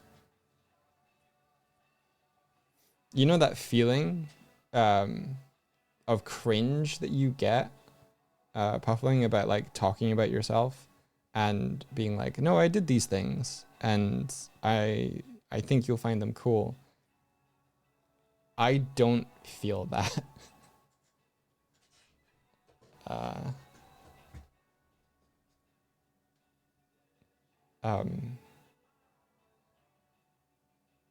And I don't know if I've never felt it or whether I've come to terms with it pretty early.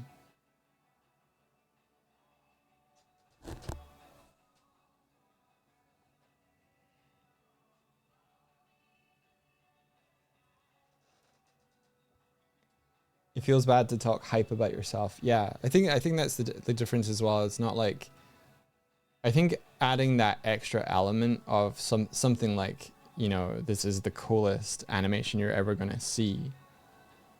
That's where I would be like, okay, no, I'm not gonna go that far. But just simply saying like I was an art director for this project. It's been viewed 20 million times on YouTube. Like that doesn't make me feel any cringe whatsoever.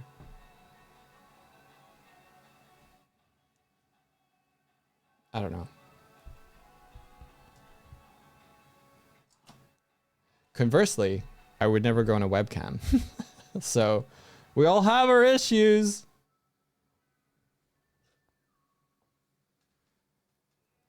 You want to see the Care Bear image?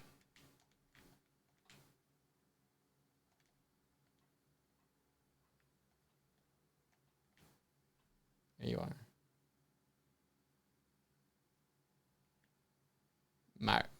Described as marinara bear.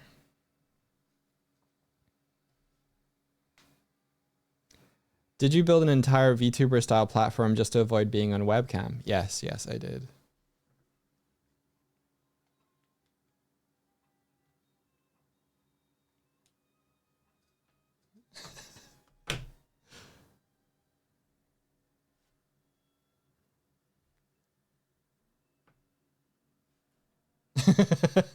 Based. Thank you.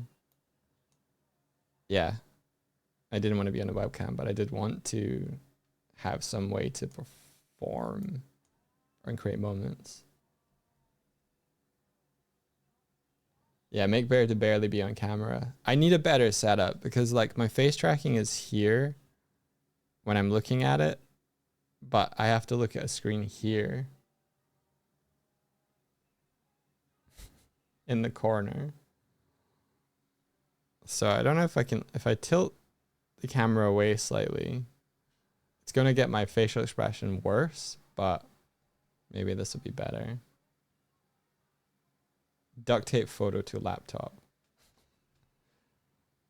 Yeah.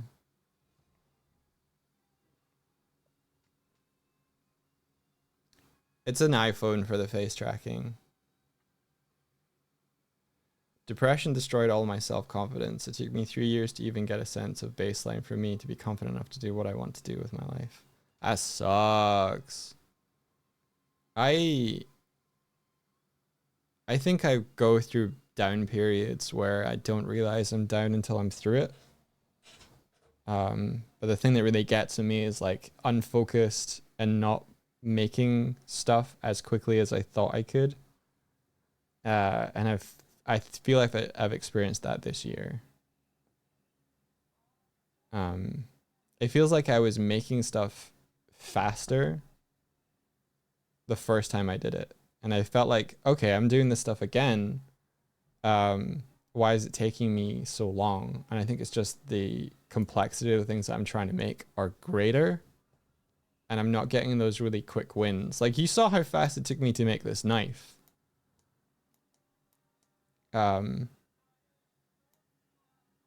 Like that didn't really take me any time at all, but I think I've just been working on stuff where it's like smaller wins or big, like trying to get bigger wins, but they take longer. So I feel less, like I've accomplished less. And then conversely, I get more distracted because I don't feel like I'm doing anything.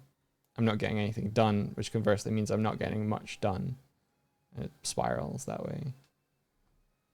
So I gotta get these smaller. I think what I'm learning is I gotta get these smaller wins in the day, So I got little task and then a big task and flip-flop between the two. So yesterday I like recolored these chests and I got the speech bubbles working on Swifty. And then I didn't really get around to the bigger stuff. So but you know, we try.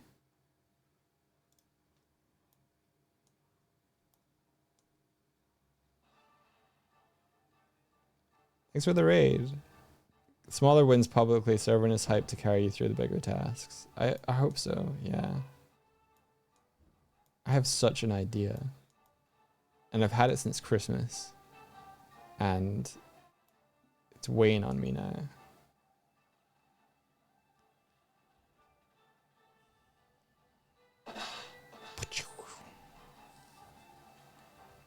Like, you saw how long it took me to get this raid thing working.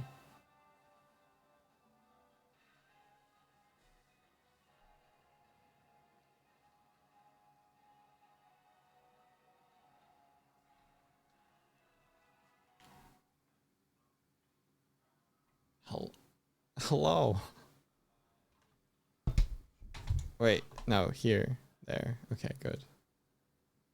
I think the big issue is that usually when I was streaming, I could look at the face tracking a lot of the time because I could see OBS, but I can't see OBS anymore unless I look up and to the left. It's just making it really hard. Yeah, welcome in. The minigame is built in Unity, as is my VTuber platform.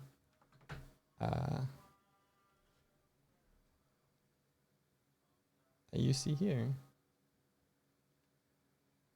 You know your inspiration plummets when you don't get a reaction from people. I want to show off, but having people be happy means so much. It's fuel. This is why you need to be wearing a VR headset. I don't want to do that though, Kitco. Looks uncomfy. Does chat ever lose any raids? Not yet. I need to balance it more.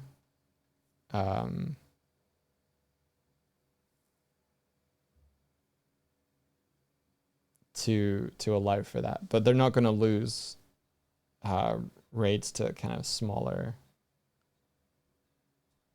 Yeah.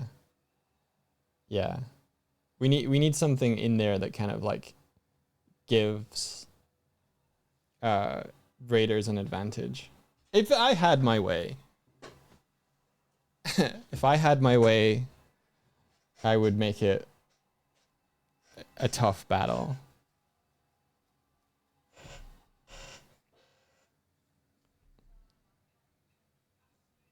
So the health bar for the ship increases based on the number of raiders. So you have a base health of 150 to begin with.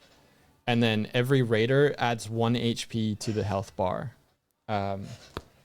And you deal extra damage if you hit the captain, and that's where it does that like zoom in. But yeah, like if you came in with 200 people, you would have a 350 health thing. That said, the rate of fire on the cannon is quite high to keep the action up, so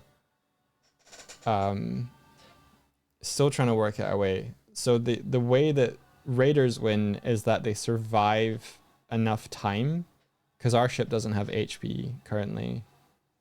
And we also don't have a way to communicate clearly what the raiders are doing as soon as they come in, because it's a bit of an expectation to make people who just come into a channel suddenly have to do something. So we'll see. The only time you've seen chat lose is when the rage redeems aren't working. Yeah. Should there be a clock in the corner of the time left they need to survive? I think that might drive excitement, to be honest. Yeah.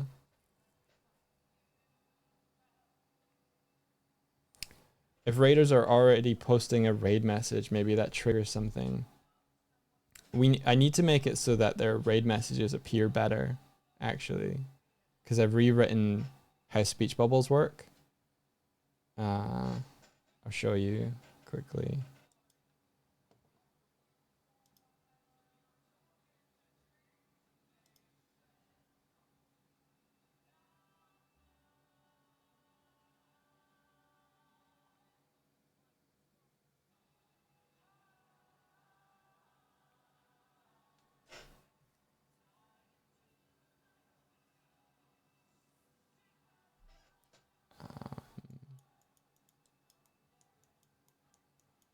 So it used to be that for Martina would have a speech bubble that would go above Martina's head, but now I've changed it so that it appears in the UI itself.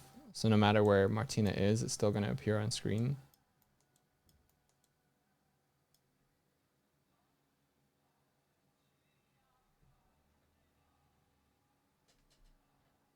I also made the clock work. So if I hit play on this.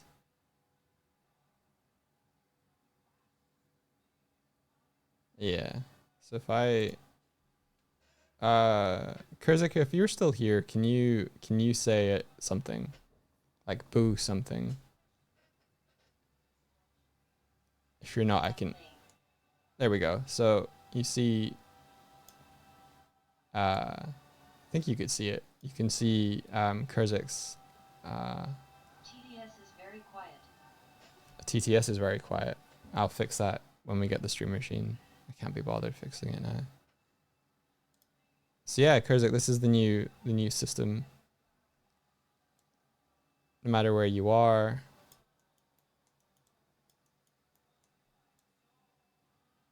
your bubble should remain the same sort of size. No matter where. No matter where. Cool, huh? I haven't accounted for being off screen yet, Nemo. but I will.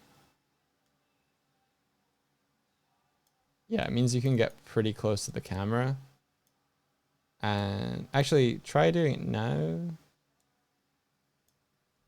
I think it should appear like here. Now. Yeah, there you are. Ta-da!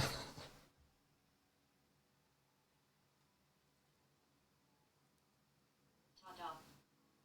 Ta-da!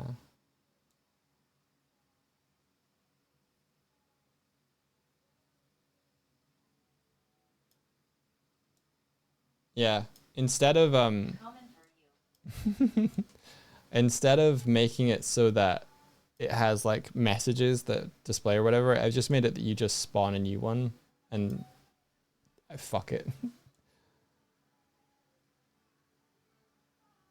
So if you say two things in quick succession, you would just go over the top of yourself.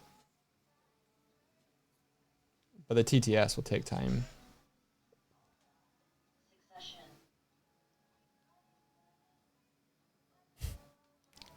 Indeed.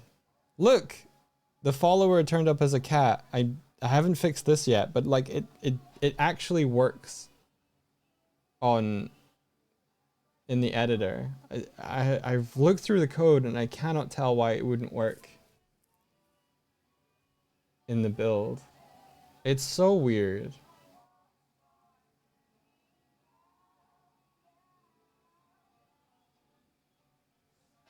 Oh yeah.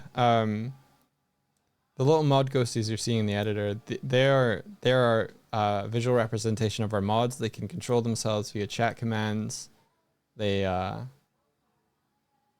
can change expression. They can talk. They can I am a mod. they can have a sword. I have a sword. See, I can hit Doi. yeah, if I'm in scene. Oh, yeah, I guess I'm in the build. Yeah.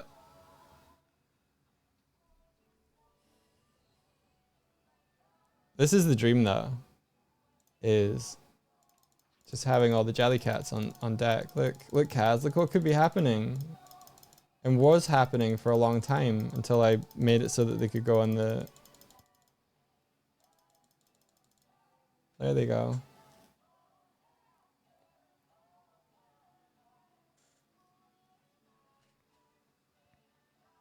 And, you know, sub chests.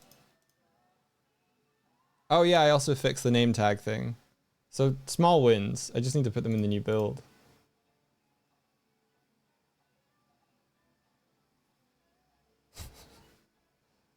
Yeah. Redeems are not going to the editor. I thought they were. They looked like they were. Were you trying to fire bombs? That should be working.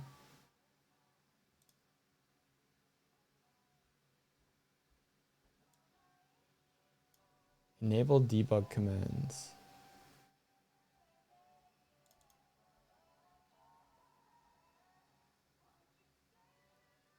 I might have turned it off.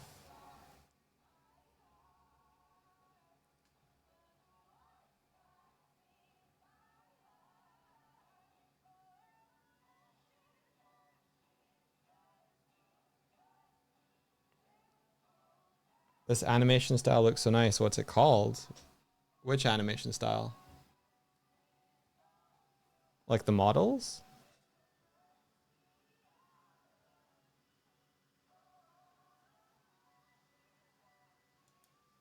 All of it. Doesn't have a name.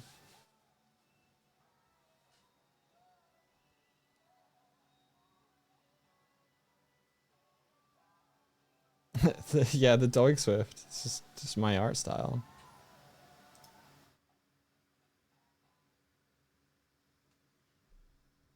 Yeah. Let's just call it Swift Dog. This is innovation. This is why I came here. I had to see what happens on Twitch behind the scenes on the TT skits. Yeah, this is it. This is how we build stuff. Like, this is a Unity environment. This is the raid ship over here. Yeah, we just build it as if it was a game, a playable game. But I wanted to combine the emergent storytelling you can get through gameplay with improv that you get kind of like in improv as well as the kind of animation side that we've got. It's just this clusterfuck of that.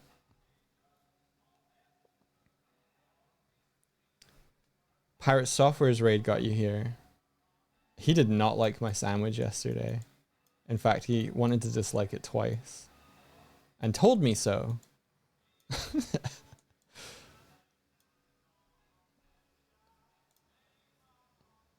Not rightfully so. It's just a fucking sandwich. I don't know why everybody's up in arms about this sandwich. It's just 2 slices of bread and some condiments, and it would have tasted fine.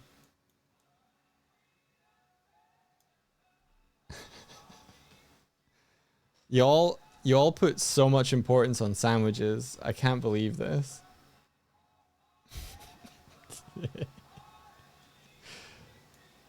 Man, there are more important things to care about than a sandwich. I feel sorry for you, Doug. It's worrying that you don't understand the issue. Look, if you want a peanut butter and jelly sandwich, as long as you have bread, peanut butter, and jelly, you have a peanut butter and jelly sandwich. I don't know what to tell you. I've never had it. I've never had a PB&J either. It was toasted. I think Parker thought I'd cut off the crust. I didn't. The way that they were on a type of like bread that just doesn't have crusts. I've never had a PB&J either. I like jam, but I don't like peanut butter.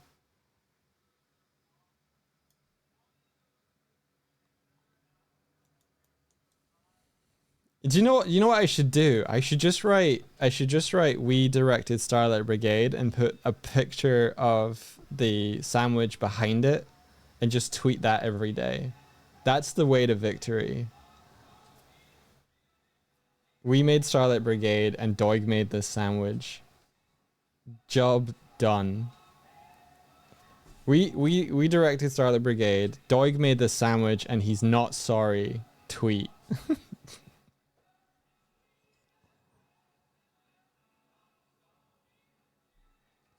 I'm glad that it was PB and grape. G. Some people do strawberry jam. Muldrum, I have to let you know it was strawberry jam. I need to know that you specifically know that it was peanut butter and strawberry jam.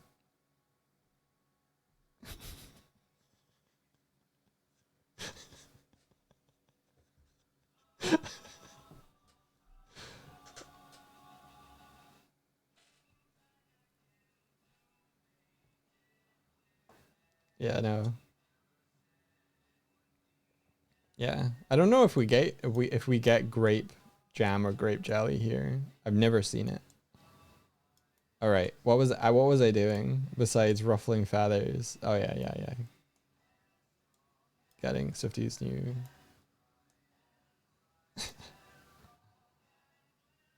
That's really that I love because we're overshooting the number of frames in her run. She's got this little hop, hop, hop, hop.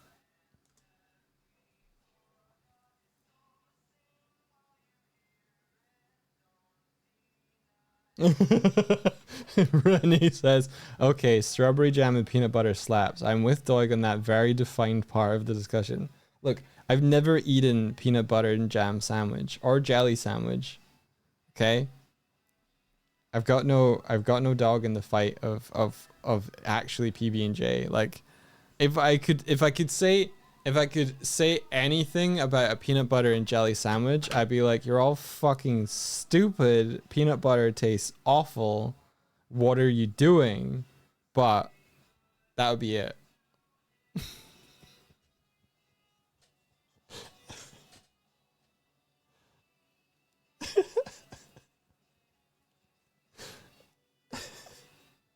Doig, have you never spread any kind of semi-solid over a piece of bread evenly? Probably not, no.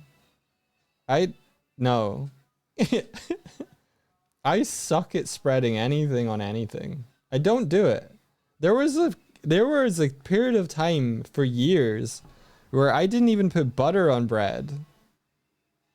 You get bread, you get like I put sauce on stuff.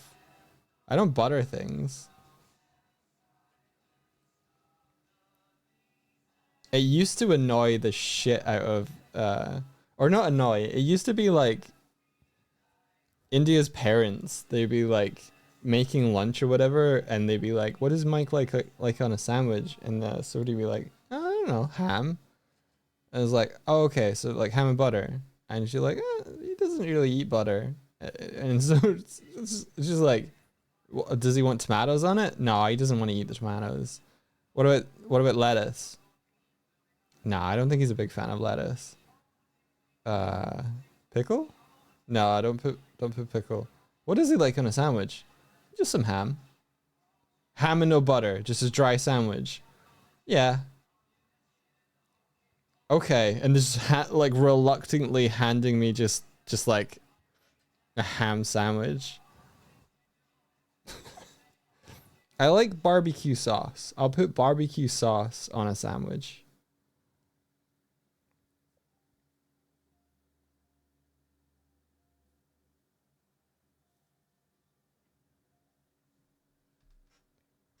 And Doritos. I have done that. Valerie, are you suggesting that because you've known I've done that in the past, or is that what you do?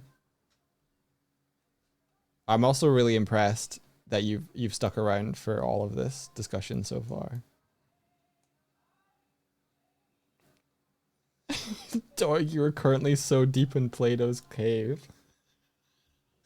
I'm only semi-aware of what you're relating to. Are you talking about the cave where people can see their own shadows? Or is that a different cave? Which one's Plato's cave? You don't know how to feel about the barbecue sauce. What's wrong with same cave? Nah, you nailed it in one. I'm trying to remember what the moral or the philosophy of behind that was. All I remember is candle people shadow cave. I don't think I've taken anything else away from that. It's like the least important part of Plato's cave. Oh my god, brain. What was it? It was like trying to recognize themselves or something. Oh, if all you can see is the shadow on the wall, are you really seeing what you think you're seeing? Yeah, I still don't understand that.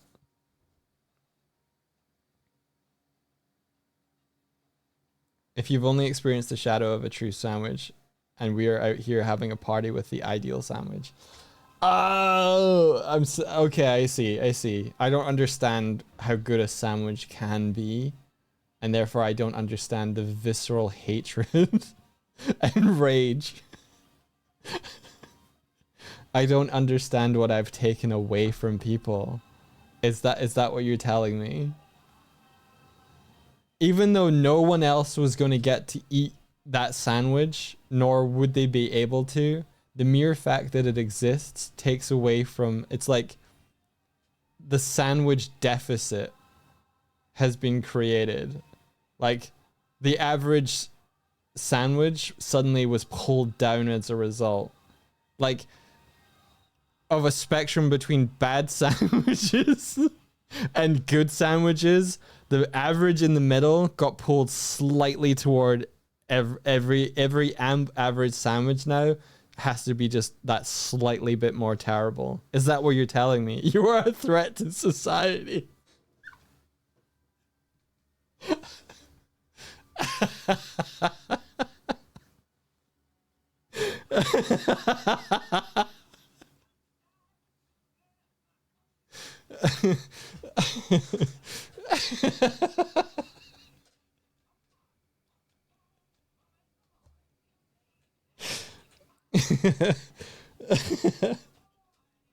And then do it again.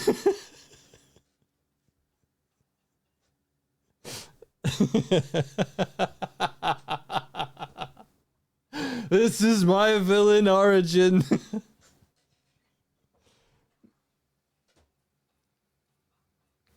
Please give Swifty better sandwiches.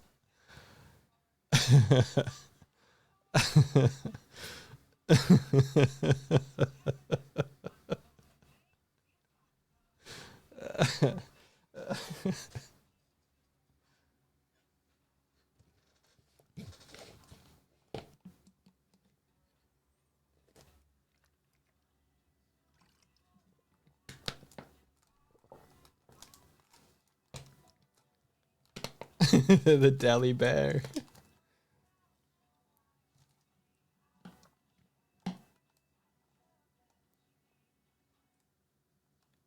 The sandwich was so bad that I swapped my opinion on both the loaded dishwasher and the butter left out on the counter over to Swift's knife.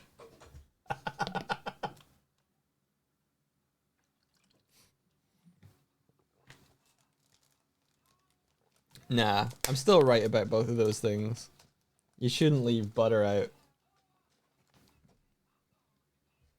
to the point where it's no longer spreadable, it's pourable. No.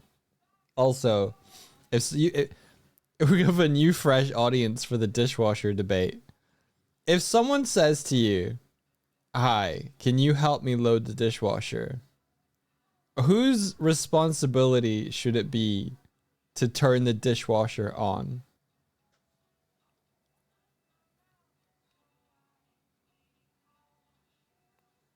We were both loading it.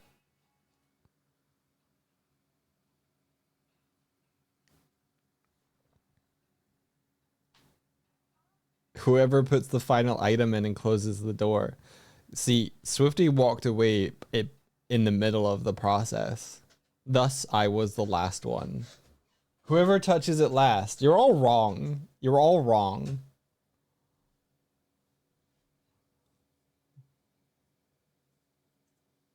What if the door wasn't closed? What if the door wasn't closed? What if it was just open? People are agreeing with you. Nah. At this point, if someone goes, "Can you help me load the dishwasher?" and then that person does agree to help you and you're both loading the dishwasher. I don't really care about this, but you're both loading the dishwasher and then the person who originally asks walks away and sits on the couch, who's in the wrong? I feel like they abandoned the task.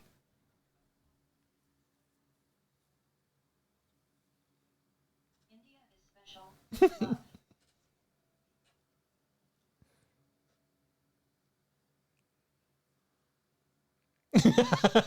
Doug's main reason for Twit's growth is to find people that agree with his insane takes.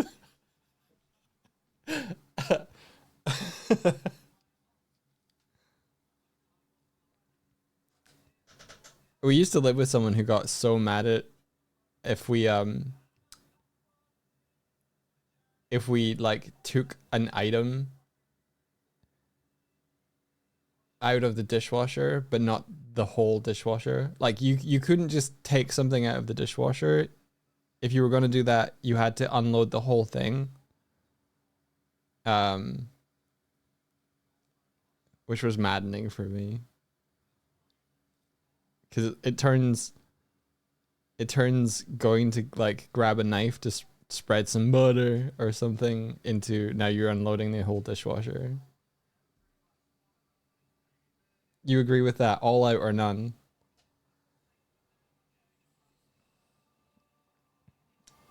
I don't agree with putting in a single item.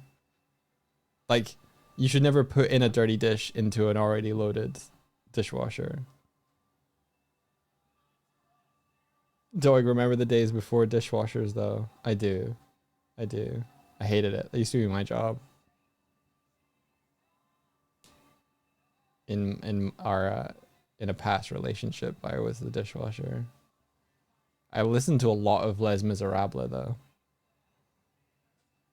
I had one CD, and I would listen to Les Miserables and wash dishes. Look down, you're washing in your grave.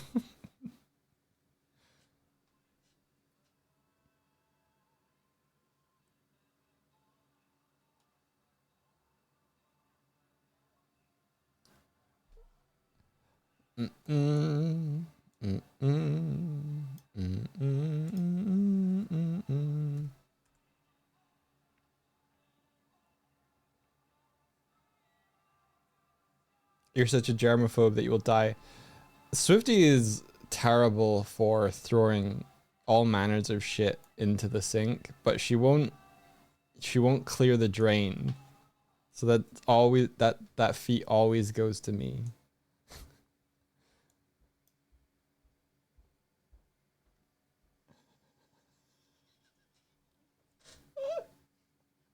Come on then. You want to fight? You want to go? It's impossible not to talk about you. I live with you. I don't even know what you were talking about. All I hear from the other room is Swifty's terrible at. What are you complaining about now, then, you little bitch? Nothing. What's your problem now? Nothing. Little complainer, mitherer, grumpy old man. What's your issue? What's the ish? I don't know. Come on, tell me. Say it to my face. I said you throw all manners of shit in the sink, but you won't clean it out afterwards. That's because you would rather clean out the sink. I always offer, do you want to tidy the clothes, hoover the apartment, clean up the living room, or would you rather do the kitchen? And you always say, I'll do the kitchen. Yeah, because so what are you complaining about? The kitchen is finite and it's one room. Well, then it's your choice, isn't it? Yeah, but it's not that I never clean it out. It's like you always choose the kitchen. But that's only in days where we have to do the entire apartment. Next time, choose the living room and I'll clean the kitchen. Okay. Cool. That's fine. Such a little bitch. I am a little bitch. You need a little mug that says little bitch juice on it. Little bitch juice. I think the overlay is frozen, which suggests to me that it always freezes after 4 hours and 50 minutes, which makes me think that there's something about it. Yeah. Yeah. Mwah. Yeah. She's got a knife. Don't talk about me anymore. Okay, can you restart the thing? What thing? The overlay is broken. Oh. Thank you. Memory capped. It could well be. Well, maybe there's something in the overlay that's not despawning or something. Yeah, memory leak.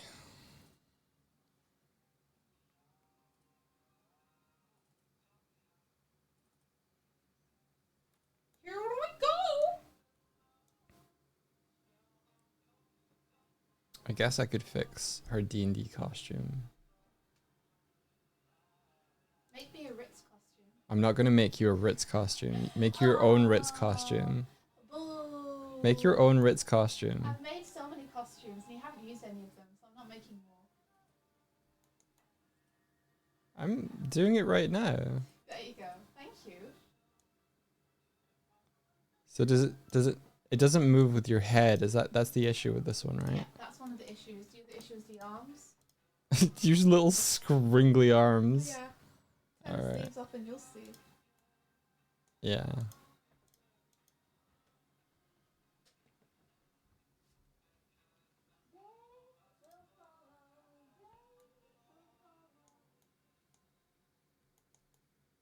It's just what her arms look like. I guess maybe when she's got this mode, it should be like with the wings, maybe. Yeah.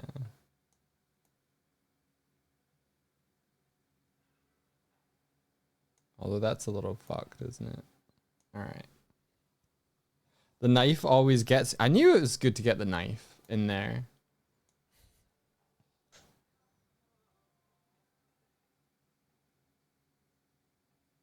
The only real constant in the overlay is the Scrungle Tree Fire.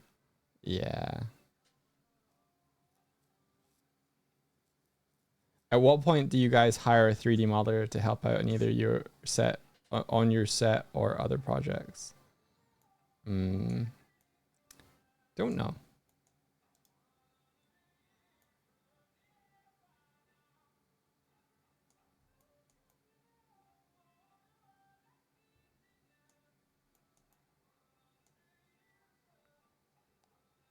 I'm not too stubborn. I just like... I don't know. Is it... It must be this.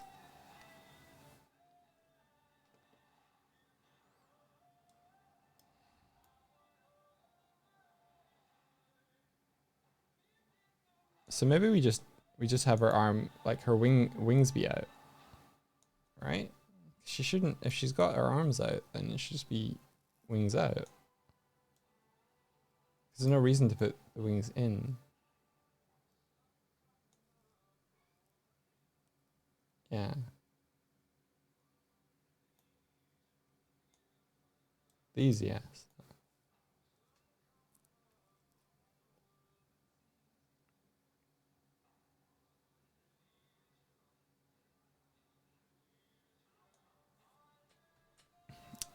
What is the next thing?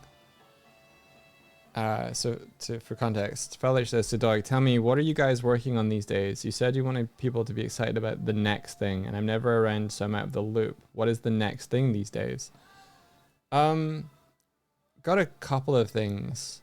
So there's future Glimbooks, and then there's something on the horizon that I can't talk about yet, which will ultimately be probably the next thing.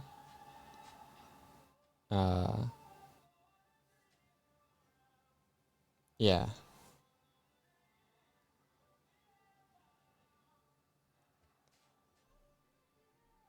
Yeah, so unfortunately,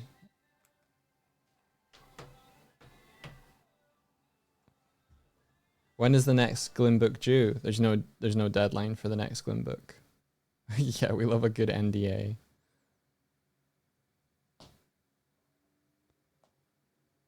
When did the barrel in the background get added, and does it contain a warthog? It does not, as far as I know, contain a warthog. It got added in a build for some reason. I think I was messing around with something for the VTuber SummerSlam, but the barrel itself was back when I was making the brig. And I just figured out when I found out, I was like, I'll put it I'll put it on deck. If it's a secret, it may be turtles. That's what happened last time.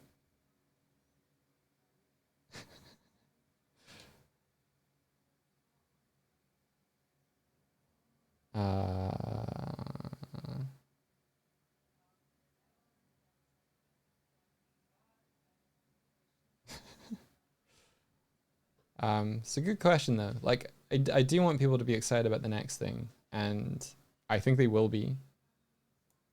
And I look forward to talking about it and showing what we've done.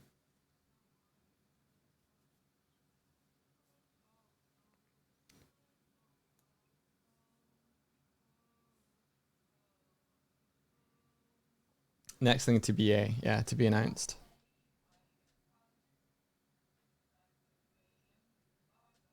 But I'm looking forward to being able to put from the creators of on it.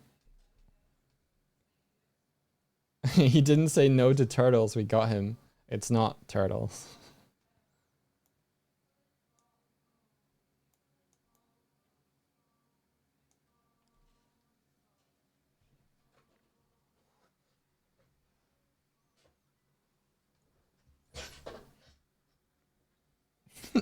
Not turtles confirmed.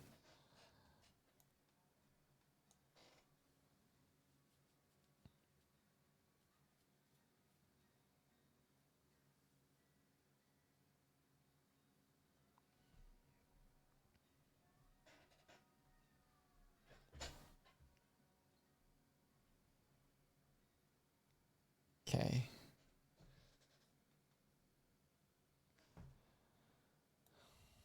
So her arms, I think, will get fixed when... Where are her arms? 50 arms. Do you have arms that aren't these arms? Or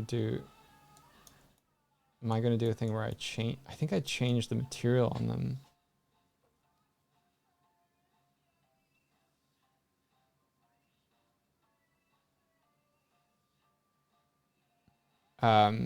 But yeah, my main thing at the moment is the overlay. So it's all this, and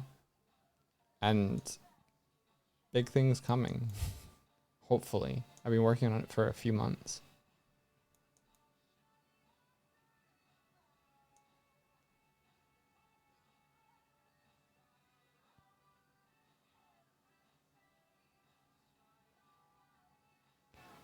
NDAs, they're not indefinite. No, like they can. When things get publicly released, you can talk about certain aspects of stuff. Yeah.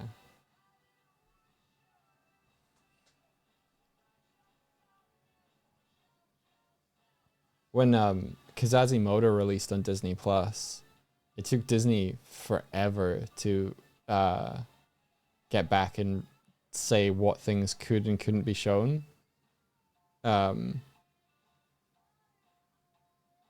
Completely like missing the hype window.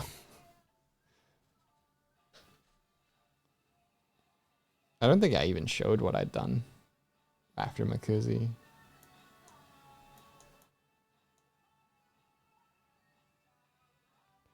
You're still hoping to see a comic by me, like just me personally.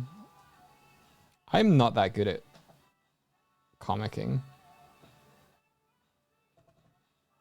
But yeah. Do you think we should I've been thinking about this because we're going to Thought Bubble again in November, but we haven't made anything new. So I'm kind of in two minds about it, honestly, at this point.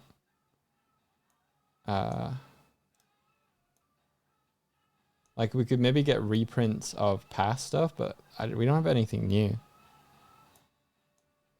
The only thing really new about us is that more people might know who we are.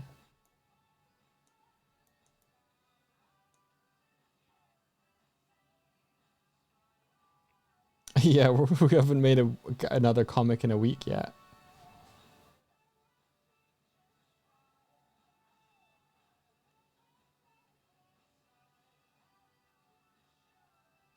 You used to work for a company that made the iron powder that went onto stealth bombers to make them undetectable by radar. You just can't tell us how it's made. Yeah. Do you want to make a behind the scenes book for the overlay? I'm not sure that would find an audience at somewhere like Thought Bubble. I'm pretty sure that there are a lot of people who still don't have the stuff that you could offer. It's true. Yeah, maybe we'll get reprints of North and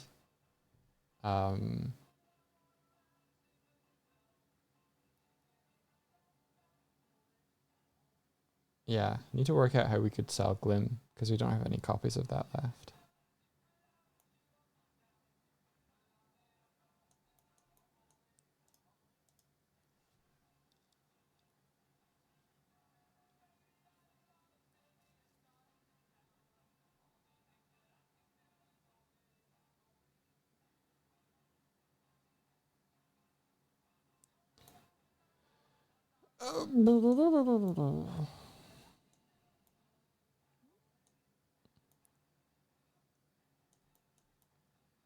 I don't actually like how I've modeled Swift's arms, if I'm honest. I think I could do a much better job now, or at least think about it better. So maybe that's something to pursue now.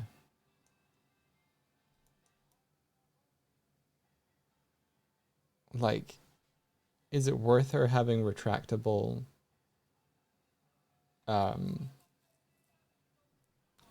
wings? It's messing with the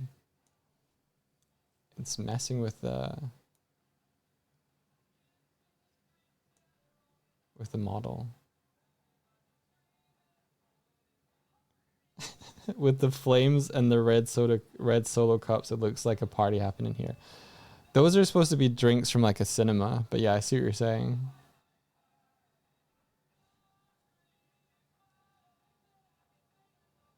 Am I under NDA for how I made your PB&J? Yeah, I can't disclose how that was created.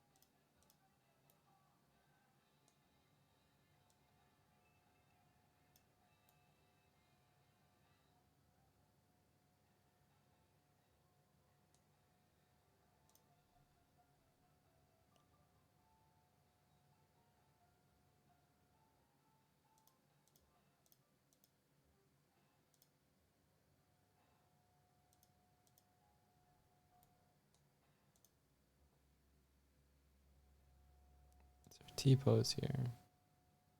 Yes. Okay.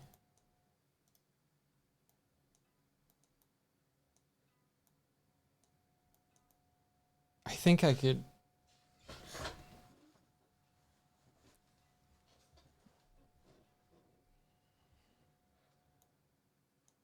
I don't know. I feel like Swifty's wings are a bit weird.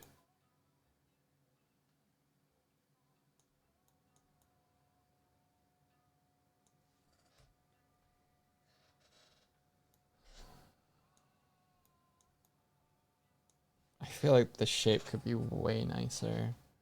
And it might be good if the parting, if we move the parting up so that there's an indent where her elbow is or something. You're both weird. Thanks.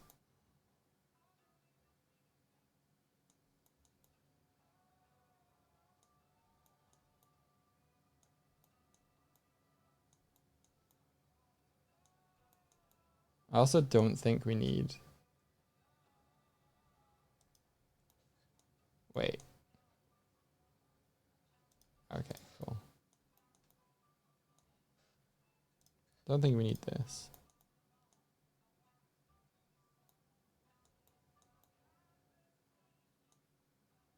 Or this.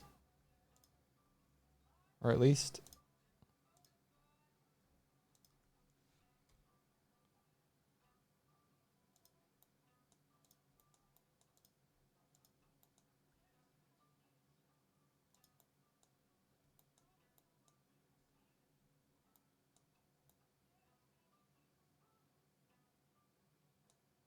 You know what? No, like, actually having this shoulder is good. Just think I need to do it in a better way.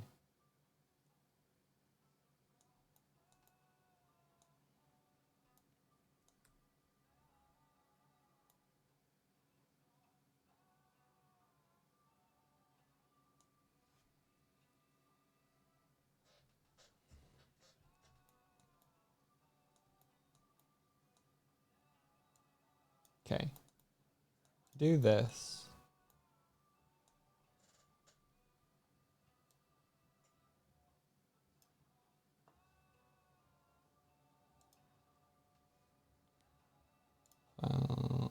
New from clipboard.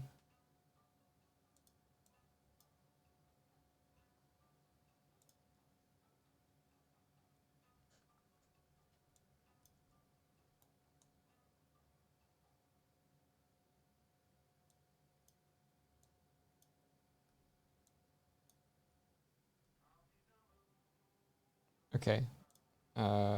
Swift wing shape. Okay.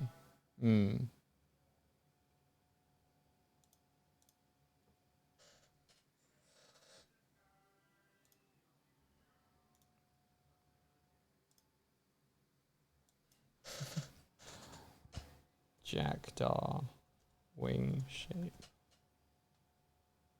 You see?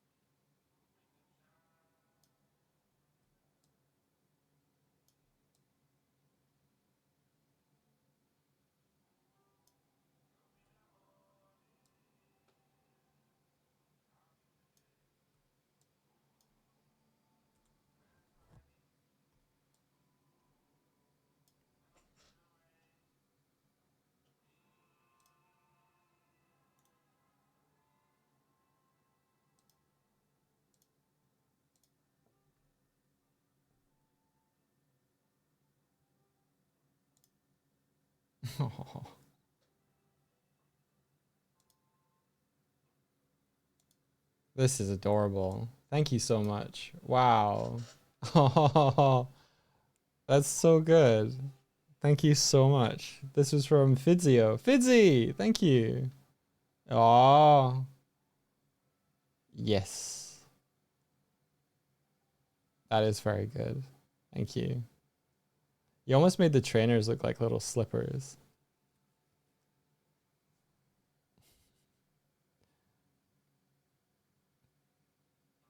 Very, very cool.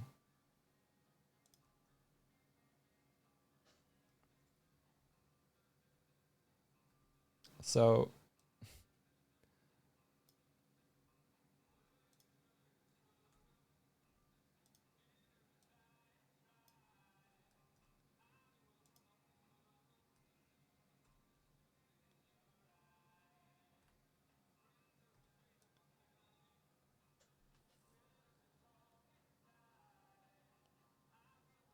this is a swift wing shape. This is a jackdaw wing wing shape. I'm not bringing this debate back, but I do find the jackdaw wing shape more interesting. Swifts look like shark fins.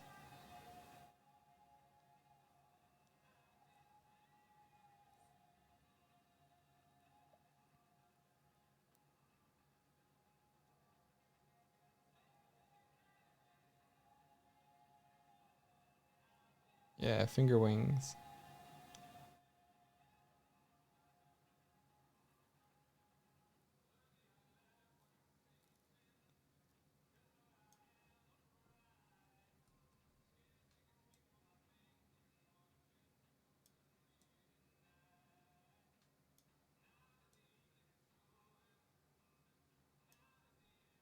Mm.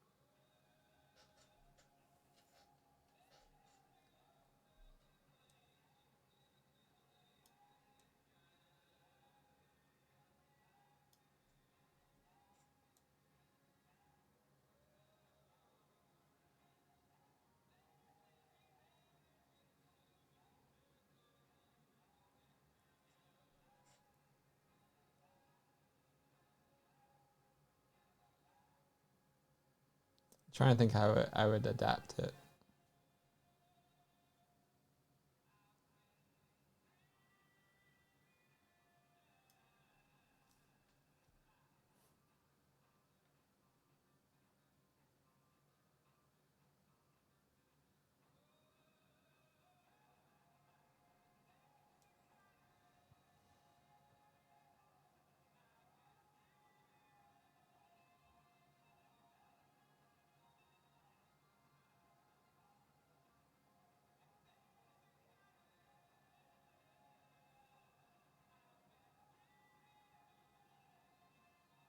So this was the thumb, the 3 fingers.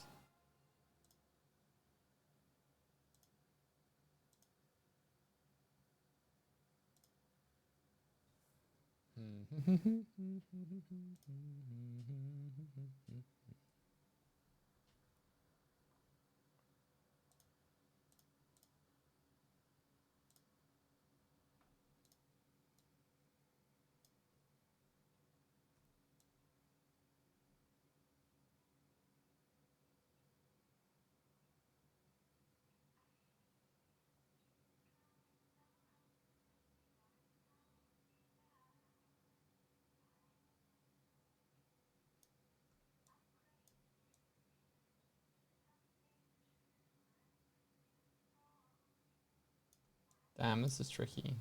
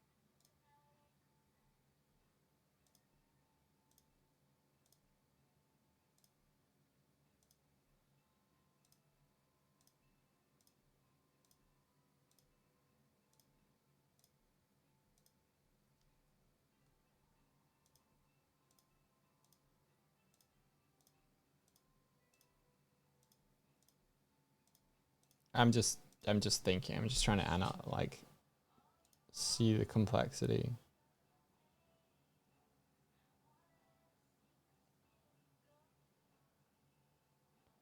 So like this area here beyond the elbow is kind of like a flat thing, and then breaks.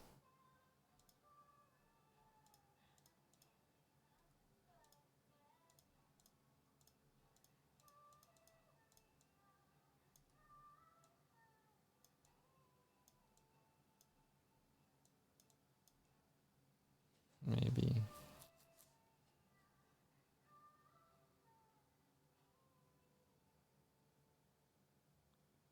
Could I?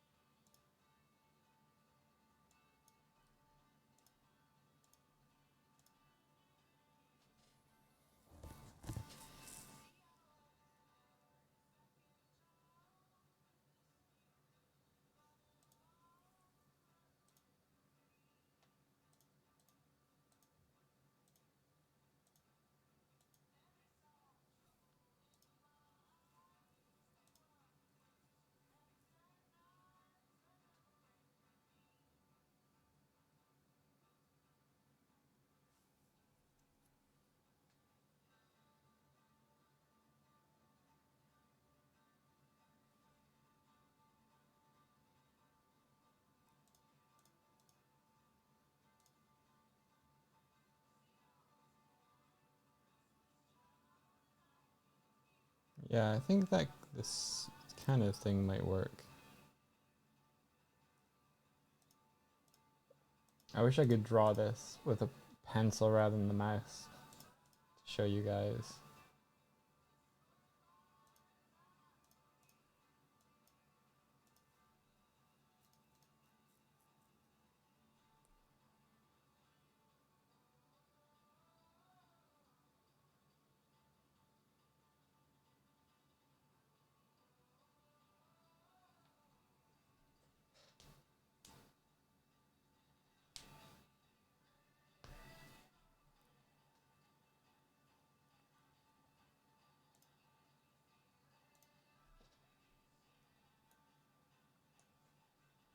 Okay, I'm gonna create a duplicate of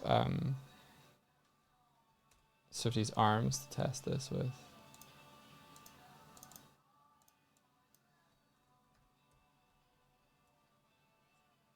Effectively, I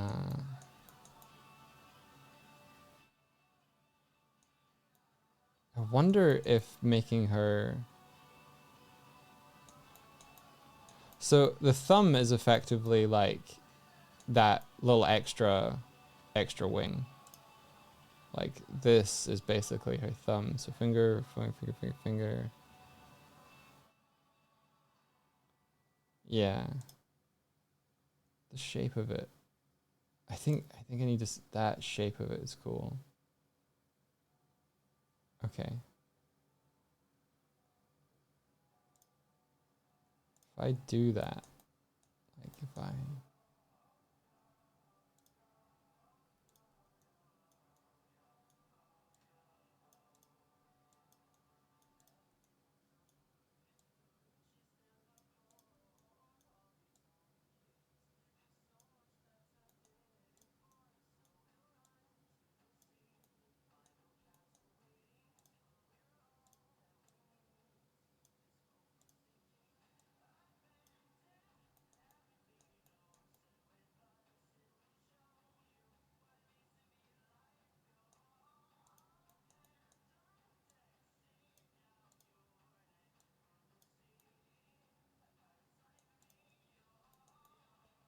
yo ho do do do do do do do do.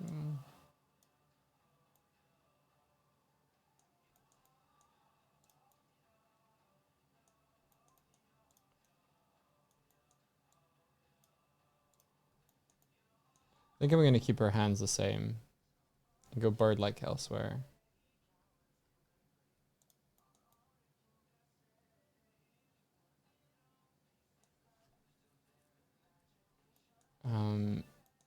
So the question is,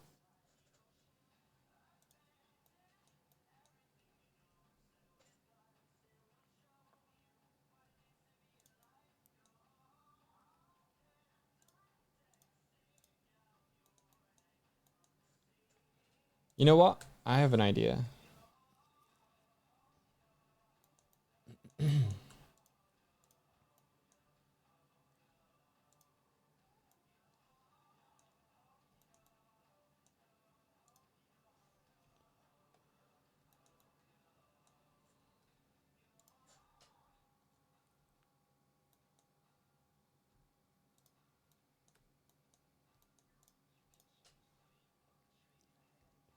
We could use the same shape language as I used in her hair on her arms.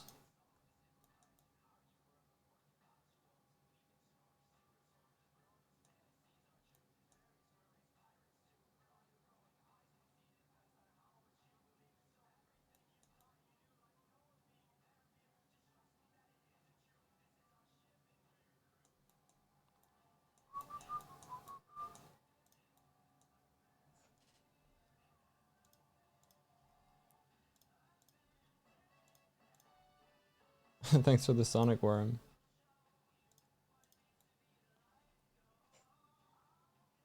Okay, so I think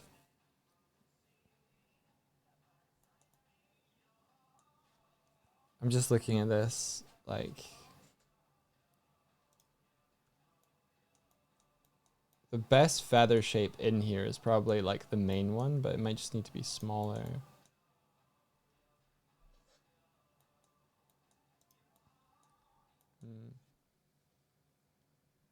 I'm gonna separate these out a little bit.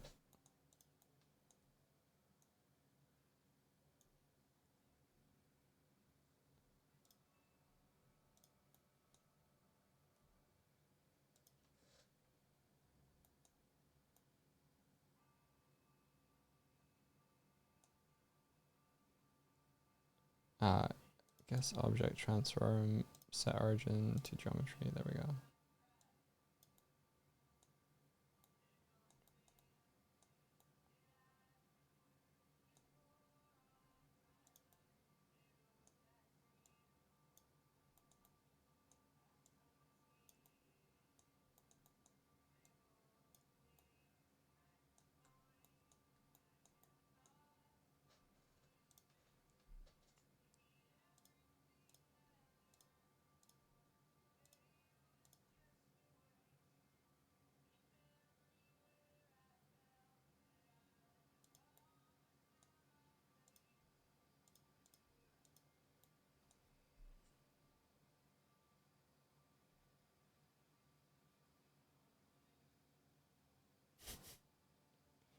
What's this? Updated meme. PBJ crimes. How dare you? How dare you? Moldrum, no. How long did it take me to get used to talking while working? I don't know if I'm quite used to it still. There's a different brain process when it comes to talking. I'm a lot better at doing 3D modeling and drawing while talking than I am at doing coding while talking. I really can't code and talk. I have to talk about the coding I'm doing in order for that shit to work.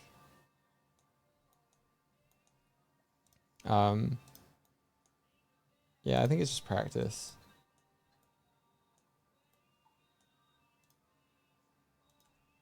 It's kind of like driving. The more you practice, the less you consciously have to think about what you're doing. And that just comes through practice. So it's not like, oh, I need to make a turn signal here in order to get my car to go that way, or like indicate, like if you turn enough right corners, you just do that, and you're like, you start to just think about, I want to make the car go over there. So my brain is just going, I want to make this feather feel more like the feathers in the reference I had. So I'm not making a conscious decision about moving each one. I'm just looking at the shape and going, how do I get there?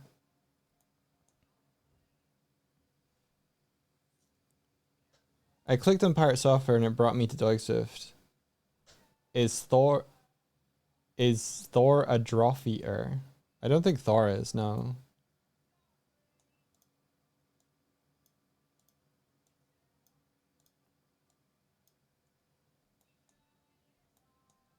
Thor isn't streaming today. Serious? I thought he would be. Feels like something happened then.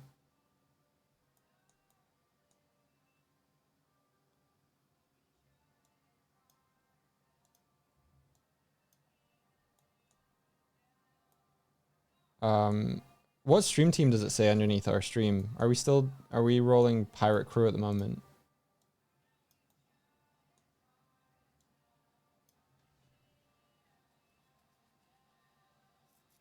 Yeah. Check this out. Is it stream B? Yeah.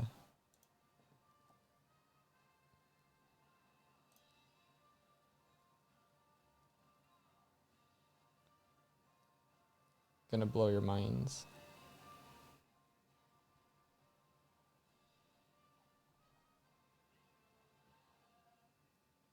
Shit.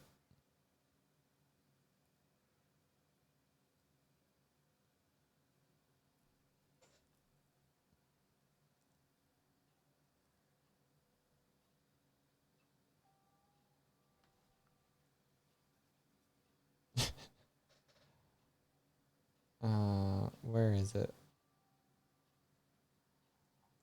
Damn it. How do I show me? Is it here?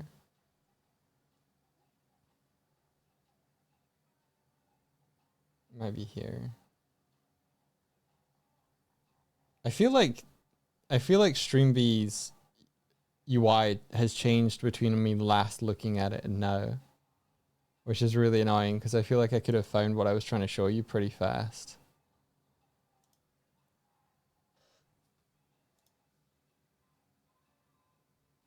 I'm trying to see my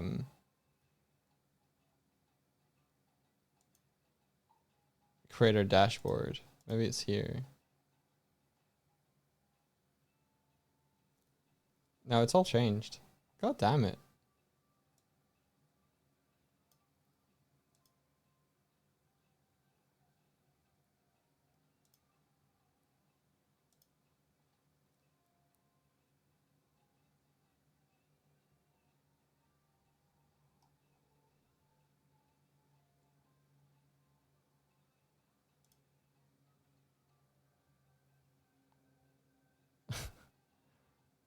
I was gonna try and look for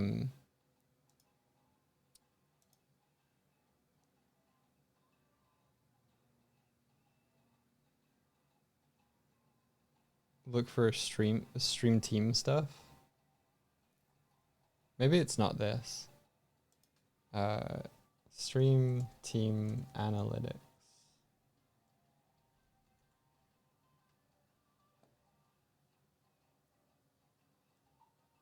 Don't think it's here. Anyway, I looked at fuck it, doesn't matter. I looked at some analytics recently and of the Pirate Crew, our stream was in the top 3 for Thor's stream team. That's all I was gonna say.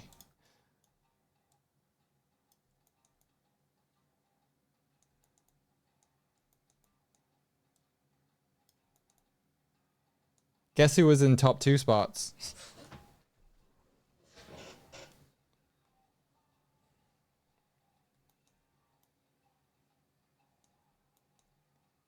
Yeah, Nico guessed it. Yeah. And we ain't catching up on them.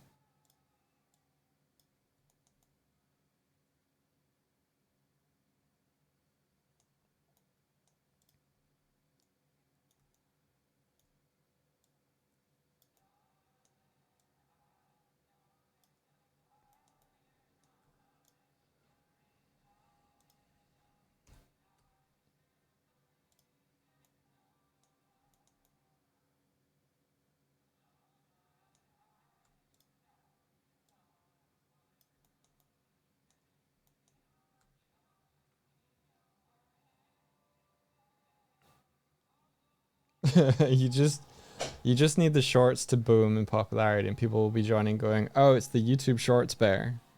I don't know how to crack YouTube. I really, really, really, really don't. I don't know if it's just like the style wasn't hitting on YouTube.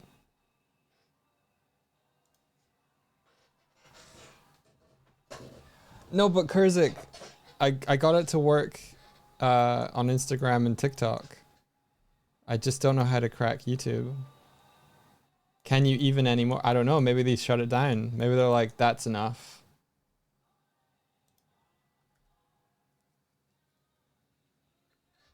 Yeah, that's Instagram. Well, that's what I'm saying. I don't know. I figured out what did well on Instagram and TikTok.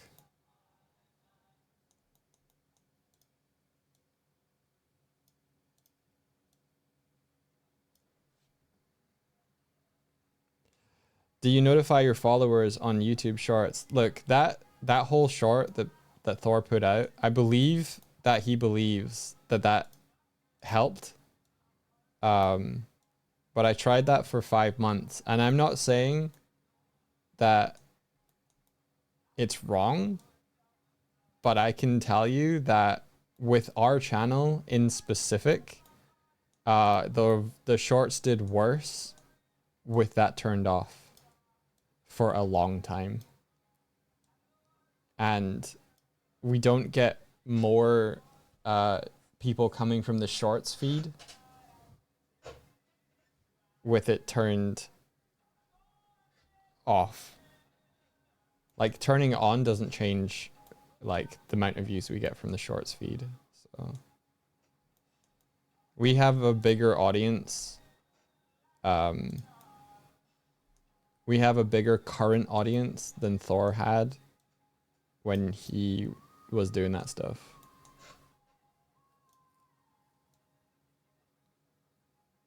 Like, for instance, his channel, he'd built that up over 7 years, and he'd gotten like 13,000 followers over like 7 years.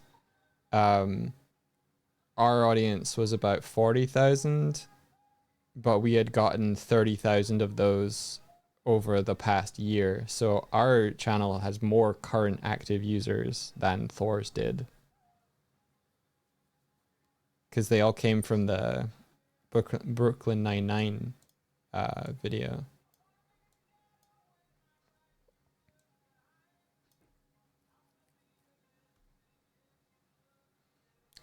His goal was to go from 13 to 15K. He's now at 2 million. Yeah. I'll say though, I think Shadelock, the way that Shadelock edits, must be pretty in tune with like what people are looking for. Because I think Shadelock's now editing for Shindigs, and having a similar rise for Shindigs as well. So I don't know.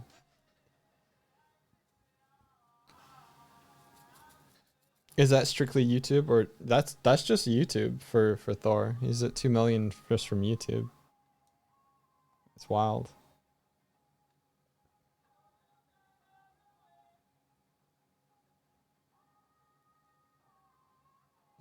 Please give me your gut reaction to Spy Kids. We're currently persuading Swifty to watch it. I think Spy Kids is a lot of fun. I think it's tongue-in-cheek, like, knows that it's being silly.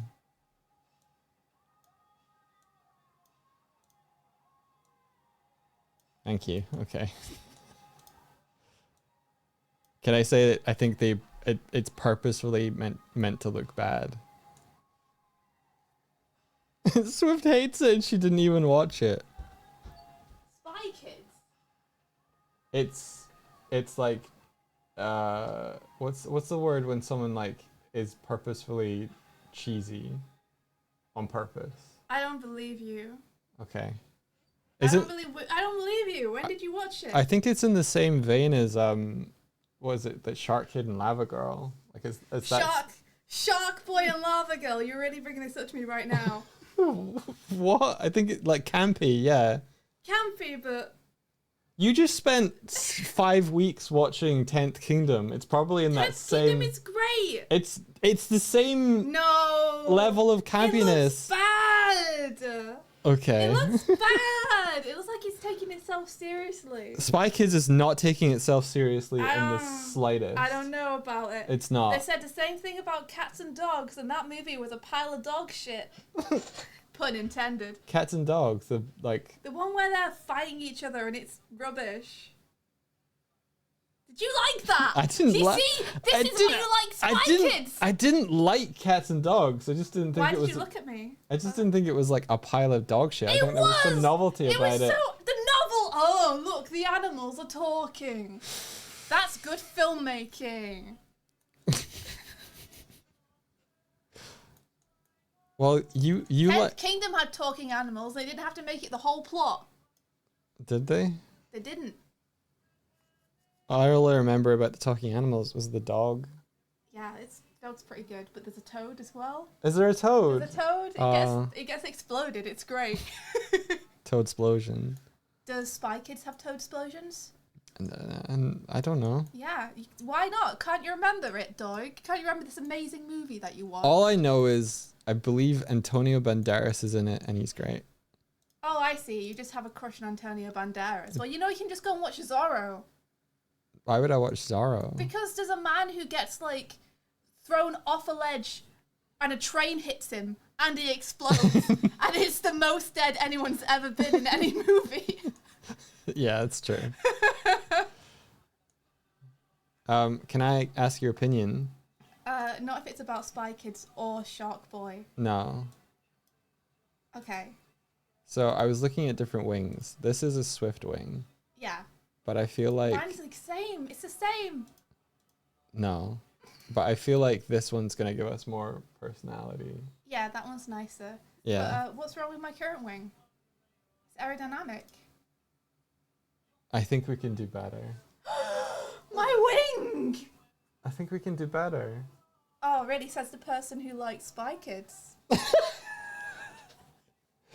Oh, what? You have standards now. I never said I liked Spy Kids. I said that it is what it is. You said it was a lot of fun, apparently. Have you ever seen From Dusk Till Dawn? Yeah. Spy Kids is like a child-friendly From Dusk Till Dawn. No, Dusk Till Dawn's about vampires, right? Yeah. It's awesome. That Spy Kids isn't about But vampires. it's It's about two kids in latex No. who is go it? around and go, "Oh, we're gonna solve a thing. Oh, we're spies." I don't think I'm gonna win this late even yet. And I think you've just like you've ruined. You've ruined our relationship. Yeah. We're gonna break up now. Lady V is trying to get me to watch it. Can you make me a sandwich? Yeah.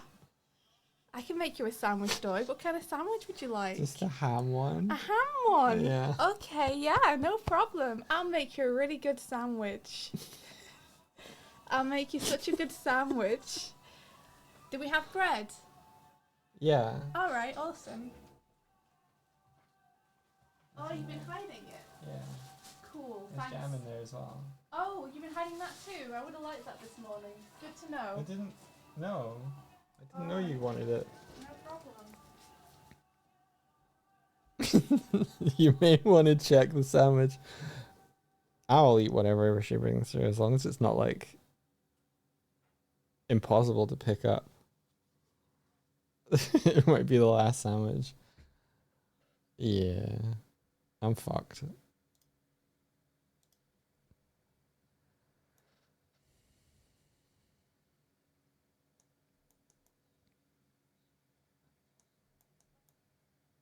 Valerie, did you see the PB&J I made? Did you see it? Have you seen the PB&J? You might have been there while we've been discussing it, actually.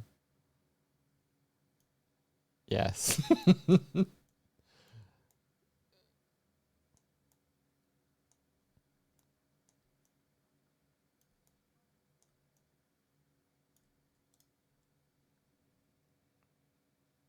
You napped. What did you miss?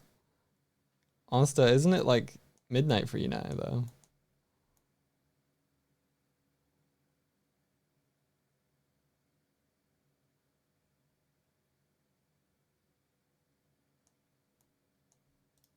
I'm making Swifty arm feathers.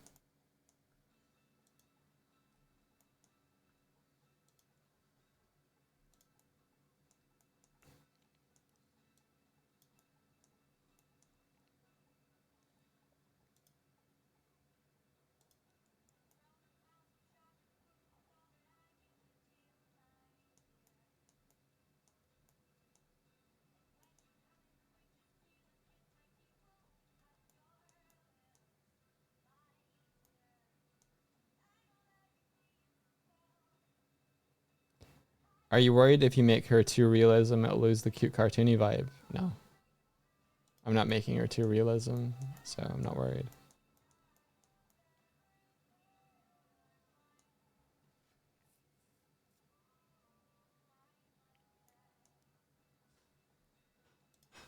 I think if you go into Spy Kids thinking it's going to be like it's taking itself seriously, then it's different. I think you need to know that it's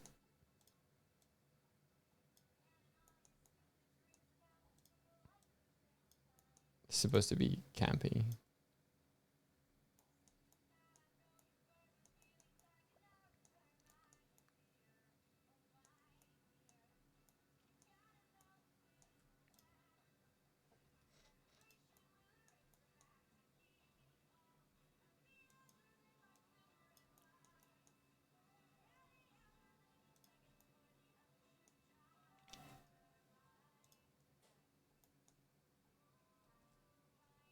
I hear banging coming from the kitchen, and I don't understand why you need to bang to make a sandwich. I'm scared.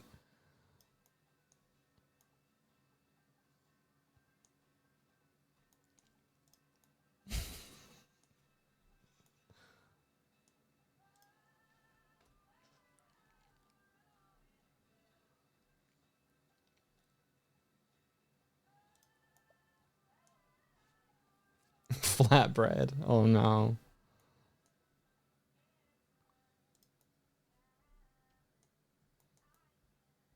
Oh no, here it comes.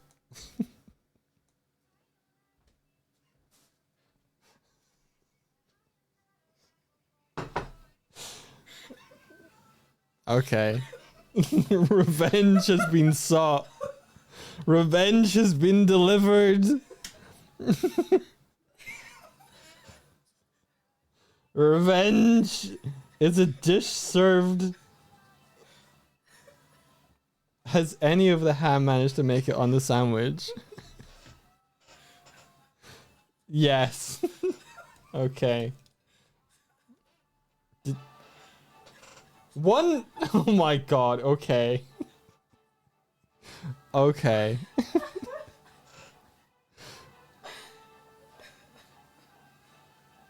Thanks, Swifty. You're welcome. I love it. I did the butter just how you like it. Yeah, it's great.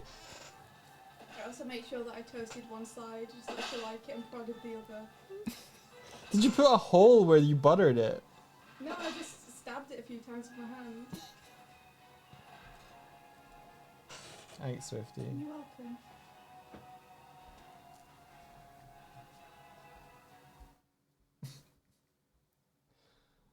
Okay.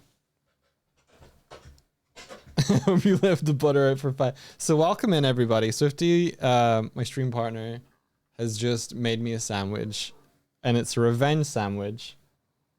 You hope the butter was soft.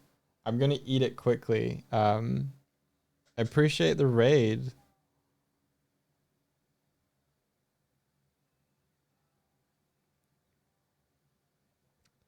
Nerd that draws. Thank you. Hope you had a great stream. I'm just gonna eat this quick.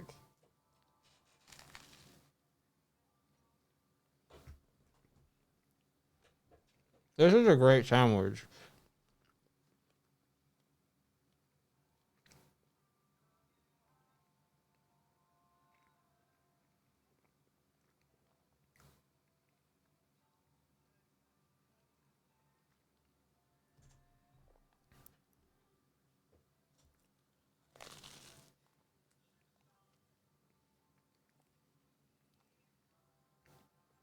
You love us in our grumbling energy. Appreciate it. Mmm.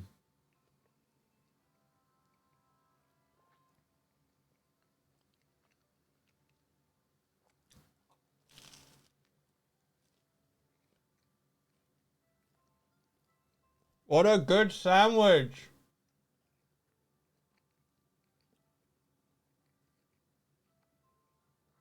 I don't think I've eaten a better sandwich in all my life.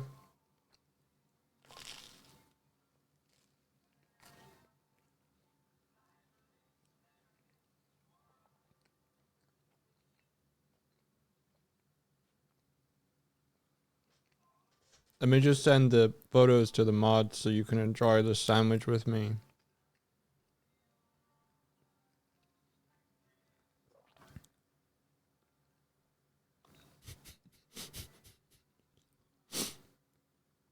There you go, mods.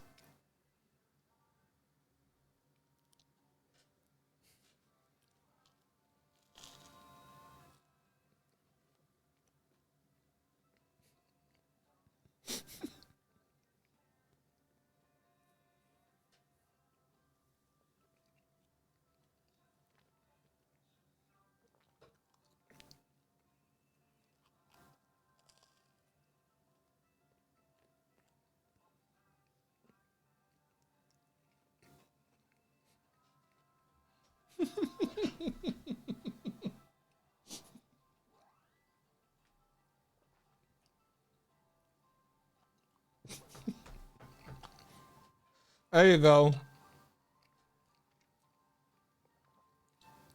The extra effort just to rip the meat is absolutely hilarious. Is that hair in the bread? Shit, I hope not.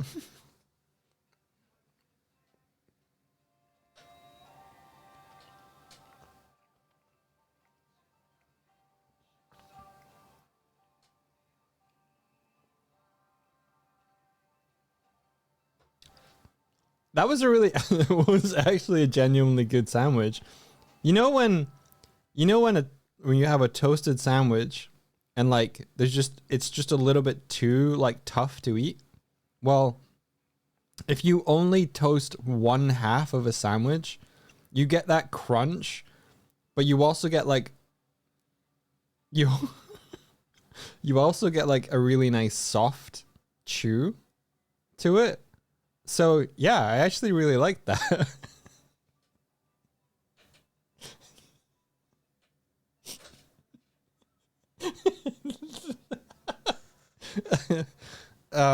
And the butter being in that concentrated part of the sandwich, you just got this really kind of like cool hit of salted flavor.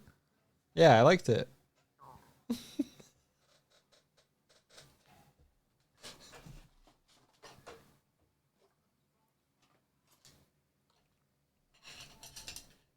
I'm not lying.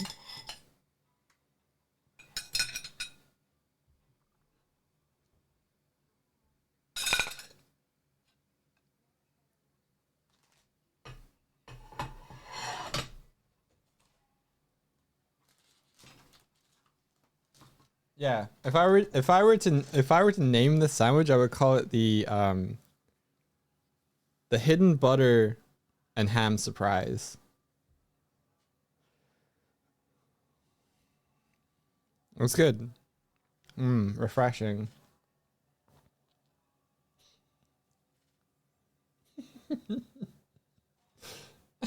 Crouching ham, hidden butter.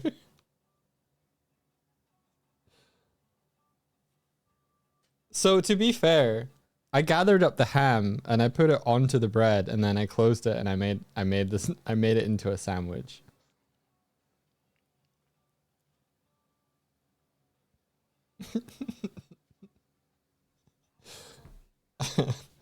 Oh my gosh. Fun. So fun.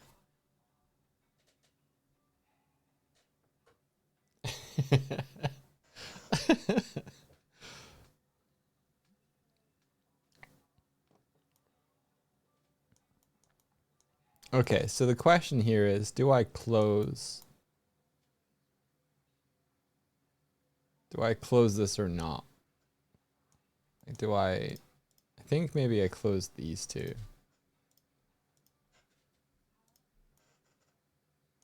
And then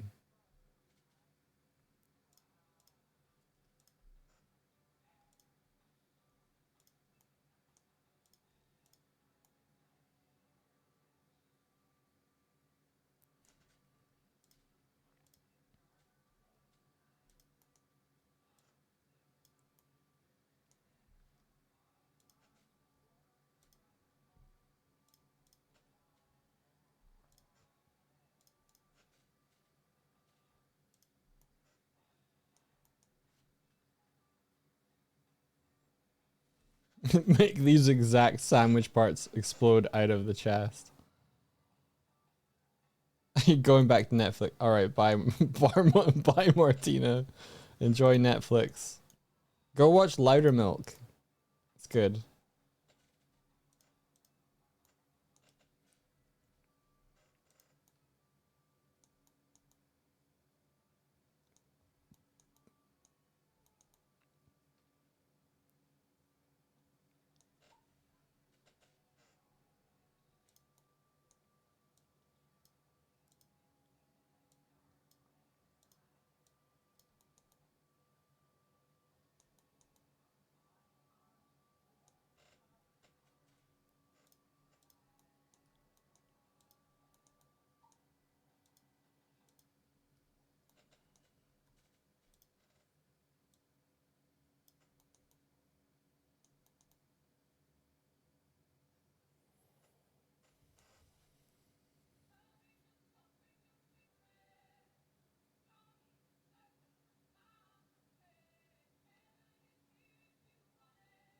That reminds me I should watch the new season of The Dragon Prince. Netflix coming.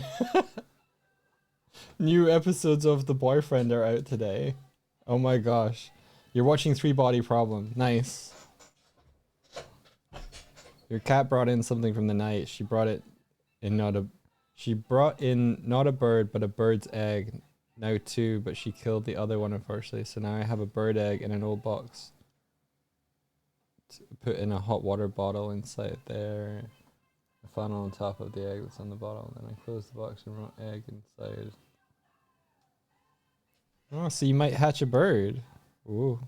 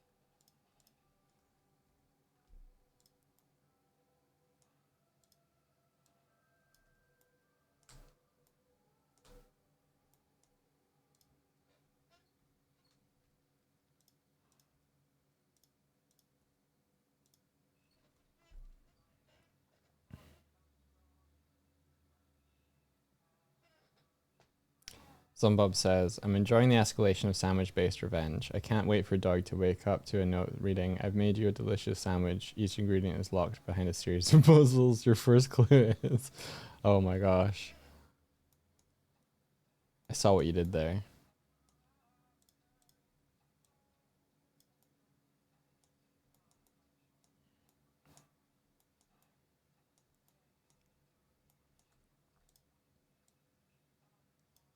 Okay, so the other ones, feather-wise, need to point kind of still forward, I think.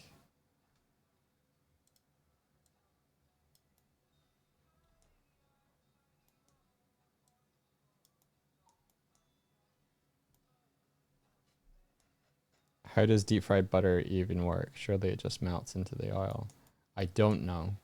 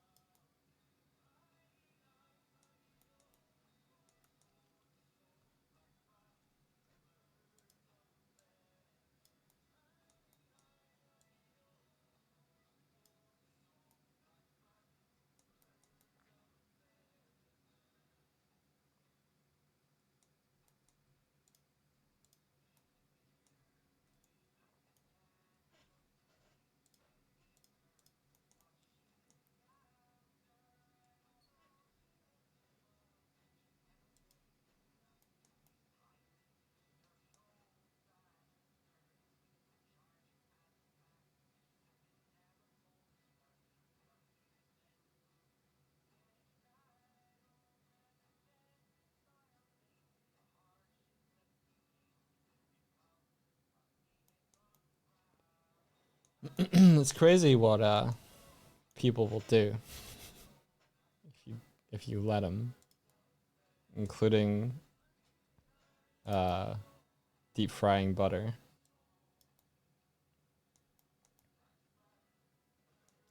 So the question is, do we keep these each as their own little independent feather? Or do we try and combine them?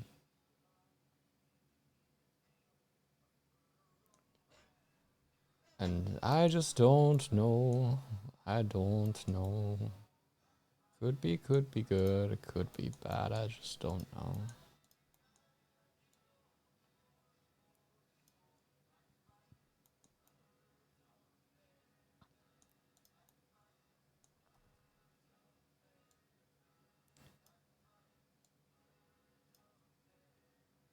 Mm-hmm. And you can't see what I'm doing because the sandwich has been there the entire time. Haja. Thank you for the chest. Oh, need this.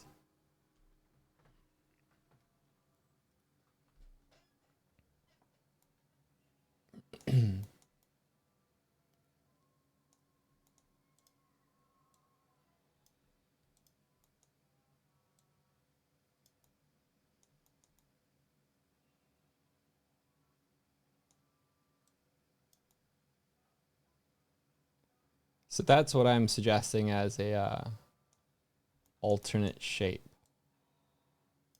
for Swifty's wings.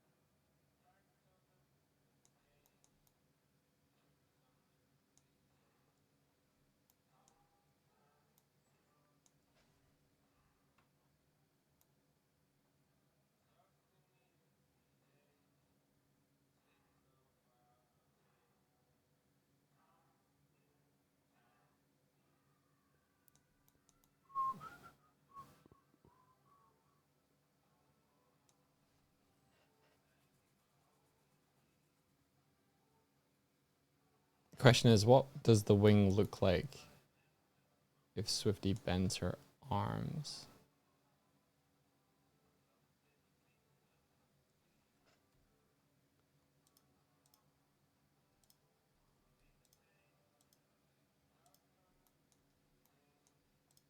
Bum, bum, bum, bum, bum. Hello, I'm finally catching a stream, which means it must be pretty late for you right now. It's 3:26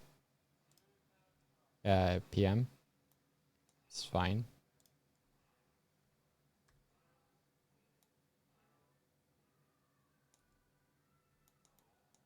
It's fine.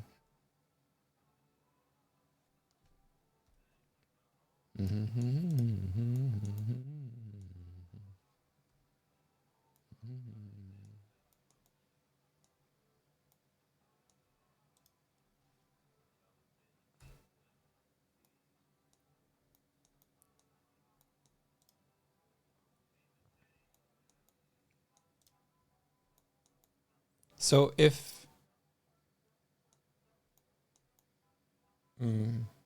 yeah, maybe if like,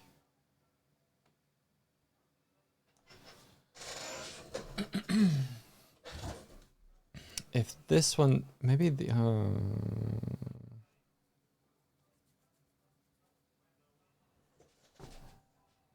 so if the arm bends, probably still want to keep a wing shape.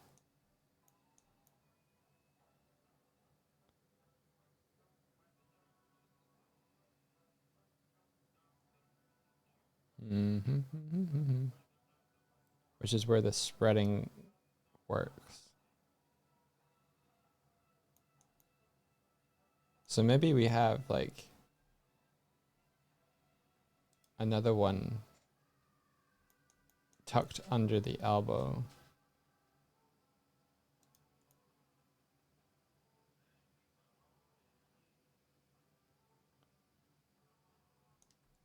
To kind of fill out that, like say,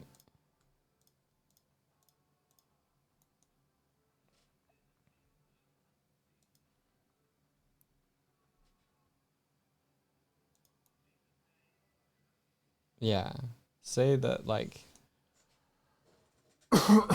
that would be Swifty's arm at a right angle. You would potentially have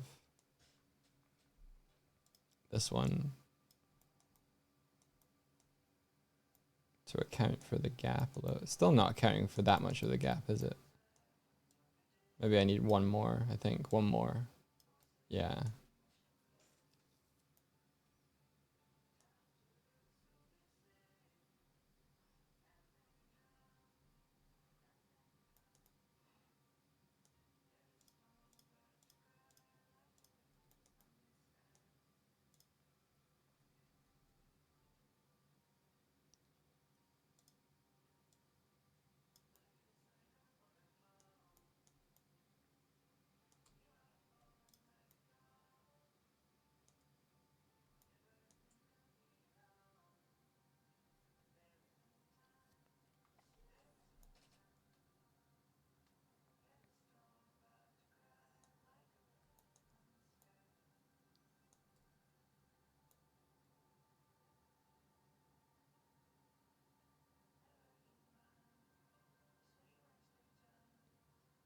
I'm not going to be able to keep this bird alive. I'm not sure what to do with it or how to get rid of it without killing it or something.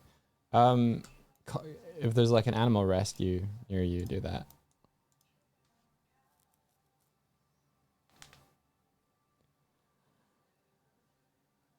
How many hours I spent rigging feathers, and some posters had ugly penetration happening. Yeah, I'm not too concerned about preventing that. We just got some like weirdly ugly shapes. Like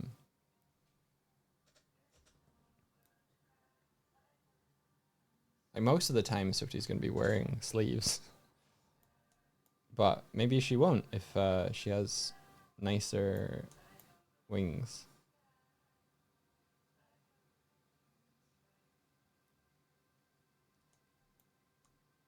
Maybe she'll go back to wearing her short-sleeved like she originally had.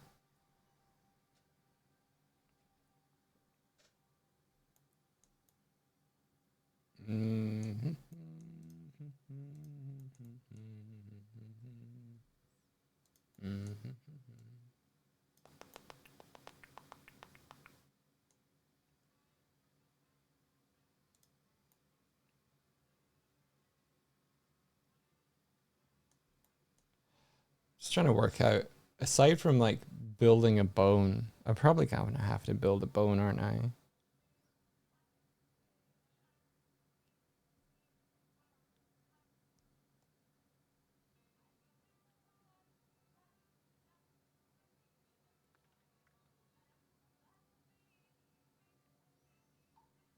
Maybe even multiple bones. I don't I don't know how to do that in a good way with Autorig Pro yet.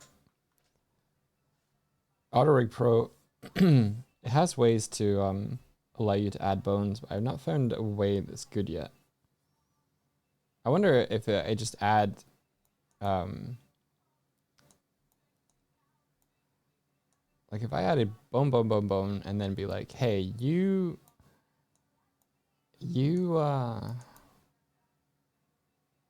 listen to the upper arm bone, and then these bones listen to this bone, and then when it moves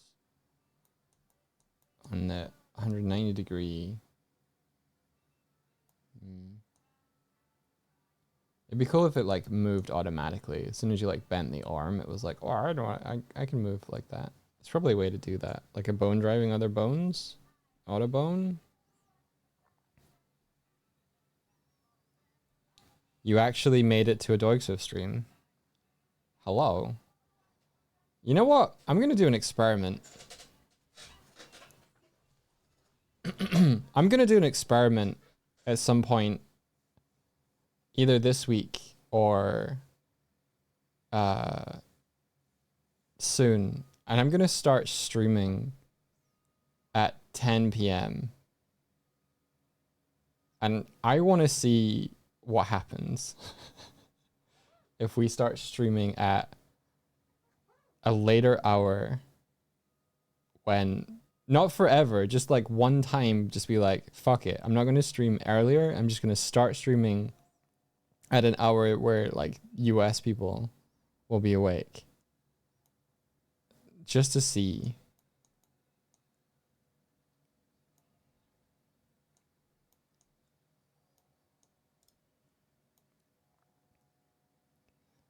Like what, 10 p.m. our time would be about 4 p.m. elsewhere, 5 p.m. elsewhere.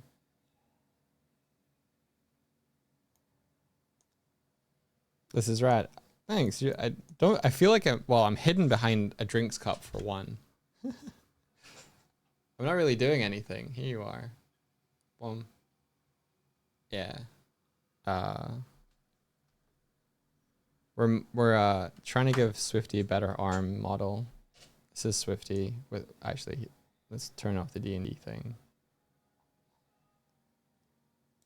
There you go. We're making better we're making better wings and giving her a knife. So that's her current wing here. And I'm trying to make a little nicer wing for her.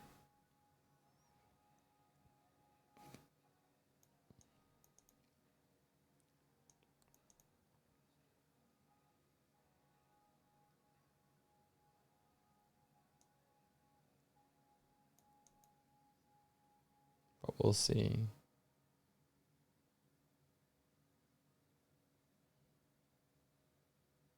You went to sleep after the first hour or so of the stream and just woke up to go to work a bit ago.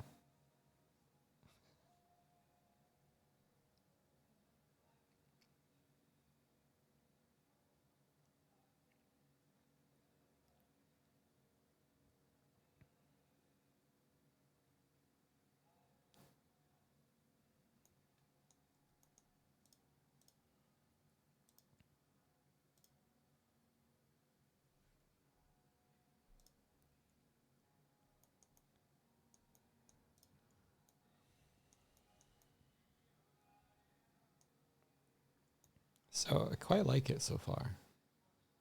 I feel like that noting where the elbow is quite nice.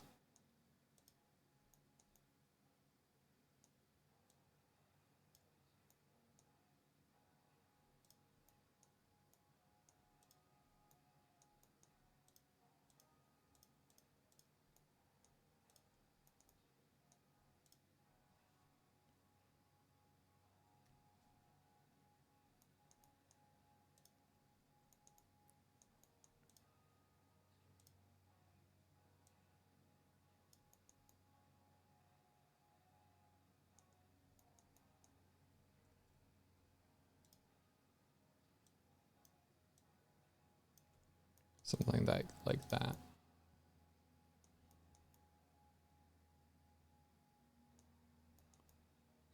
So the question is, how does this combine to a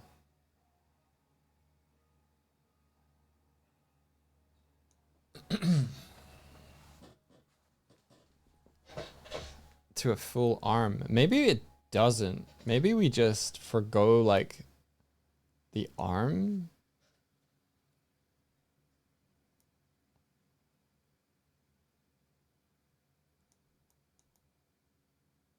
What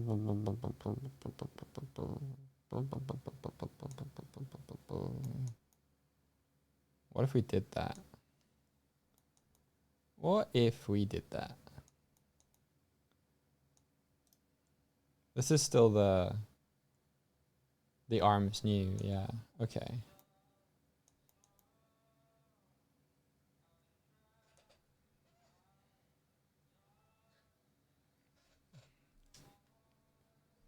Yeah, what no arms? What if no arms? Yeah, alright, okay, so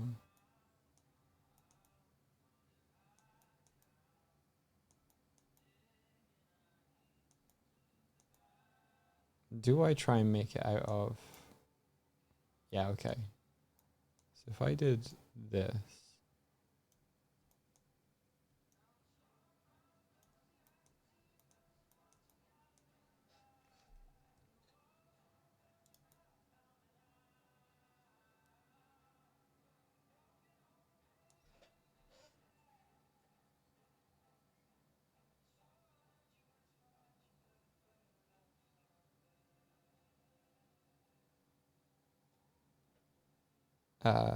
Gigglefist, don't worry about it.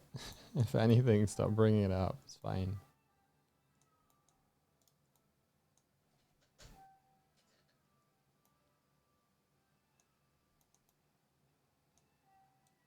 If it weren't okay, I wouldn't have shown up at your, well, like, if I had hard feelings, let's say, I wouldn't have shown up at your friend's stream.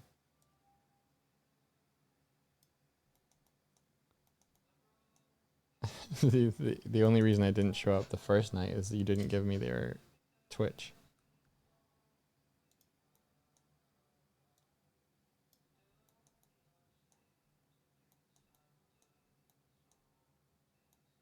Yeah, no worries. They were great. You're great.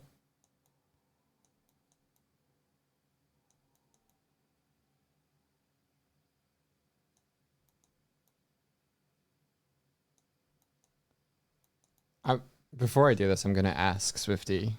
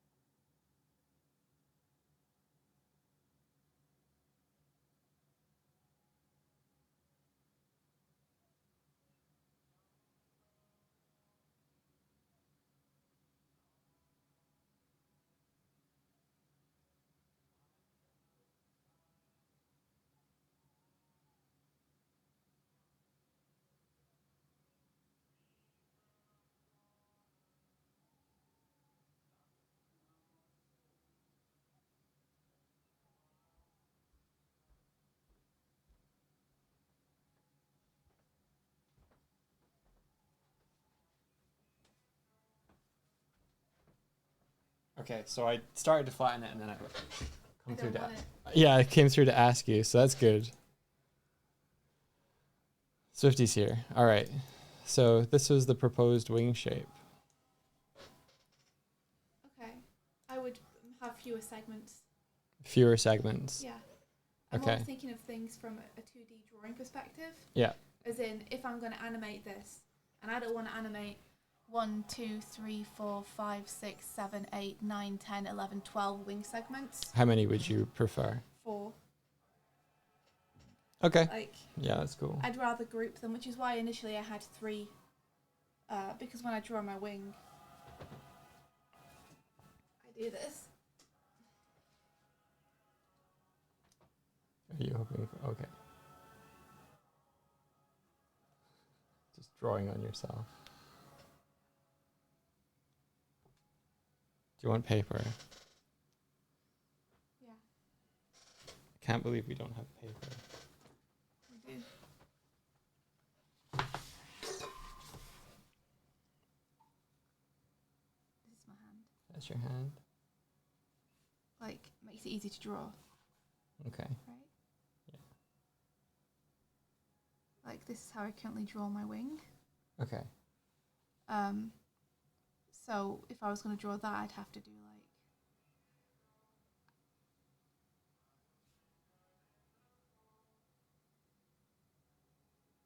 Yeah. it's just like I prefer it cartoony Yeah. so that I can just So you know, my question is, if you have your arm bent like this, Mhm. what does it look like around here? well, I can show you what it looked like in 3D. I mean 2D. Yeah.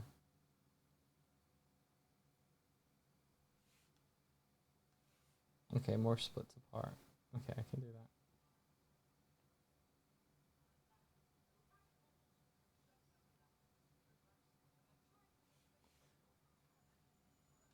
You can add more segments if you want, but I wouldn't add many more than 4. I think the issue I'm getting that I need to fix is that you see how you've naturally put the split where the elbow is? Mhm. It's currently not, and that one of those segments is like bending weirdly around your Yeah, elbow. well, you can have a split appear if you need to. So if you're having this, this, and this, you could always have it do that when I bend my arm, Yeah. if you want. Put a little split in it. I think I want to go for this kind of feathery shape, but I'll reduce the segments rather than doing the. I find that a little bit too amorphous, whereas this one, the shape language on the feather, could be cool with the. The problem is that you prefer to push your art style towards realism a little bit more, Little bit. and I like to keep things very abstract and cartoony. Yeah. So two styles end up clashing against each other in moments like these. Yeah. Whereas, like, if you make it more realistic, it's going to give me Uncanny Valley. But if I want to keep it more cartoony, then you're frustrated by it. So I'm frustrated or of frustrated. Not so much. Like I did it originally. I'm just noticing that when I've got the current model thing, Mhm. it's weird. Well, and I can you wanna- make it not weird That's what I'm attempting without to do. completely redesigning it from the ground up? Yeah. I'm gonna remodel the shapes.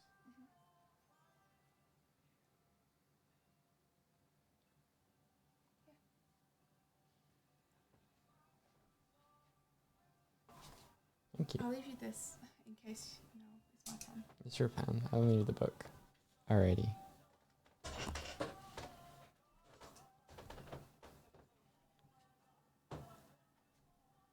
Maybe you and India should hash out a wing compromise design first. Maybe so. Yeah, rather than me trying to push ahead.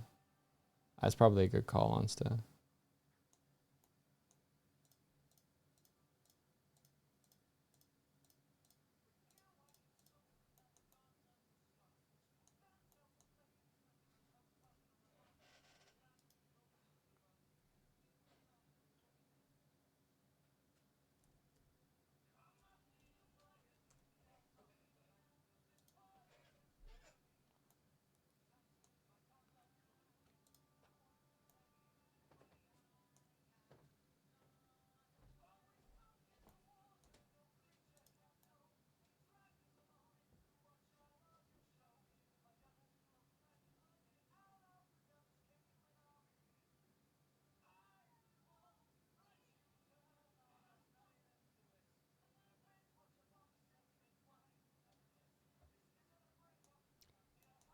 Thinking.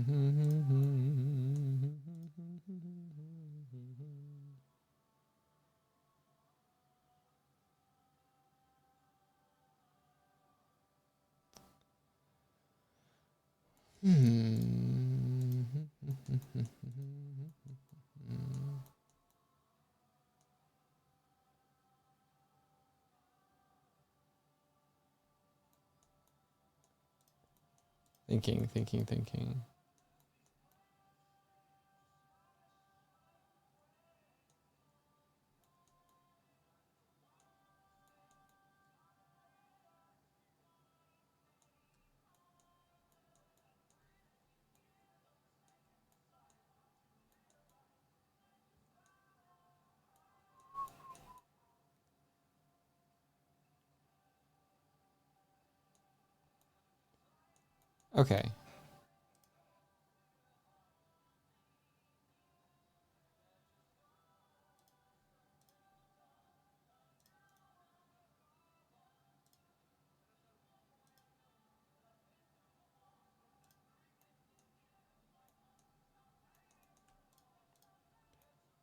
Thinking.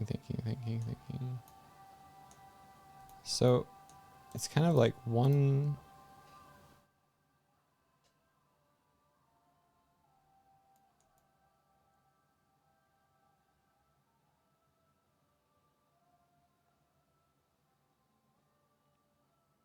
segment, two segment, three segment.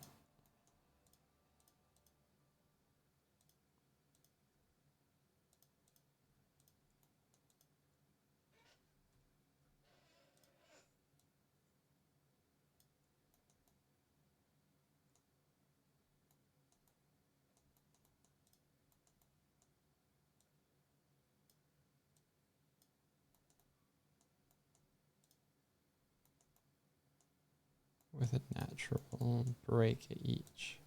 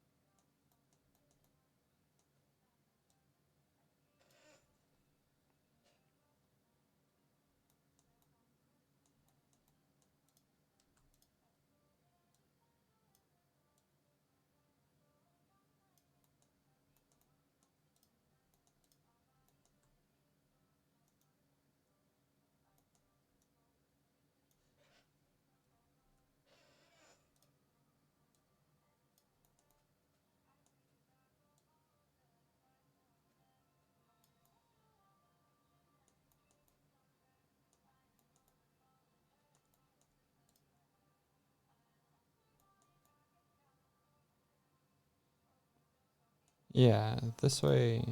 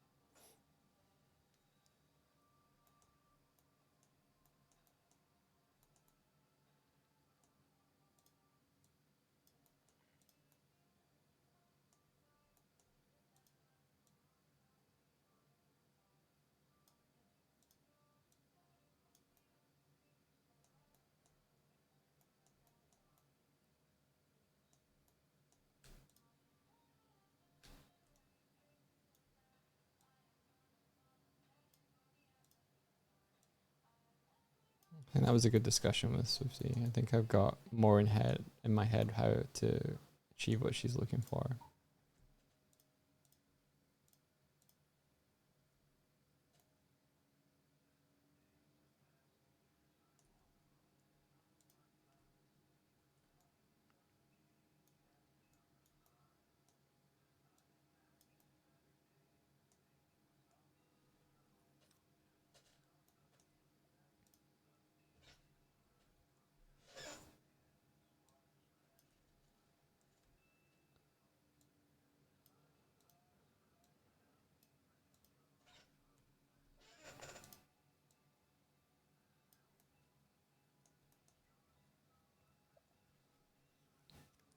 So when you say you finally caught a stream, where are you coming from?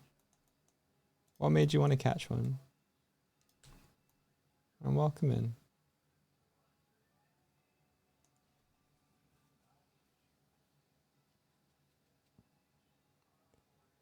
New bone song. The feather bone is connected to the wing bone, and the feather bone is connected to the wing bone, and the feather bone is connected to the wing bone.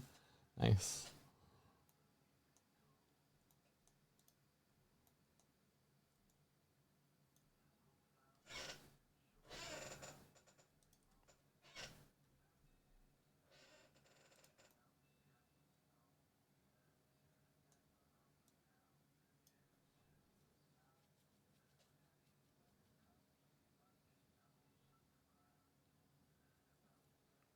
You're East Coast Canada, and you've been showing our reels on Instagram over and over for the last few months.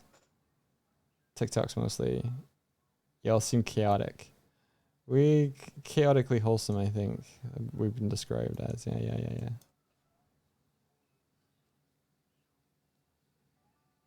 You're in Texas. Gotcha. Yeah, we stream during our mornings.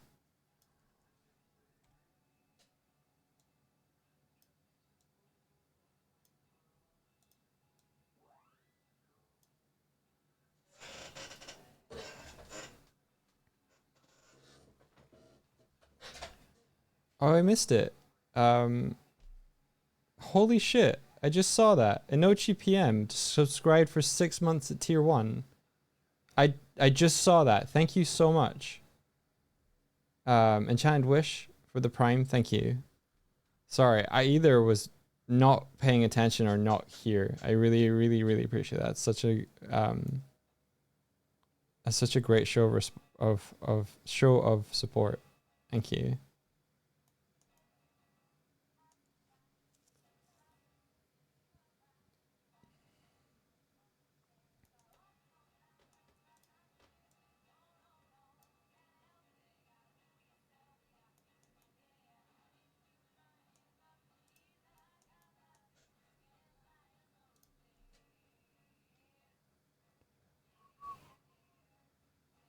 And Sorbet Owl before that. Let me just have a look at that.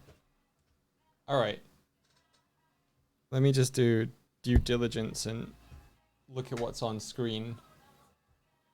Sorbet Owl, thank you. Inochi, thank you. Yeehaw.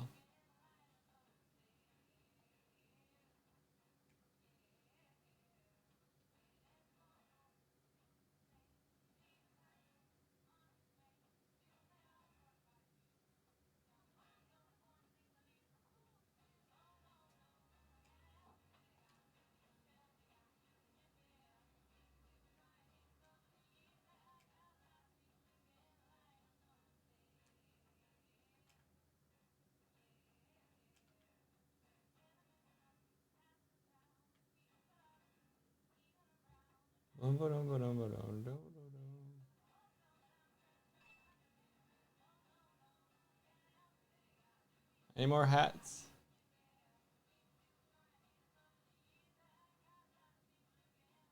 Any more hats? I don't think so. All right. Hey, Reb.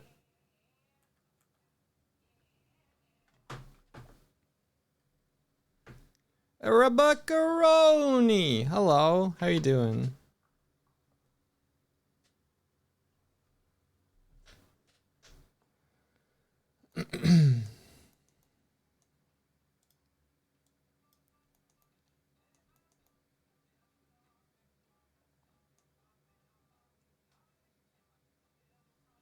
The clips don't do this justice. This layout is adorable. Well, thank you. Sad that the clips don't do it justice. Yeah, usually we're just like, okay, so usually I just like zoom in on different aspects of the screen. Yeah, some of them Swifty's running about though.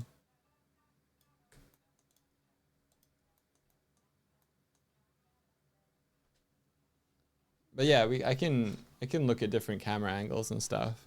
It does things, you know.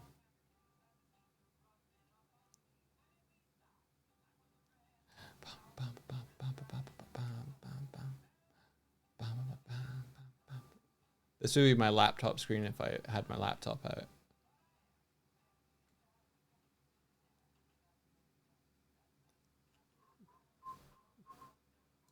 I haven't quite fixed it up in the new build yet, but it's gonna go here.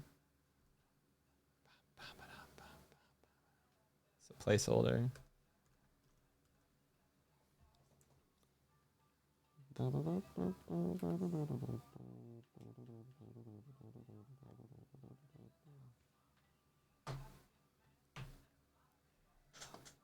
Yeah.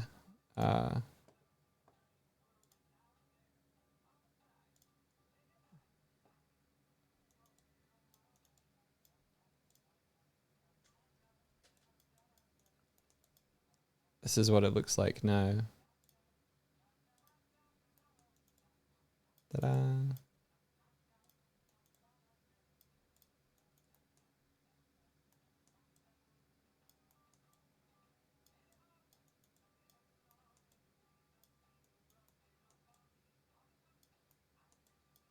Stickers on the back.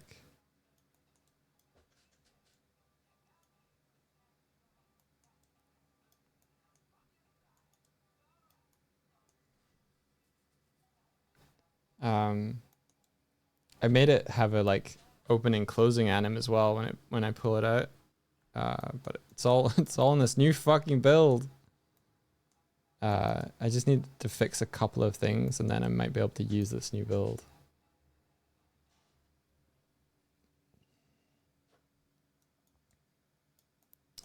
Yeah, yesterday as well, I kind of color changed these two chests as well. So we're going to have different tiers of chests depending on the tier of subscription.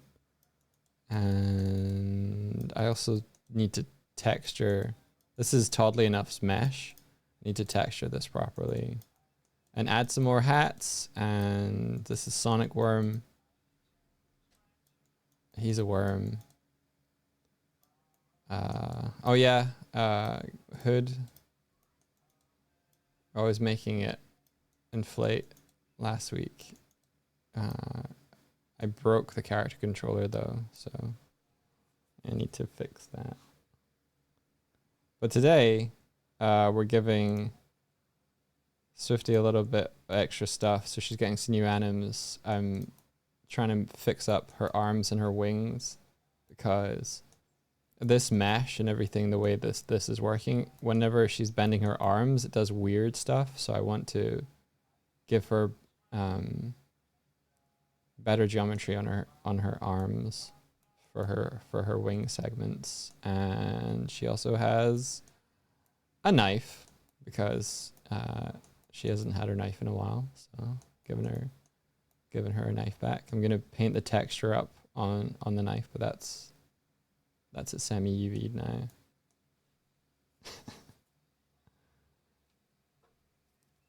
A knife, yeah. For that mischief energy. I've been told that since I'm the one giving Swifty a knife, I'm the one responsible for whatever she does with it, which I don't know. Don't know about you guys.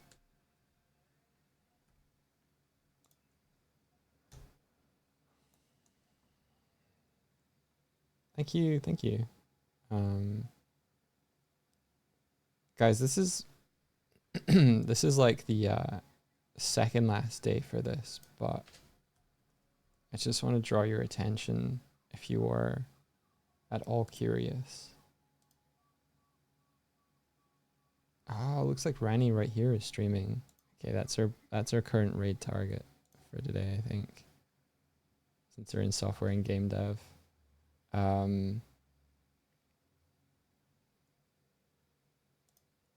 Yeah. Let's see.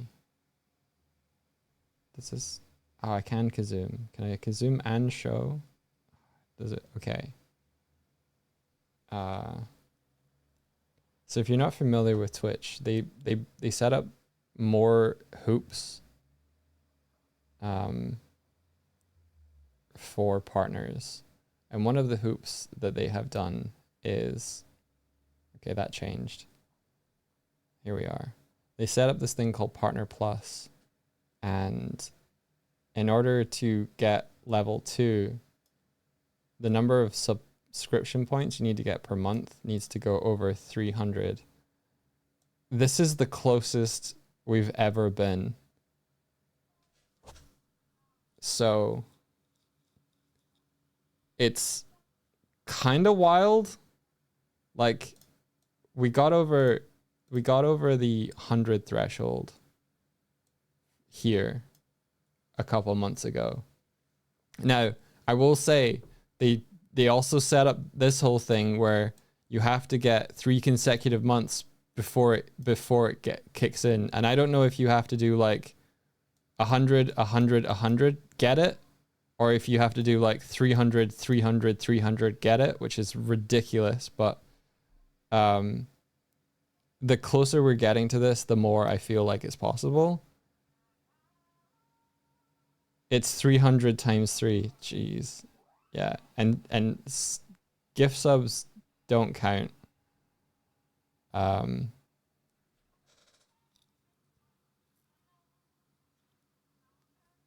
So I just like it's closer than it's ever been. It is pretty harsh. But what it means is that it changes our revenue split on Twitch from the default is 50-50, which means of all the subscription money, 50% goes to Twitch. If we manage to make it to 300 points, then they've offered up 70-30, which means 70% goes to us. So that's 70% of everything from the month. Which you can obviously see is a lot better than losing 10 to 20%. And gift subs don't count. And it's wild. I think they just make it so that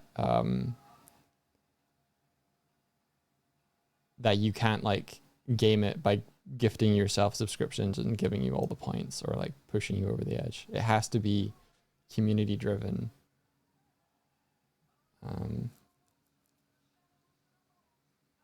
It's like they were so close to implementing something good. Yeah.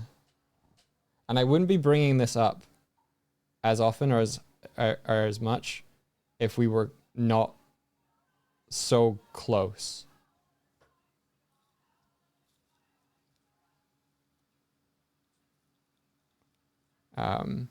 So if you were considering subscribing, I'm not going to push you guys to. Enchanted Wish. Geez, thank you.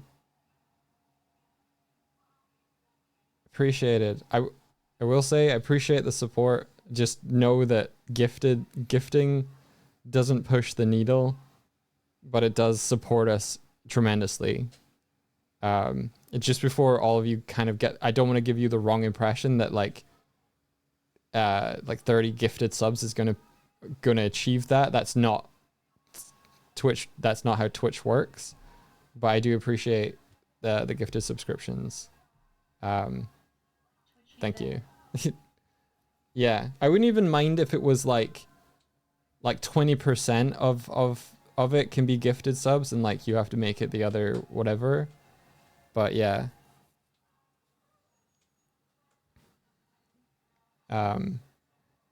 If in effect, the more gifted subs, the more people can't subscribe themselves. Well, actually, no. If you gift a sub, but then you pay for a sub and pay it forward, maybe it works that way. Oh, there's so many loopholes, dude.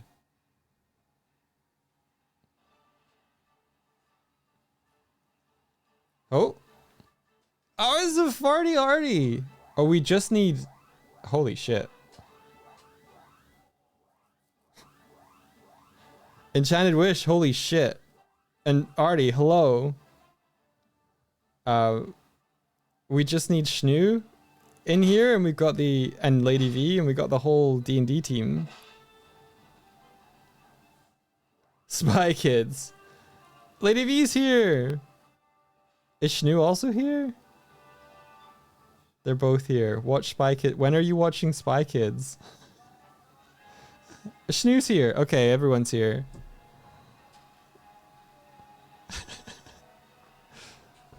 Oh my gosh. Welcome in. I was just talking about how our channel's got... Oh, I fell.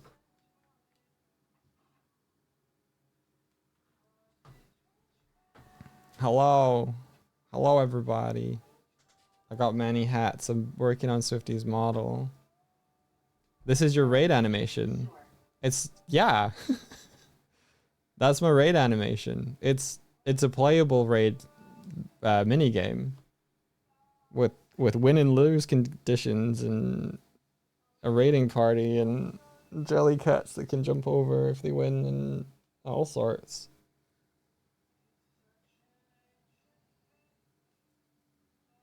Next Monday, you're gonna watch it.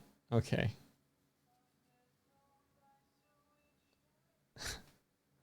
Monday, sad face. Why are you saying sad Monday with a sad face? Okay, roll call. We got Reb, we got Schnoo, we got India, we got Artie, we got Lady V, we got the entire Ballad of Ennersfall. Hopefully I'm saying that right. We've got the entire D&D party here in chat right now. If you haven't seen the first episode of Ballad of Ennersfall, it's very good. They're all ADHD artists, I think, whether diagnosed or not. It's scrungly energy. Thank you, Kurzek. There's going to be so much art generated. It's their powerhouse of creativity. I really recommend it. I'm not even part of the campaign, so no bias.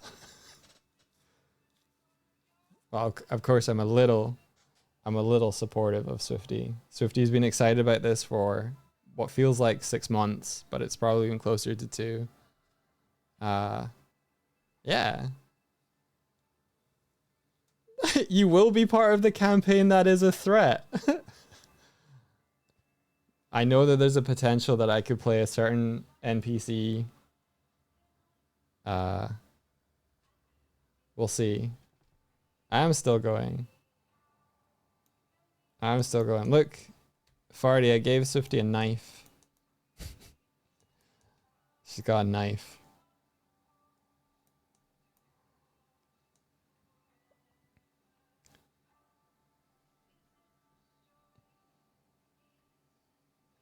Question, and if not, no problem. Is there a way to contact the D&D group to ask them if I can bring them into something? Don't want to be rude and seem like I'm promoting, so being vague. Well, they're there, so yeah, ask. I guess you can ask them how to contact them. Yeah, best to do that than an ask. Make an ask in front of everybody. Good call. Probably best contacting Lady V, who is the DM.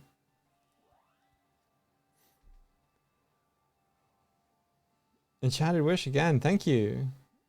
Gifted sub to Outlaw Eric, thank you.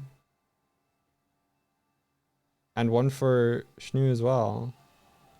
Thank you for the support. You got to get back into Taz. Are you watching the Balance arc, or have you watched that and you're watching the other campaigns? I only ever listened to I only ever listened to the Balance one. It's great.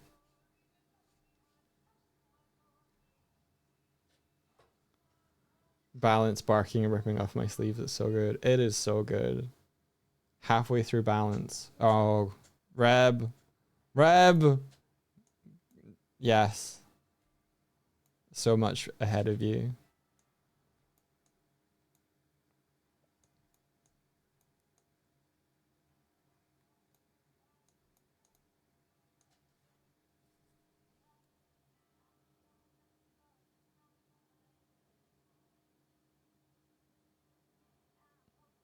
We did it. Hype train complete. Thank you. Thank you so much.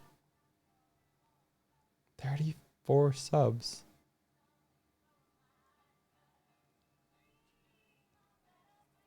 Thank you.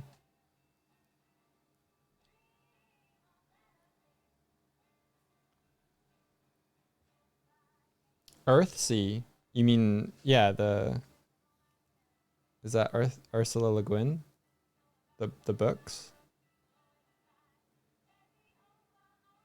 Oh, Ethersea. Ethersea is something else. Yeah. I guess Ethersea is a play on Earthsea.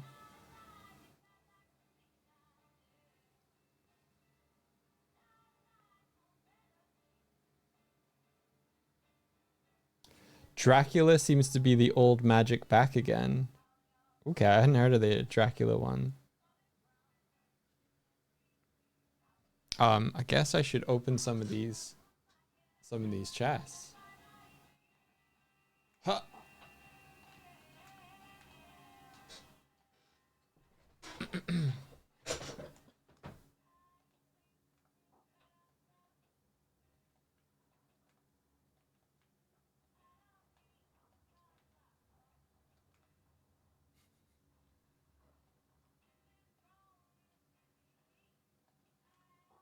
I feel like a dragon on the top of a horde.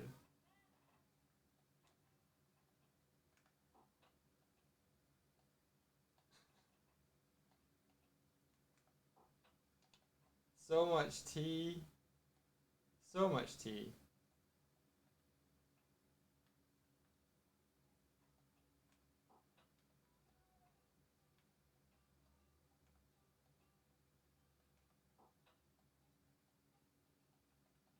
My grab mechanic is a little busted.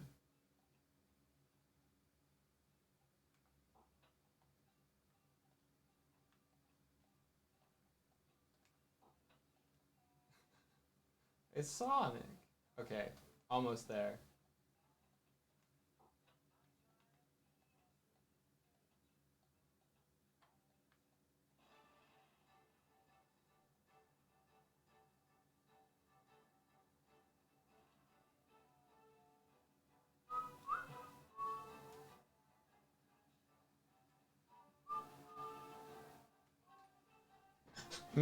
That label bug. Interesting. An idea for that one.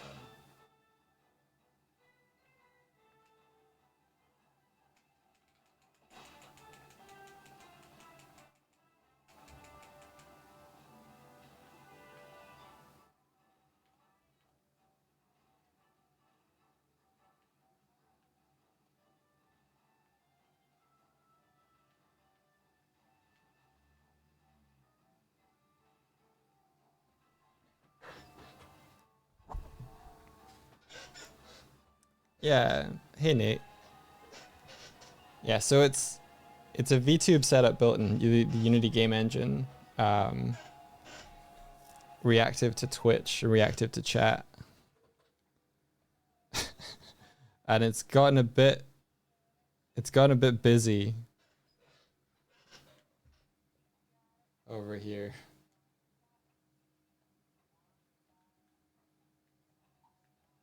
Okay, I'm gonna do a tidy. I gotta do a tidy because I'm drowning in garbage. Oh, I've misspelled tidy. Oh my gosh. Here we go. Tidy. Oh, that's so loud. So much garbage. All right.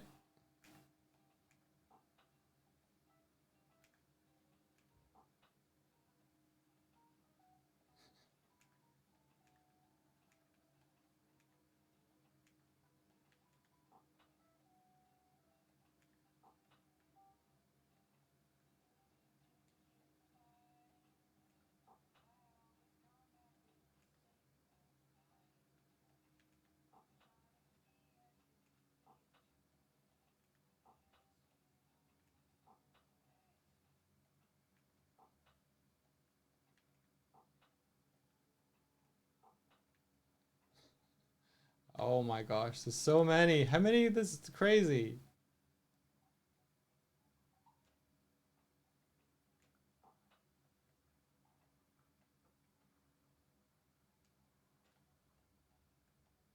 I can't pick up some of them.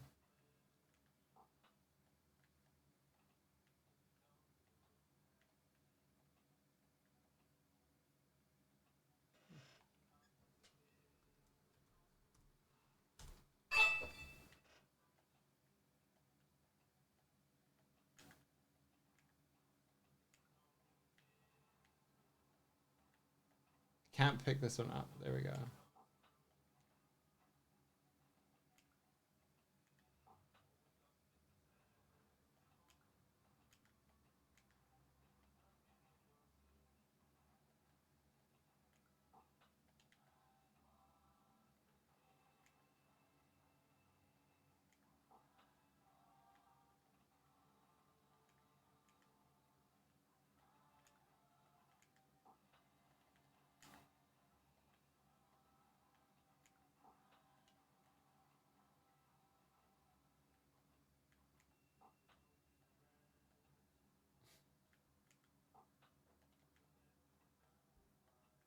I think I did it. Oh my gosh. All right.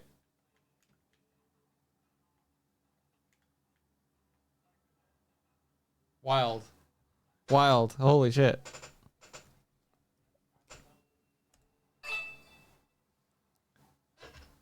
I saw the worm. I don't know where he's gone. I've had so much issue uh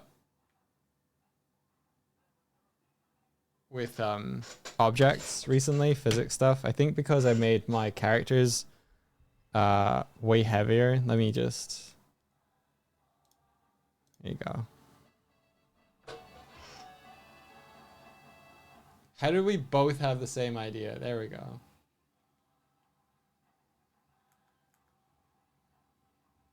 There he is. There's the boy. Wiggly wiggly. Wiggly wiggly wiggly wiggly wiggly wiggly.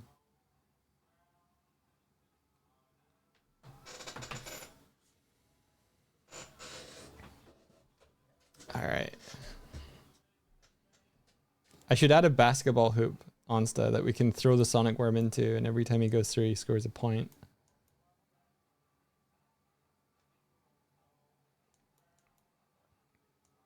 Please, yeah.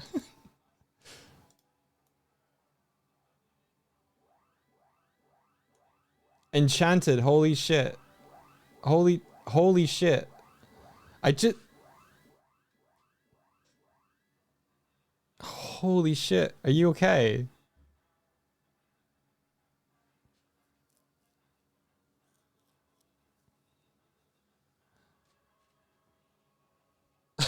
More hats. Okay, okay.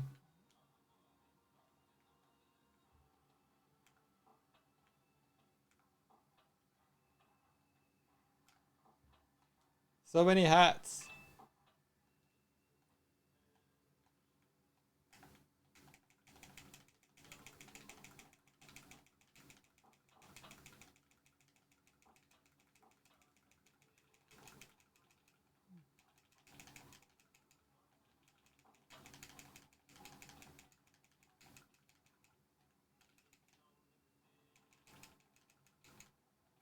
Wow.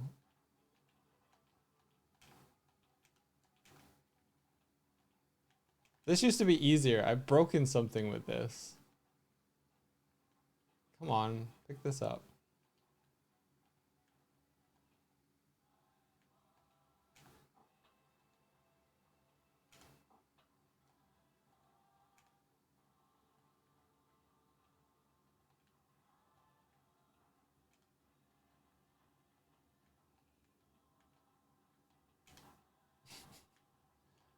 You're really gonna make me do this, huh?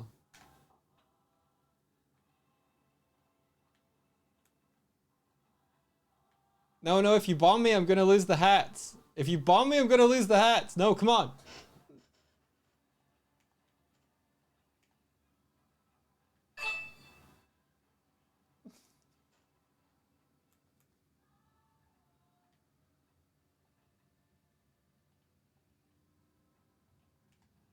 No!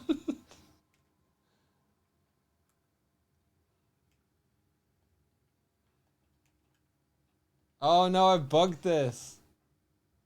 Oh, I'm stuck to chest now.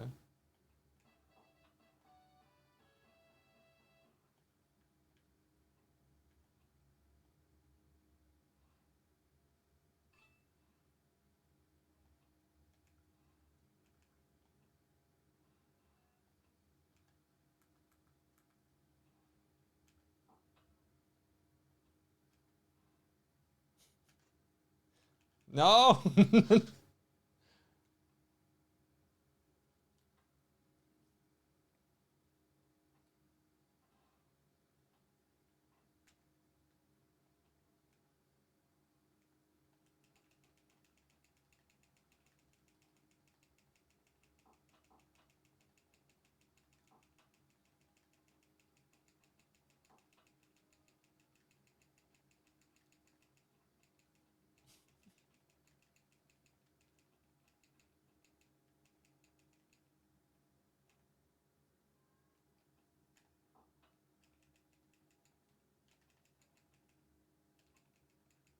No! God damn it! Alright, I guess you don't want me to wear hats then. Fine.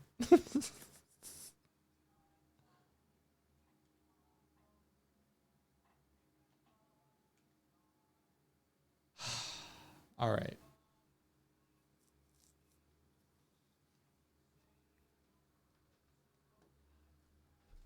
Just revealing all of the bugs. Doig built this himself. It's very Are you broken. still going to ambush Renee? I think so. Yeah.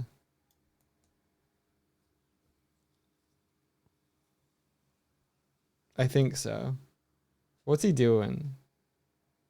Sorry for giving you a hard... No, it's fine. It's fine, Enchanted Wish. It's absolutely fine. I I appreciate it. I'm not mad at all. It's a beautiful sandwich.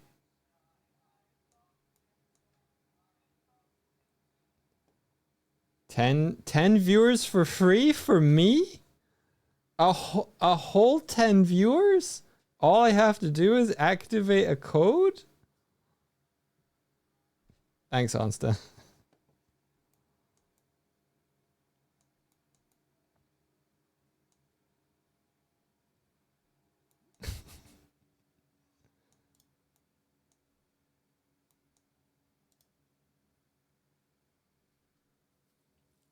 Dude, that's a steal. A whole 10 not actually viewers? Could you imagine if in that person's world, okay, it wasn't bots, but it was actually 10 viewers, and you somehow sign this kind of magic code spell thing, and so you redeem the code, and then like 10 random Twitch users suddenly found themselves at their computers watching a channel they'd never heard of, and like they'd been teleported, like they just woke up, like their consciousness came back to them, and they were like, how did this happen? Yeah, like a summoning spell. Like, it's not 10 bots, it's just 10 actual people just get teleported out of their daily lives to their computer, and like it's the stream's already going. You get isekai to a world where you're watching Doig Swift on Twitch. Yeah, T-Lulu. People not only teleported on, so like you're saying, time traveled. And all you'd have to do is type a code into a browser. It's so good.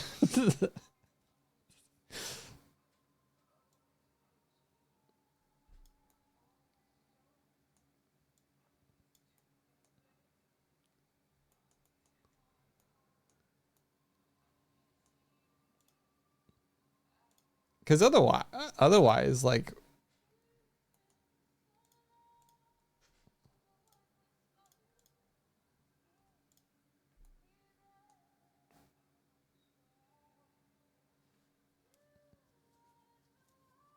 You could be the one.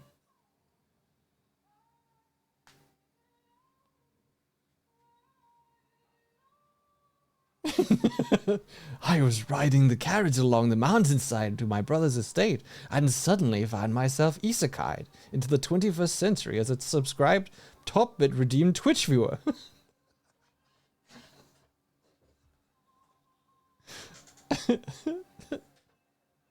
We follow that person's journey as they discover a time capsule left by their ancestors, their relatives, which were like, Jeremy, we knew what happened to you. If you find this in the future, know that we love you.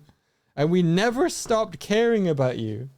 Please live a full and meaningful life in the 21st century as a user of Twitch.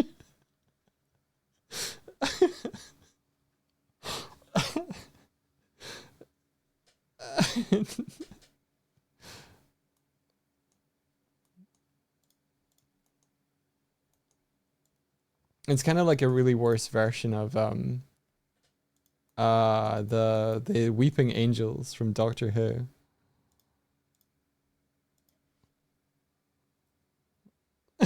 Jeremy, we believe in you. We know that you too can become a Twitch streamer. We knew all along that the reason you had no hobbies in the 17th century is that you were just waiting for civilization to catch up with who you are, Jeremy. We knew that you needed long-form streaming content, and therefore you were volunteered for the revolutionary Twitch time travel program. Jeremy's tribute.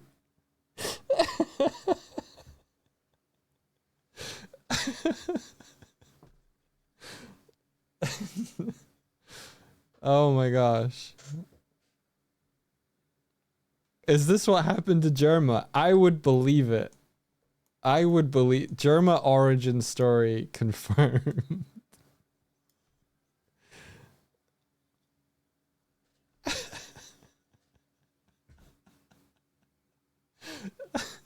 Jerma is actually Jeremiah, the time traveling Twitch viewer summoned by the magic code.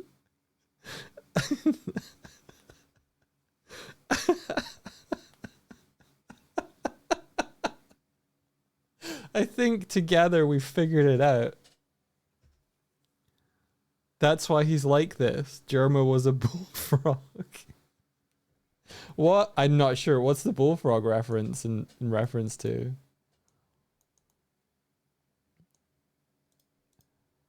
Oh, I weep. It's a song. Okay.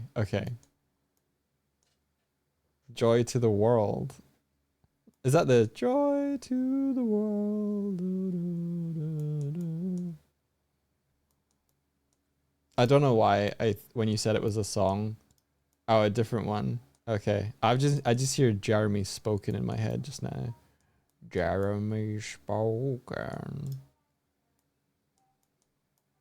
Okay, so we need to turn these 3 segments into 1 segment.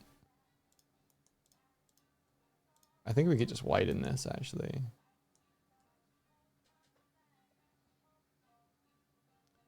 Object origin to geometry. I feel like that was the Twitch equivalent of handling a heckler at a comedy show. We just invented an entire origin story for Jerma together because someone came in offering 10 followers.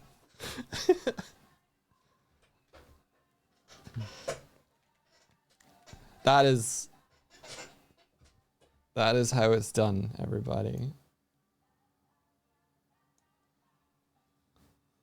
We turned a bot into a beautiful story. It's a magic trick.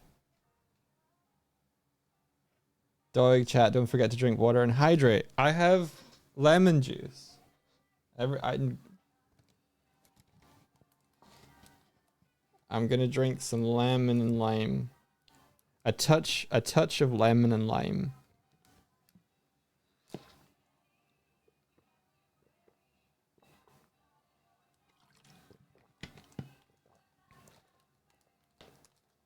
It's not straight lemon juice.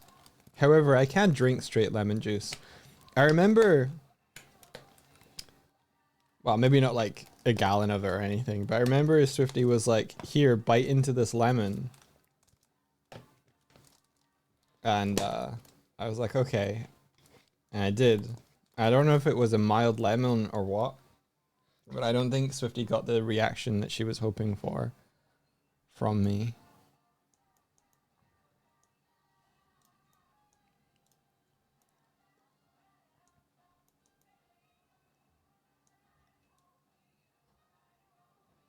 I might have to go soon, because Swifty was saying, am I done streaming yet?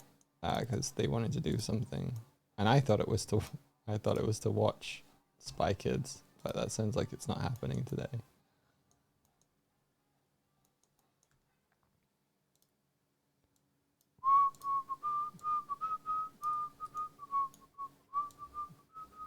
Oh, I hear footsteps.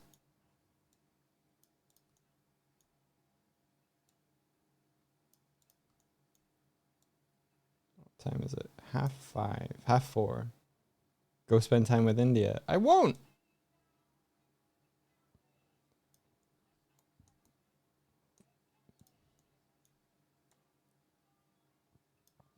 You won't what? I see her every day. Also, Swifty said she wanted to go and do work or something.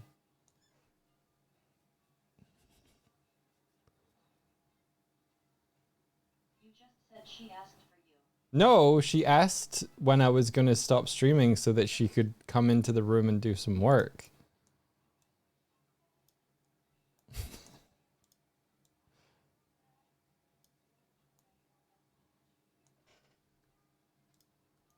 Let the bird work. Yeah, that's what I was saying.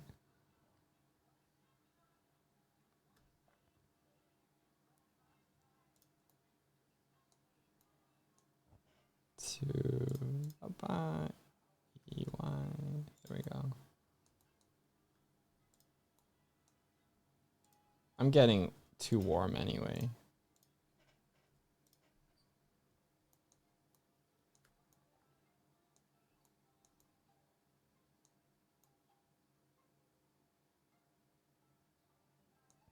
Okay.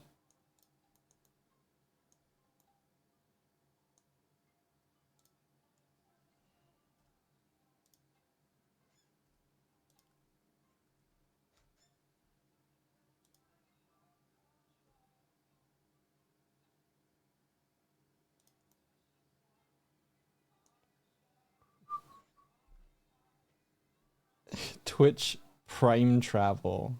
Raz the Roo, that's really good.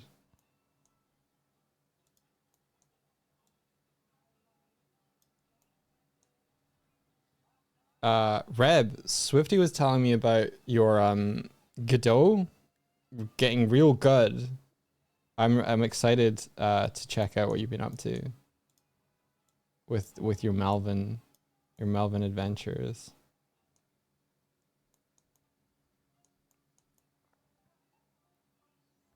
Yeah, so if this... Okay, so that's too many prongs on this one. So I think we can probably get rid of this one. Yeah. Bring this over.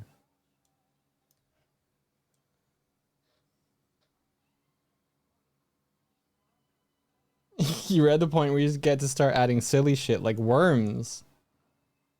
Oh god, no. Not the worm level.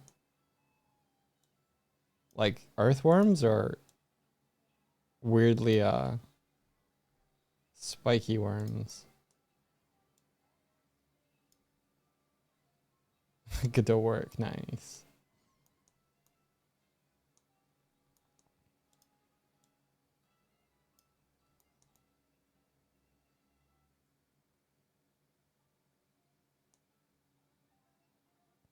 Worm on a string worms. Very good. You made... What's Womp? You made a silly worm on a string in Womp that looks like a toothpaste. A singular toothpaste. Very good.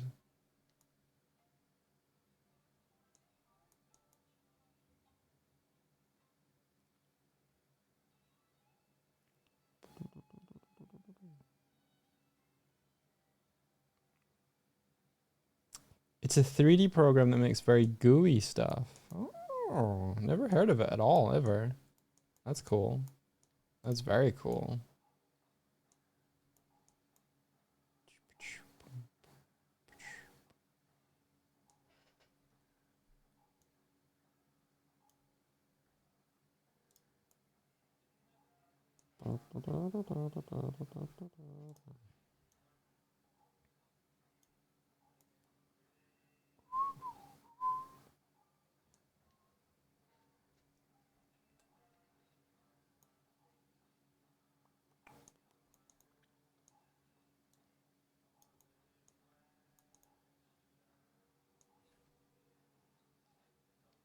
Here's a link. All right. Womp womp. Oh, the future of 3D is easy to use, liquid, goopiest, easy to use software. Oh, womp womp.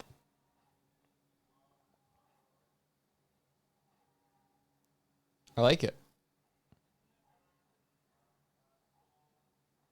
Join thousands of wompers. This looks great.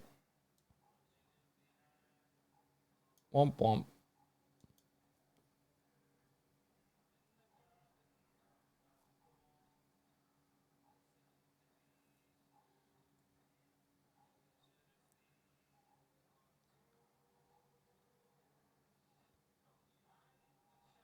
I love this. It's really fun. Wait, does this just say open womp? No. Hang on. Continue with Google.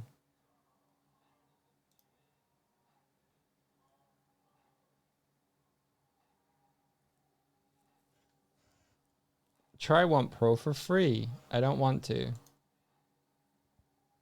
New project.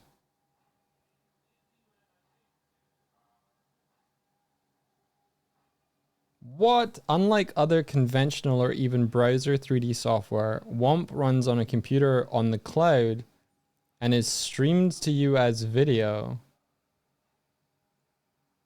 Okay. What magics have you told me about here?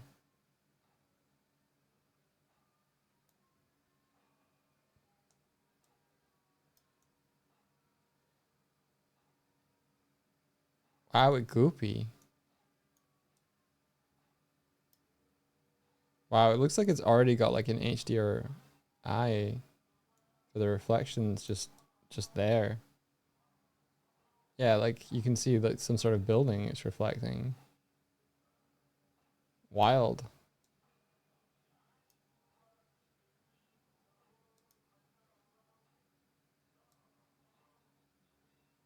Goopy. Oh, look, it's even got a boolean in the middle. That's fun.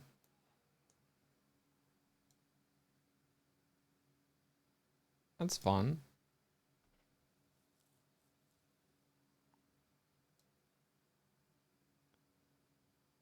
Oh, the fact I can just join, do stuff like that is real fun. Goopy. Goopy.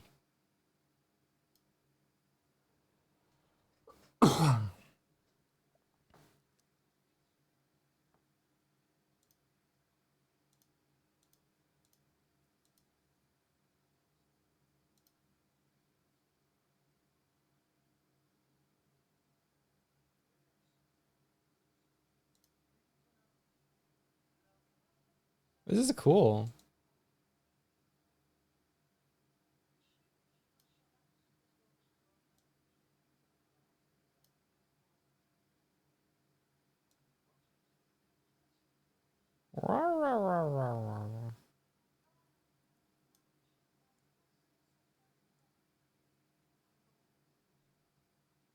So you just build it out of primitives, it looks like. While rotating, hold shift for increments. Oh, nice.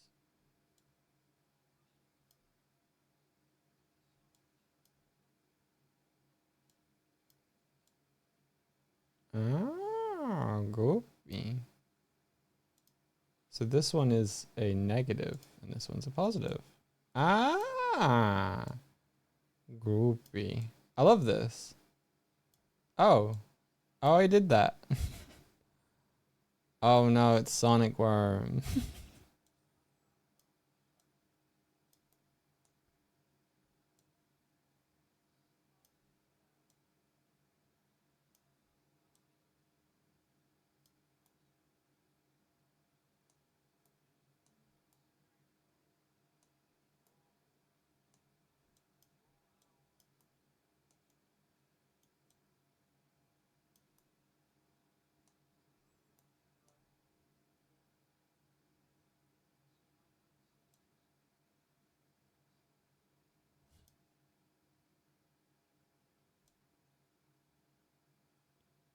Wild. I can't believe this is running on some other person's computer somewhere and just sending me the video. That's wild.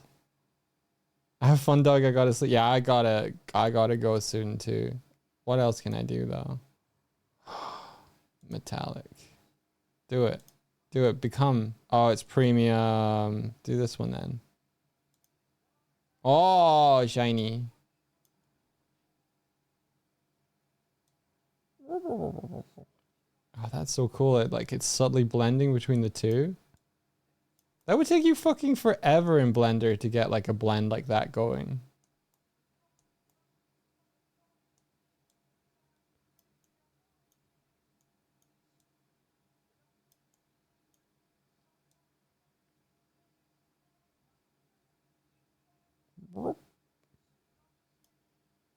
Can I change the material? What can I do to it? Material.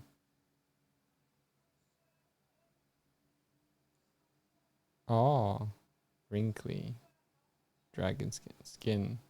Oh. Bro.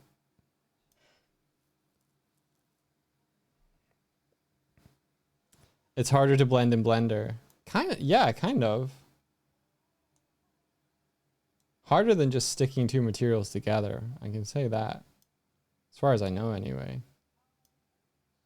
And it's got like soft edges as well.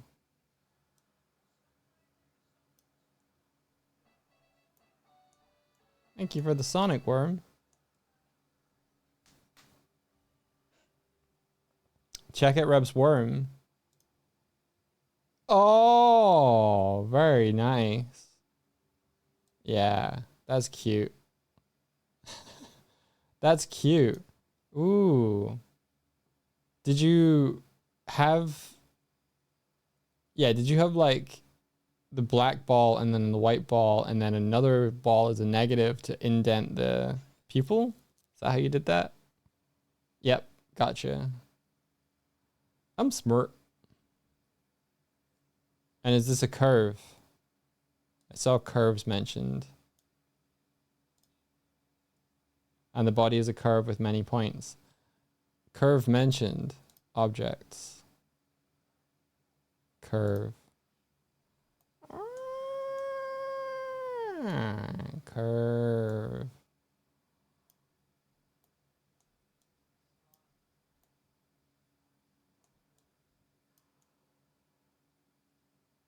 Curve. So how do I edit you?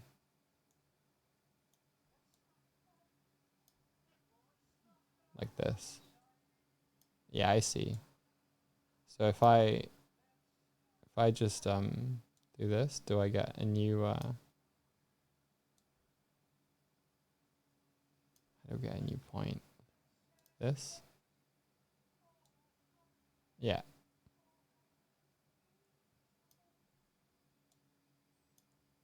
Cool. And then just scale it down.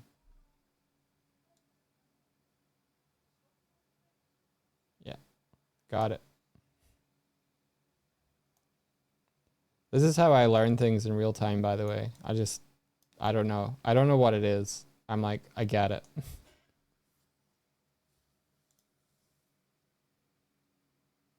But what if we get a little twist on it? What if we put a little twist on it? This way? No, it's scaling in that direction. Oh, there it goes. Pop, pop. Squidgy. Hey, bots. How's it going? Rebecca only just told me about Womp Womp. It's really nice. It's really nice.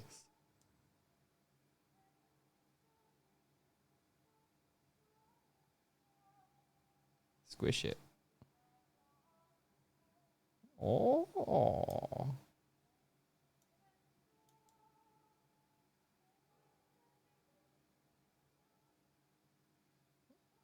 Rad.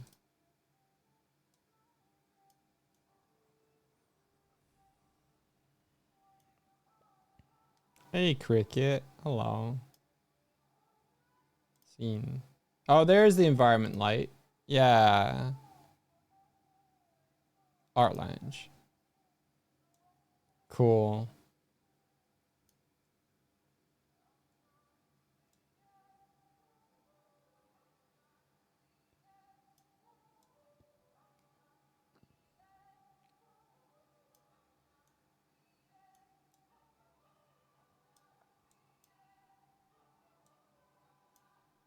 This would be really good for like setting up a still life or something. Like, ooh, I really want to like work out edges. I wonder if you can sharpen the edges at all, or whether it's like, oh, I can just switch what the shape is. Oh, that's fun.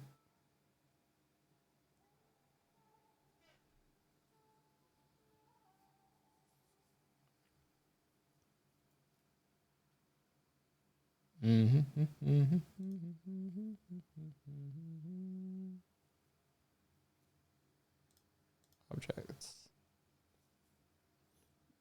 My objects. Oh, you could just put in a fish. Oh, mannequin. Oh, these are all premium ones. What other people have made. Fun.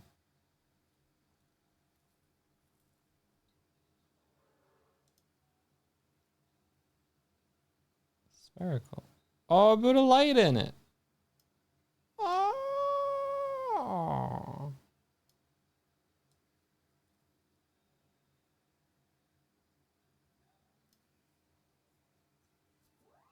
Rad.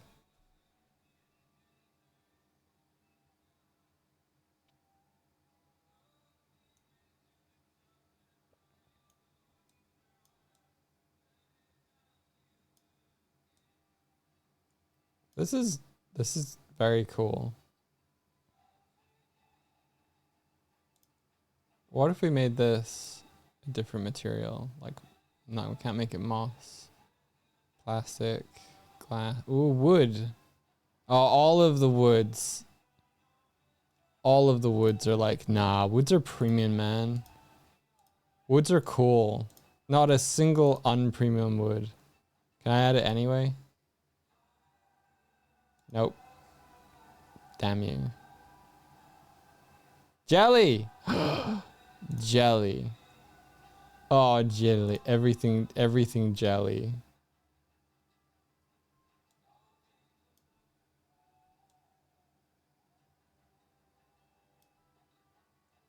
Shuffle material. Oh, that's cool. Shuffle it. Smooth corner. Oh, smooth corner. Unsmooth corner. Perspective. How do I unsmooth it?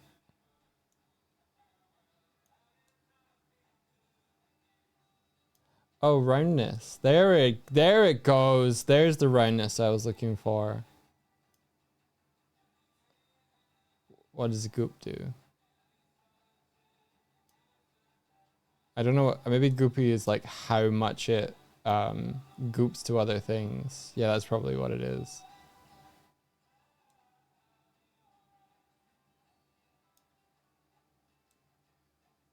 Yeah, so I'm assuming that if we round this out,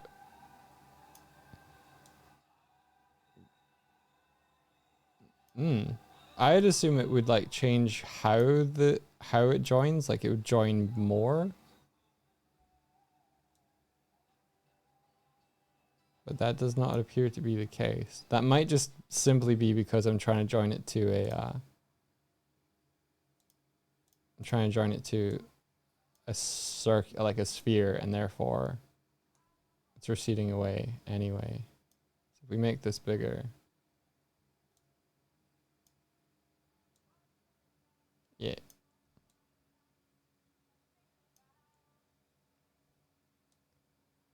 Womp womp. Yeah, so goopy. Yeah, not reacting like I thought it would. Interesting. Let's see what it says. Objects that are close to each other and in a union area can be merged into goop. Okay. So if we get 0 goop, it doesn't change it. Wild. Wow. Let's see if it changes now. Yeah, not doing what I thought it would. It's cool though. Very cool. Thank you for sharing this with me. I think this is a very fun playground.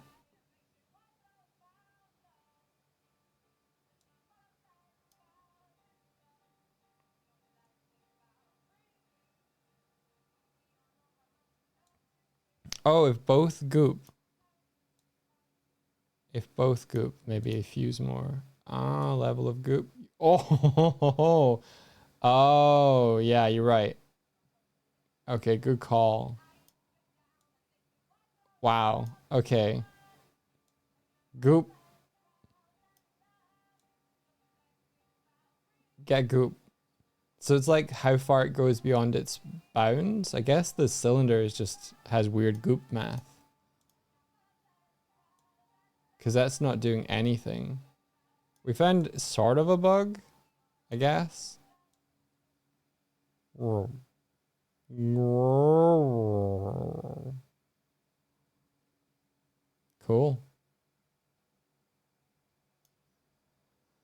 What does it export to? Export frame, 3D mesh export. Okay, I'm gonna try this. OBJ, FBX.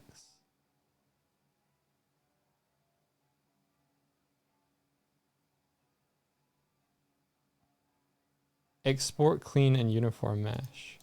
That's premium.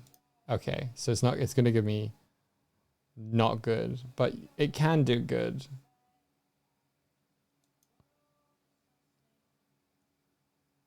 All right. We're preparing your 3D model to be downloaded. It can take up to a minute or more. Okay, got it.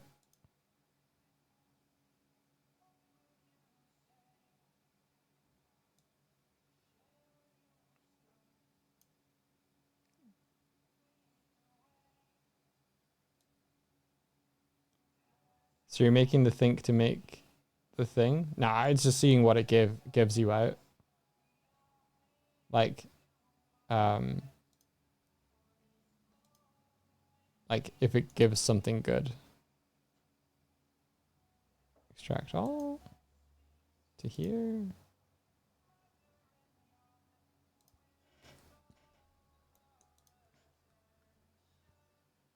File, new, general, file, import, FBX.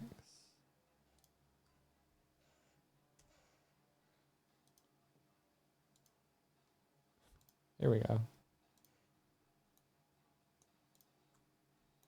There you go. Yay. It's not so bad.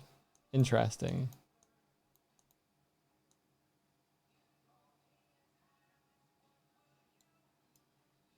I think if you had the Pro, it would probably give you like nicer geometry, maybe. Like it would try and recalculate it better, but it's giving you it straight. Interesting though that you can like make a kind of cool custom shape and then maybe sculpt it later.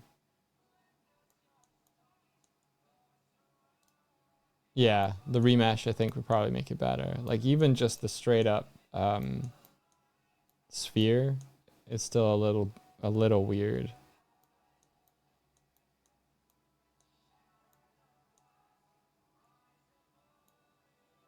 Cool though. This has promise. Like I could probably take this into sculpt mode. Sculpt on this. Oh, there's something I saw in I think it was ZBrush that looked really cool, which was like they were just kind of cutting off the corners of stuff. I wonder if there's a way to do that in here.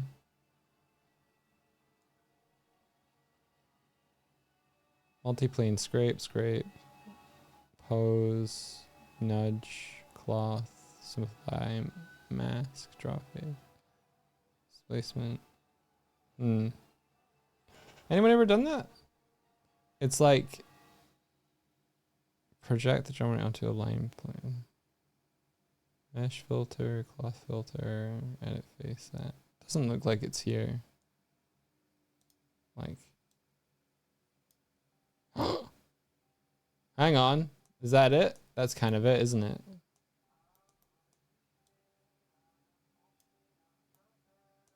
Not quite, no, actually. Oh my god, that's not what I meant. Holy shit, what the fuck?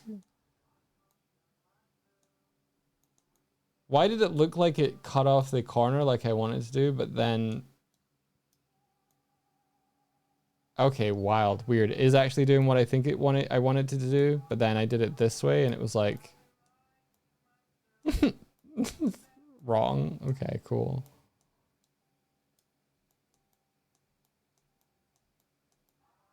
Wild.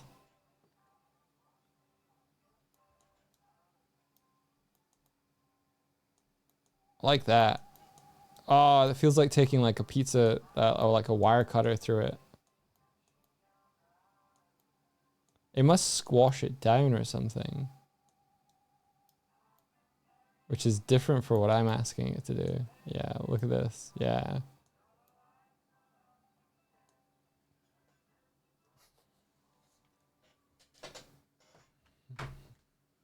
But yeah, I saw some 3D models for Project Dragon and I was like, oh, that's cool. But the way that they kind of created these like really nice beveled edges was this like cutting off the edge of it like that. It's different. Cut.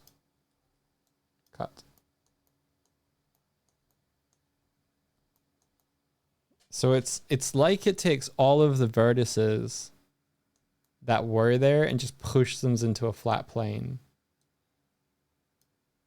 So interesting.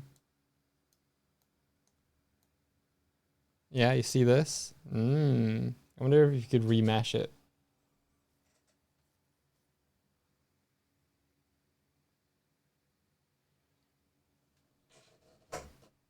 It reminds you of running a string through a clay block. Yes, yeah.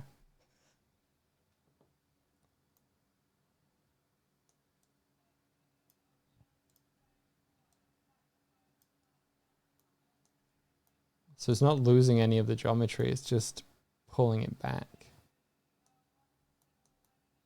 And then you can go in and pull it around.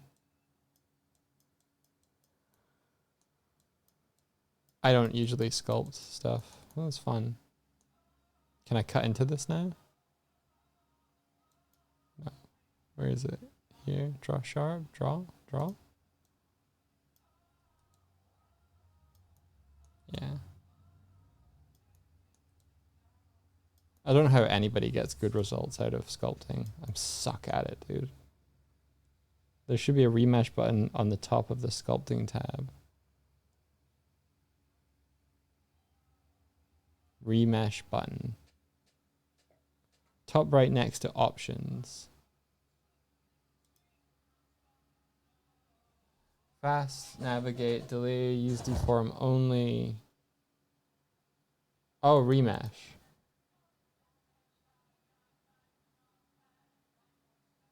Remesh? Oh. I maybe shouldn't have hit that without asking you about it. I think Blender died.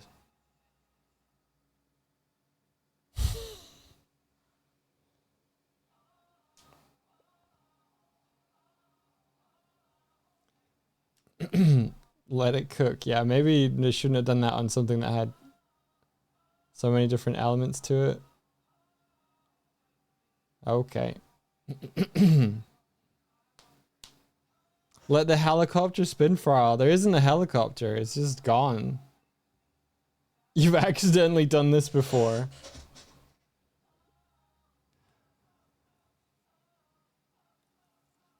You let Indian... No, it's not going to be a while. I'm done. I'm done. It's fine. I can't do anything else anyway. Oh! It did something.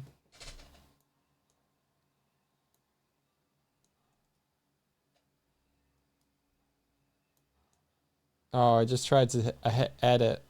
I think it's still cooking. She's been waiting all this time. Really? Oh. Swifty, you can come through. I'll finish up now.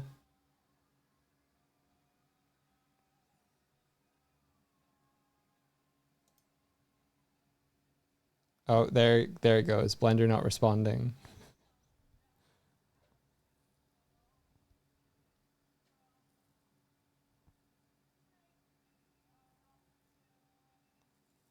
There goes the wheel. Ah, the white screen.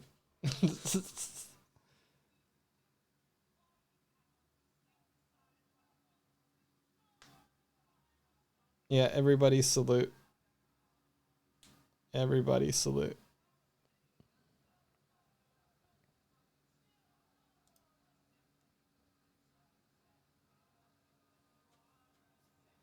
Who can say where the road goes?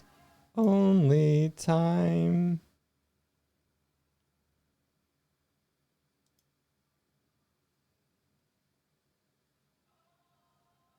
And who can say where the road goes? Only time.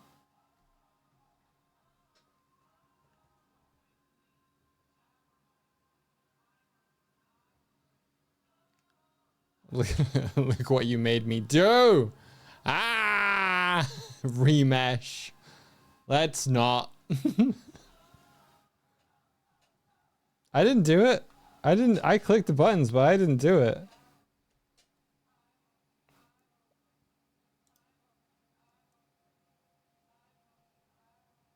Who can say? I didn't know I could break my voice intentionally quite like that. That was kind of cool. Ooh, I think it just means I'm so close to breaking my voice all the time anyway. Ooh. End task. There we go. The shapes, they took me, yeah.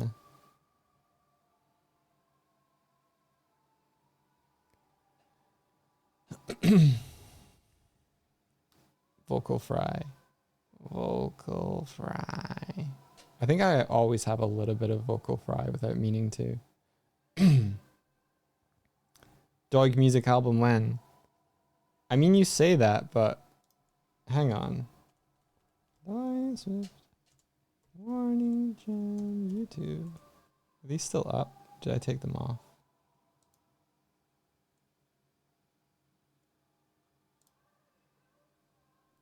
Videos. Oldest. Oh, I took them off. Huh. I forgot that I had taken them off. Oh well. YouTube Studio. Content. Morning Jam.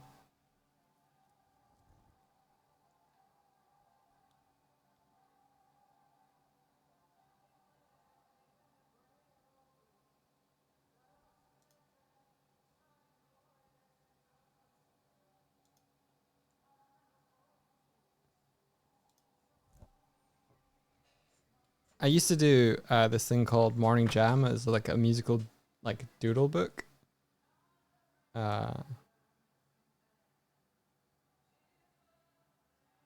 Way back when, and not that one. Where are you? Where are you guys? Dashboard.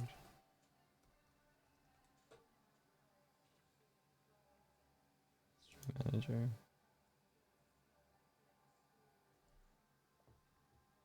India, can you hear me? Are you doing well?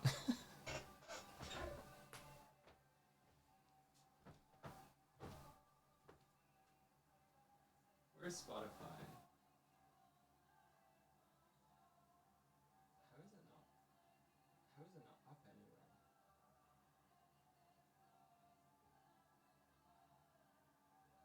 I don't know where Spotify is. Oh, you have it in a browser. I see.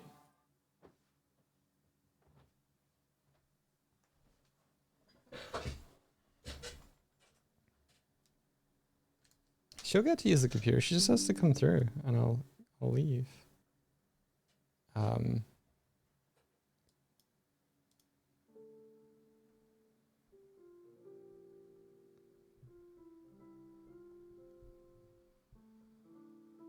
Can you guys hear that?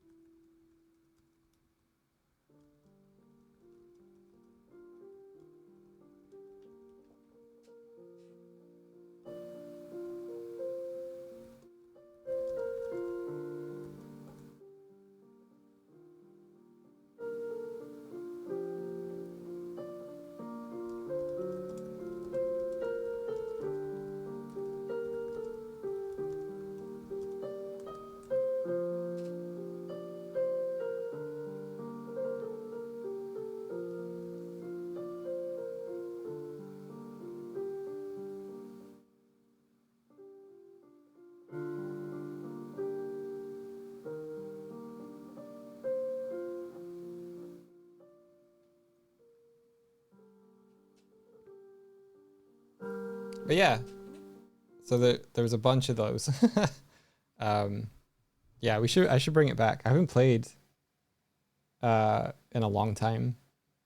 This was from like 2017, so a long time. So in Unity, one can make a world for VTuber character. Damn, I want to know how or where to learn this thing. Well, stick around. I'll teach you over time.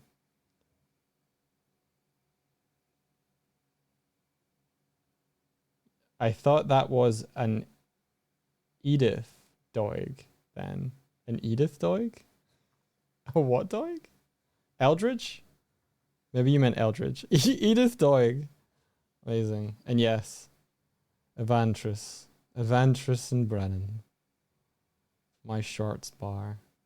Fucking Mace is so funny. But yeah, I'm gonna call it here. I'm gonna raid into Rennie right here, I think. And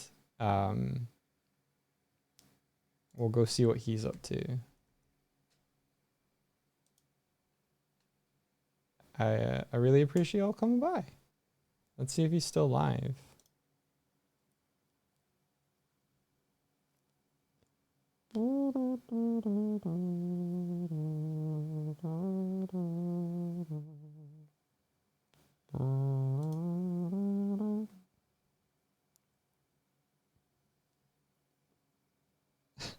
Did he just get raided?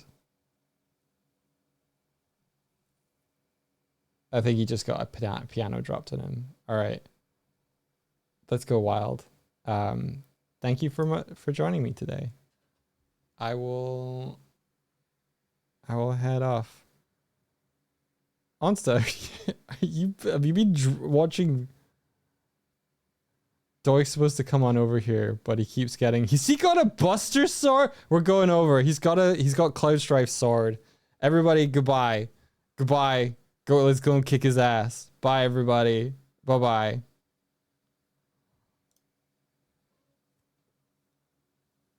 Thank you, Horatio.